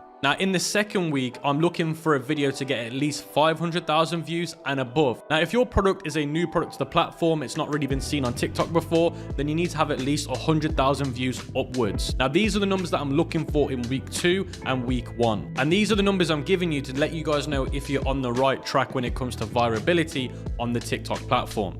These are the same numbers that we look for, and the reason why we've come up with these numbers is because when we've gone viral, these are the numbers that we've seen when it comes to seeing virality in the long term. Now, the third week is the make or break week. That means that you're 21 days into your TikTok organic, posting 3 to 5 times a day. Now, on the third week, you want to make sure that you've at least got one video that's gone viral. That's anything over 500,000 views. Now, if you've got a video on your account that's got, let's say, 100,000 views plus, test it for another week. So that means if you've hit 100,000 views, you're going to give it another week to see if you can get another video that goes viral at 500k views. Now, this is super important for you guys to pay attention to. If you did not hit 500,000 views, you've got to test that product again for a week to see if you can get a viral video. Now, if that didn't plan and go to action and it failed and you didn't get over 100k views, you kill the product. That means that you completely shut it down, you find a new product and you go again. And you're probably watching this thinking, ouch, that would really hurt if I had to kill the product when I've put all that time and effort into it. And I'm sorry to tell you this, guys, but that's just the game of going viral on organic TikTok. Sometimes it can take between 5 to 10 products before you find one that even goes viral. But the best thing that you can do is tell yourself in your head that you're going to fail a few times. That way, if you do fail, it's not going to hurt as much. So let me know what you thought of this video in the comment section below, and do not forget to enter the giveaways because they are some life-changing giveaways. And remember, if you use this method correctly in 2024, there is a high chance that you can earn your first $10,000 online. Hi guys, welcome to the next module of the free course, and this module will be about email marketing, understanding the importance and setting up a basic foundation so you can reconvert traffic that's been to your website but hasn't converted. So I'm going to be showing you how to set up your email marketing. Myself, Camille Sano, as the ECOM King, will be covering the email marketing section of the module in the free course. So guys, welcome back to the boot camp, and this lesson is about email marketing and how to set it up for your Shopify store. And I'm also going to go over the importance of email marketing and how you can set up a free app on your store so that for the first few hundred emails, they're going to be completely free. Now, I want to give a massive shout out to OmniSend, and they're the ones that we're going to be using for our Shopify store to send out the emails. Now, OmniSend is the company that has sponsored the bootcamp to make the giveaways possible and to also make the actual bootcamp possible as well. Now, OmniSend do have a free plan, which most of you are going to use anyway, so you're not there to buy anything from them. Now, OmniSend is one of the most popular apps for email marketing on the Shopify platform. And they also offer a free plan, which is very competitive when it comes to how many emails you can send for completely free as a beginner. Now, I want to quickly go over the importance of email marketing and why it's essential to have it running before you even run any ads or any marketing to your store. Now, email marketing is a type of traffic where you're trying to reconvert people that have already come to your website before. So it's not cold, but it's not extremely warm. It's somewhere in the middle. Now, cold basically means that they don't really know who you are, they don't trust you, and then warm is they trust you, they know who you are, and they're likely to buy from you. Now, you've got to understand this process. For every dollar that you spend on Facebook ads or TikTok ads or even making organic traffic, the effort that goes into it, every visitor is worth a lot of money. So if you do not have a system set up to reconvert them into being customers, you're wasting your dollars. Because the whole point of having email marketing set up is if somebody adds something to the cart but then leaves, you're going to then send them an email to remind them or to persuade them with an offer to then buy again. So you're maximizing the dollar per spend by having this system in place. Now, it doesn't have to be abandoned cart recovery. It could be a customer win back, getting somebody to buy from you again. Now, some great ways to keep that email list warm is by doing giveaways where you could give away a product. You can also do a Q&A with them. These are great ways to interact with your customers to keep them engaged. You don't always have to sell to them. The whole thing you can do is build a massive list and keep them warm, and then over time they will look after you as long as you look after them. So in this video, I'm going to be going over how you can set all of this up with OmniSend and Shopify. So guys, the first thing that you want to do is come to the OmniSend website. We're going to be giving you a link to use in the bootcamp cheat sheet and description, so you can click it and it will take you to a website like this. Then all you want to do is click the start free button here. So you're going to be using it for completely free. And then it's going to say, how would you like to use OmniSend? And what you want to do is you want to hit sign up with Shopify. And if you've already got a separate window open, already logged into Shopify, it should already recognize the store that you're logged into. So you can see here, it's already recognized mine. And then you're just going to go to install app. It might ask you if you haven't already logged into Shopify on an existing tab to re-log in, and then you can just click install. Then once you've done that, you want to click install again. And then it's going to bring you to the onboarding process, which says start using OmniSend for free. It's going to ask for your email, then a password, your first name, last name, and then it might ask you what you're already currently using. For me, for example, I'm just going to put none because I'm not. And then you're going to want to agree with their terms of service. And then you can sign up for their marketing newsletter if you want to. It's completely down to you. Now, they're going to send you an email to verify your account. So make sure you do that so that you can use it. And then you're going to get onto an onboarding process where it's going to ask you to add your logo.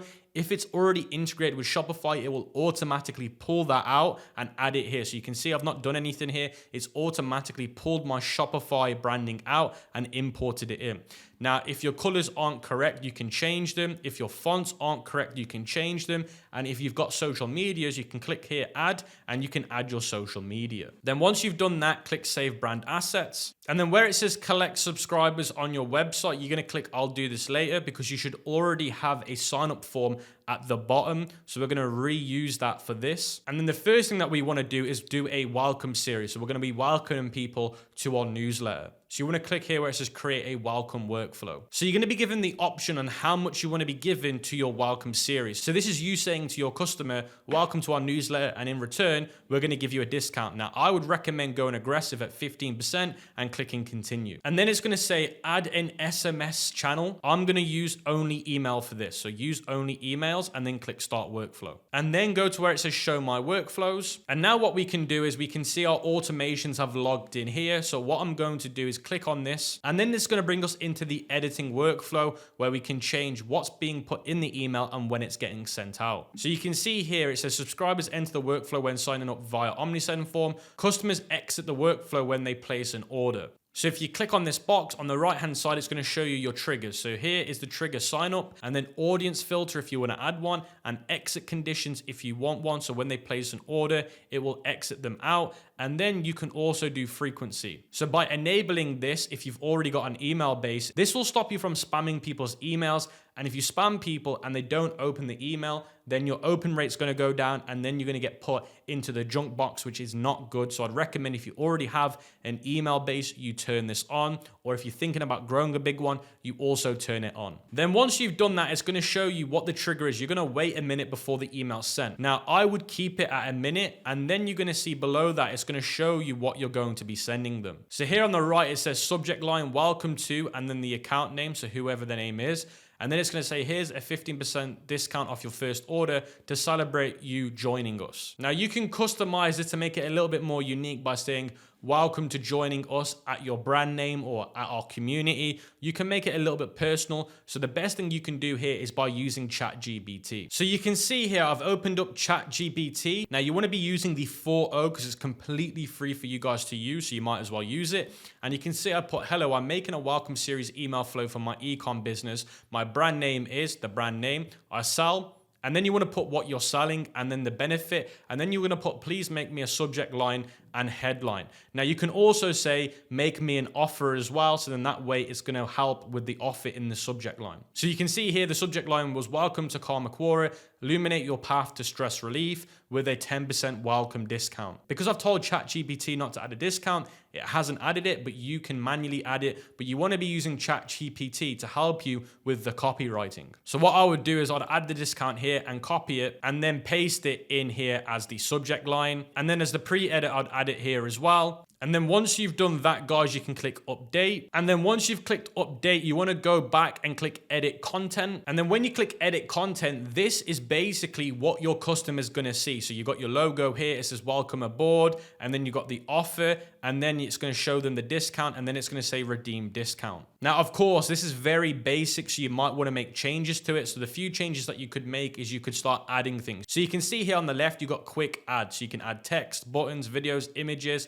product listing, reviews, logos, menus, lines, discount, social media, or HTML code if you know what you're doing. Now, let's say, for example, I want to add an image. I'm going to go to where it says image, drag it to where I want it. So maybe I want it just below the offer. Now, what I can do is go back to ChatGPT and tell them to make me a welcome image. So there you can see it says, welcome to Kamakura, eliminate your path to stress relief. So what I could do is I could download that image, go back to my email marketing, and then add the image there. Now, you don't have to add an image if you don't want to, but I would definitely recommend you change the text. So when instead of it saying welcome aboard, you can go back to ChatGPT, or I could use this one instead, or make it a little bit different. And then again, you want to change this as well. So you can copy this and paste it to ChatGPT and say, I want you to readjust this text to fit my brand. And then it will readjust the text and make it sound a bit better. And once you're happy with the way your email looks, you can click finish editing. And then if you want to see what the email would literally look like on your phone, you click it again and click send test email. And then you're going to get an idea of what it would actually look like if it was sent to your mobile phone. Now, once we've done that, guys, we can click close here in the top right. And then we want to go back to where it says create a workflow under automations in this turquoise color and click create workflow. And then the one that you want to do next is cart abandoned. So you can see here on the left, it says types. We want to check mark cart abandoned. And then you're going to get abandoned cart or abandoned checkout. Now, in my opinion, you're going to need both of these. So you want to add both of them to yours. So the first one we're going to start with is the abandoned cart. So I'm going to click customize workflow. And then you can see here, we're going to start off with the trigger. So the trigger is added product to cart, trigger filters. Again, if you want to filter things out or do conditions, you can. And then you want to go to where it says here, items in your cart are selling out fast. And this is the first email to try and recover them. Again, you're going to want to go back to ChatGPT and tell them that you're doing an abandoned cart sequence. This is your brand name, and they can redo the headlines for you. So again, you want to do the same thing you did with the welcome series, change the subject line, change the pre-holder, and make sure the rest of the settings you're happy with. Then you're going to go back down to where it says wait 11 hours.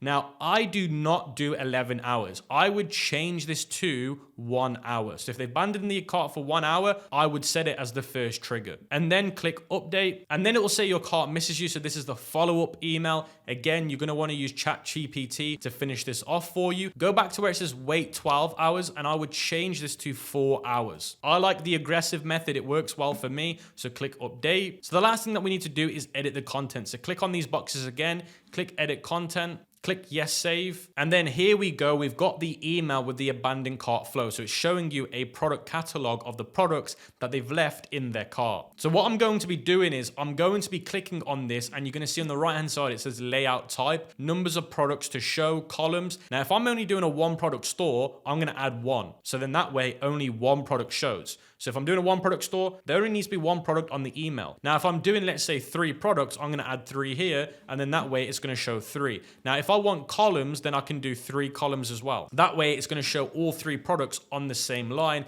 instead of them having to scroll. Again, the more somebody scrolls, the more less likely they are to actually take action. Again, you're going to have to customize this based on how many products you've added to your store. And then you're going to want to go to where it says product details, and you can choose to add image, title, description, price. Now, I get rid of description, and I only keep the title, the image, the price, the old price, and then the button. And then it says product display, show items that are out of stock. It's up to you if you want to do that. And then it says mobile stacking. You can do stack on mobile. And then you got the visibility. You want it on all devices. And then you've got colors. Again, it should be based on your branding, but if you're not happy with them, you can change them here. Now, if you want to add your product image, you just click on the product image box, and then you can see here it says product details will be filled in from the cart. So as long as you've set this up correctly and it's integrated with your store, then you will have this integrate automatically and you will not have to do anything. So I'd recommend that you run a few tests before you do this, because you want to make sure that it's automatically picking up on the products that you've got on your store. And if you've got any issues with synchronizing Omnisend, I've got a great support team, so reach out to them. And then if you want to edit the buttons, you click them, and then you can change the text, you can change the style, and you can also change the alignment. Now, again, you're going to want to change the text here and here by using ChatGPT, because you want to make it a little bit more on brand and more convincing. So I'd recommend that you do that. And again, once you're done, you can click finish editing. Now, something else that you might want to start doing is going to where it says saved layouts. Now, save layouts is going to save you a lot of time. Now, for example, let's say I'm really happy with the design I've made. Obviously, I would change this and this. I'm then going to go here where the drop down menu is under send test email, and I'm going to go save as a template. And then I'm going to call this abandoned cart. And then once I've done that, guys, I'm going to go to where it says finish editing. So guys, once you've filled out this content form, you just want to do the last one and you want to import the template that we've just saved so that you can reuse it. And again, the only thing you're changing is the headline and the subject line to unique text using ChatGPT. That way you're going to have custom text. And remember, the further you go down the funnel, remember this is a funnel. The first stage of the funnel, the second stage, and the third phase. Now, the further you go down, again, the more aggressive your language needs to be and the offer needs to be that you're presenting. Now, once you've done that, guys, you want to hit save and close. And then you want to go to where it says create a workflow in the top right. And then you want to select cart abandon. And then the next one that you're going to be doing is abandon checkout. And it's going to be the one that shows the 3X next to the mailbox icon. Now, abandon checkout is different to abandon cart. The cart is the cart and the checkout is when they're going to pay. So it will trigger it on both scenarios and you need to make sure it will trigger it in both scenarios. So now the emails can be the exact same. Now the emails can be identical, but again, it's going to trigger it depending on what part of the funnel they're in. Again, the cart is lower and the checkout is further down. This is normally the last stage that they would abandon it. But again, the emails can be completely identical in terms of the words that you're using, but just make sure instead of saying abandon cart, you're saying abandon checkout. Now, some other ones that I'd recommend that you guys do is by going to where it says post purchase. And the first one that you want to do is product reviews. Now, again, these are optional. The ones that are mandatory is the welcome, abandon cart, and checkout. Now, product reviews is a great way to build trust with the customer. They might have not bought off you because they don't trust you. So this is a great way for them to trust you. Now, if you scroll down, you've got something called cross-sell. This is where you can basically try and sell another product to them on top of the existing one. So you're going to increase the order value. So this is another great option to do.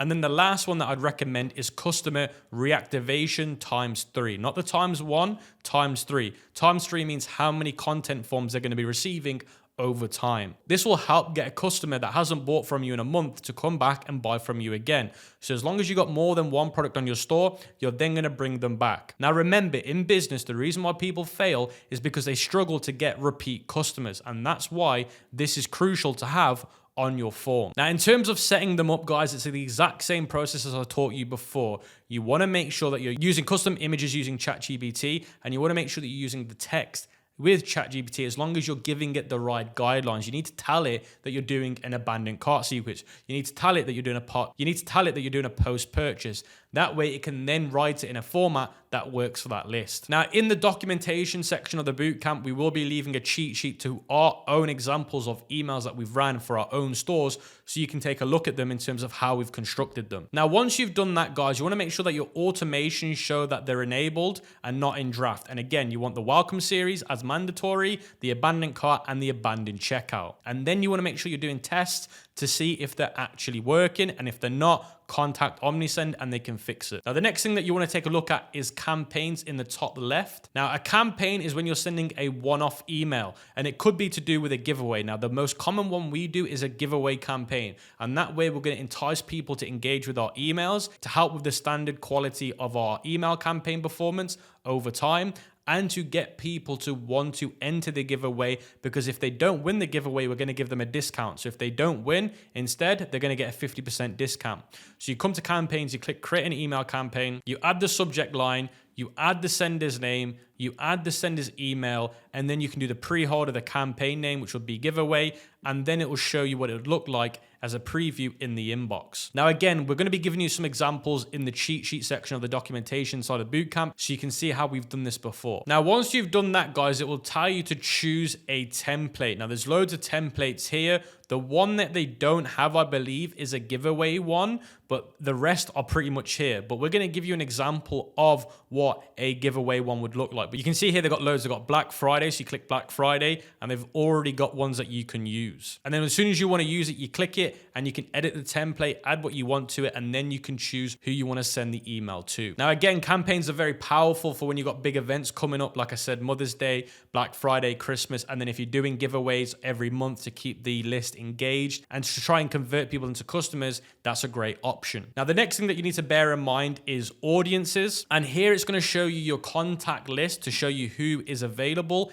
in your emails and what they're doing. Now, something that you really want to look at is the segment section. Now, segmenting is where you can create custom lists of people on your email list. So if I click create a segment, it's going to give me a list of ones that I could do. So I could do engaged contacts, I could do disengaged contacts. That way, when we send campaigns out, we don't want to be sending a really warm campaign to a cold audience, so we can segment them into warm and cold. That way, we're going to send certain campaigns to the warm guys and certain campaigns to the cold guys. So then that way, you're not mixing them together. It's crucial that you start segmenting your list between 100 contacts upwards, because then that way you can really choose how you want the audience to react to the campaign based on the warmth of the audience. Now, the next thing that I take into consideration is reports, because reports is going to show you how well. So if you go to deliverability, it's going to show you, are you on non-status, fair or good hygiene? That way it's going to show you what is the current issue with your emails. Are they landing in junk? Are they not landing in junk? What's causing an issue? Everything will be here under deliverability. It will show you how well your emails are doing. Now, for e-commerce,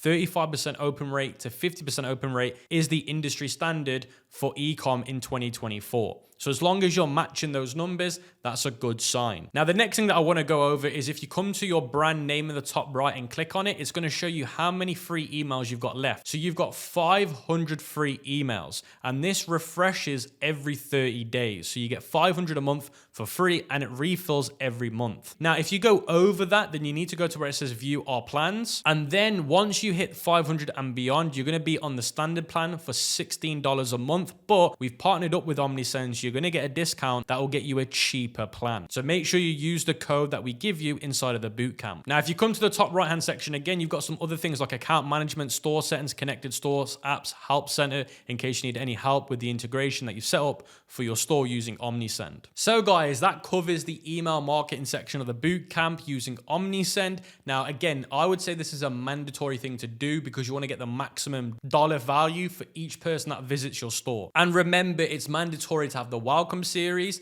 the abandoned cart, and the abandoned checkout. And as soon as you've hit 100 subscribers on your list, it's important to segment them out to make sure they're from warm to cold. And it's also important to start running campaigns like giveaways to start getting people to engage with your emails. And again, we've got some examples in the documentation section that you can have a look at that we've actually used for our own stores. With that being said, guys, that's email marketing. Make sure you do it. Don't forget it. I know it's a boring thing to do, but it is so important to do.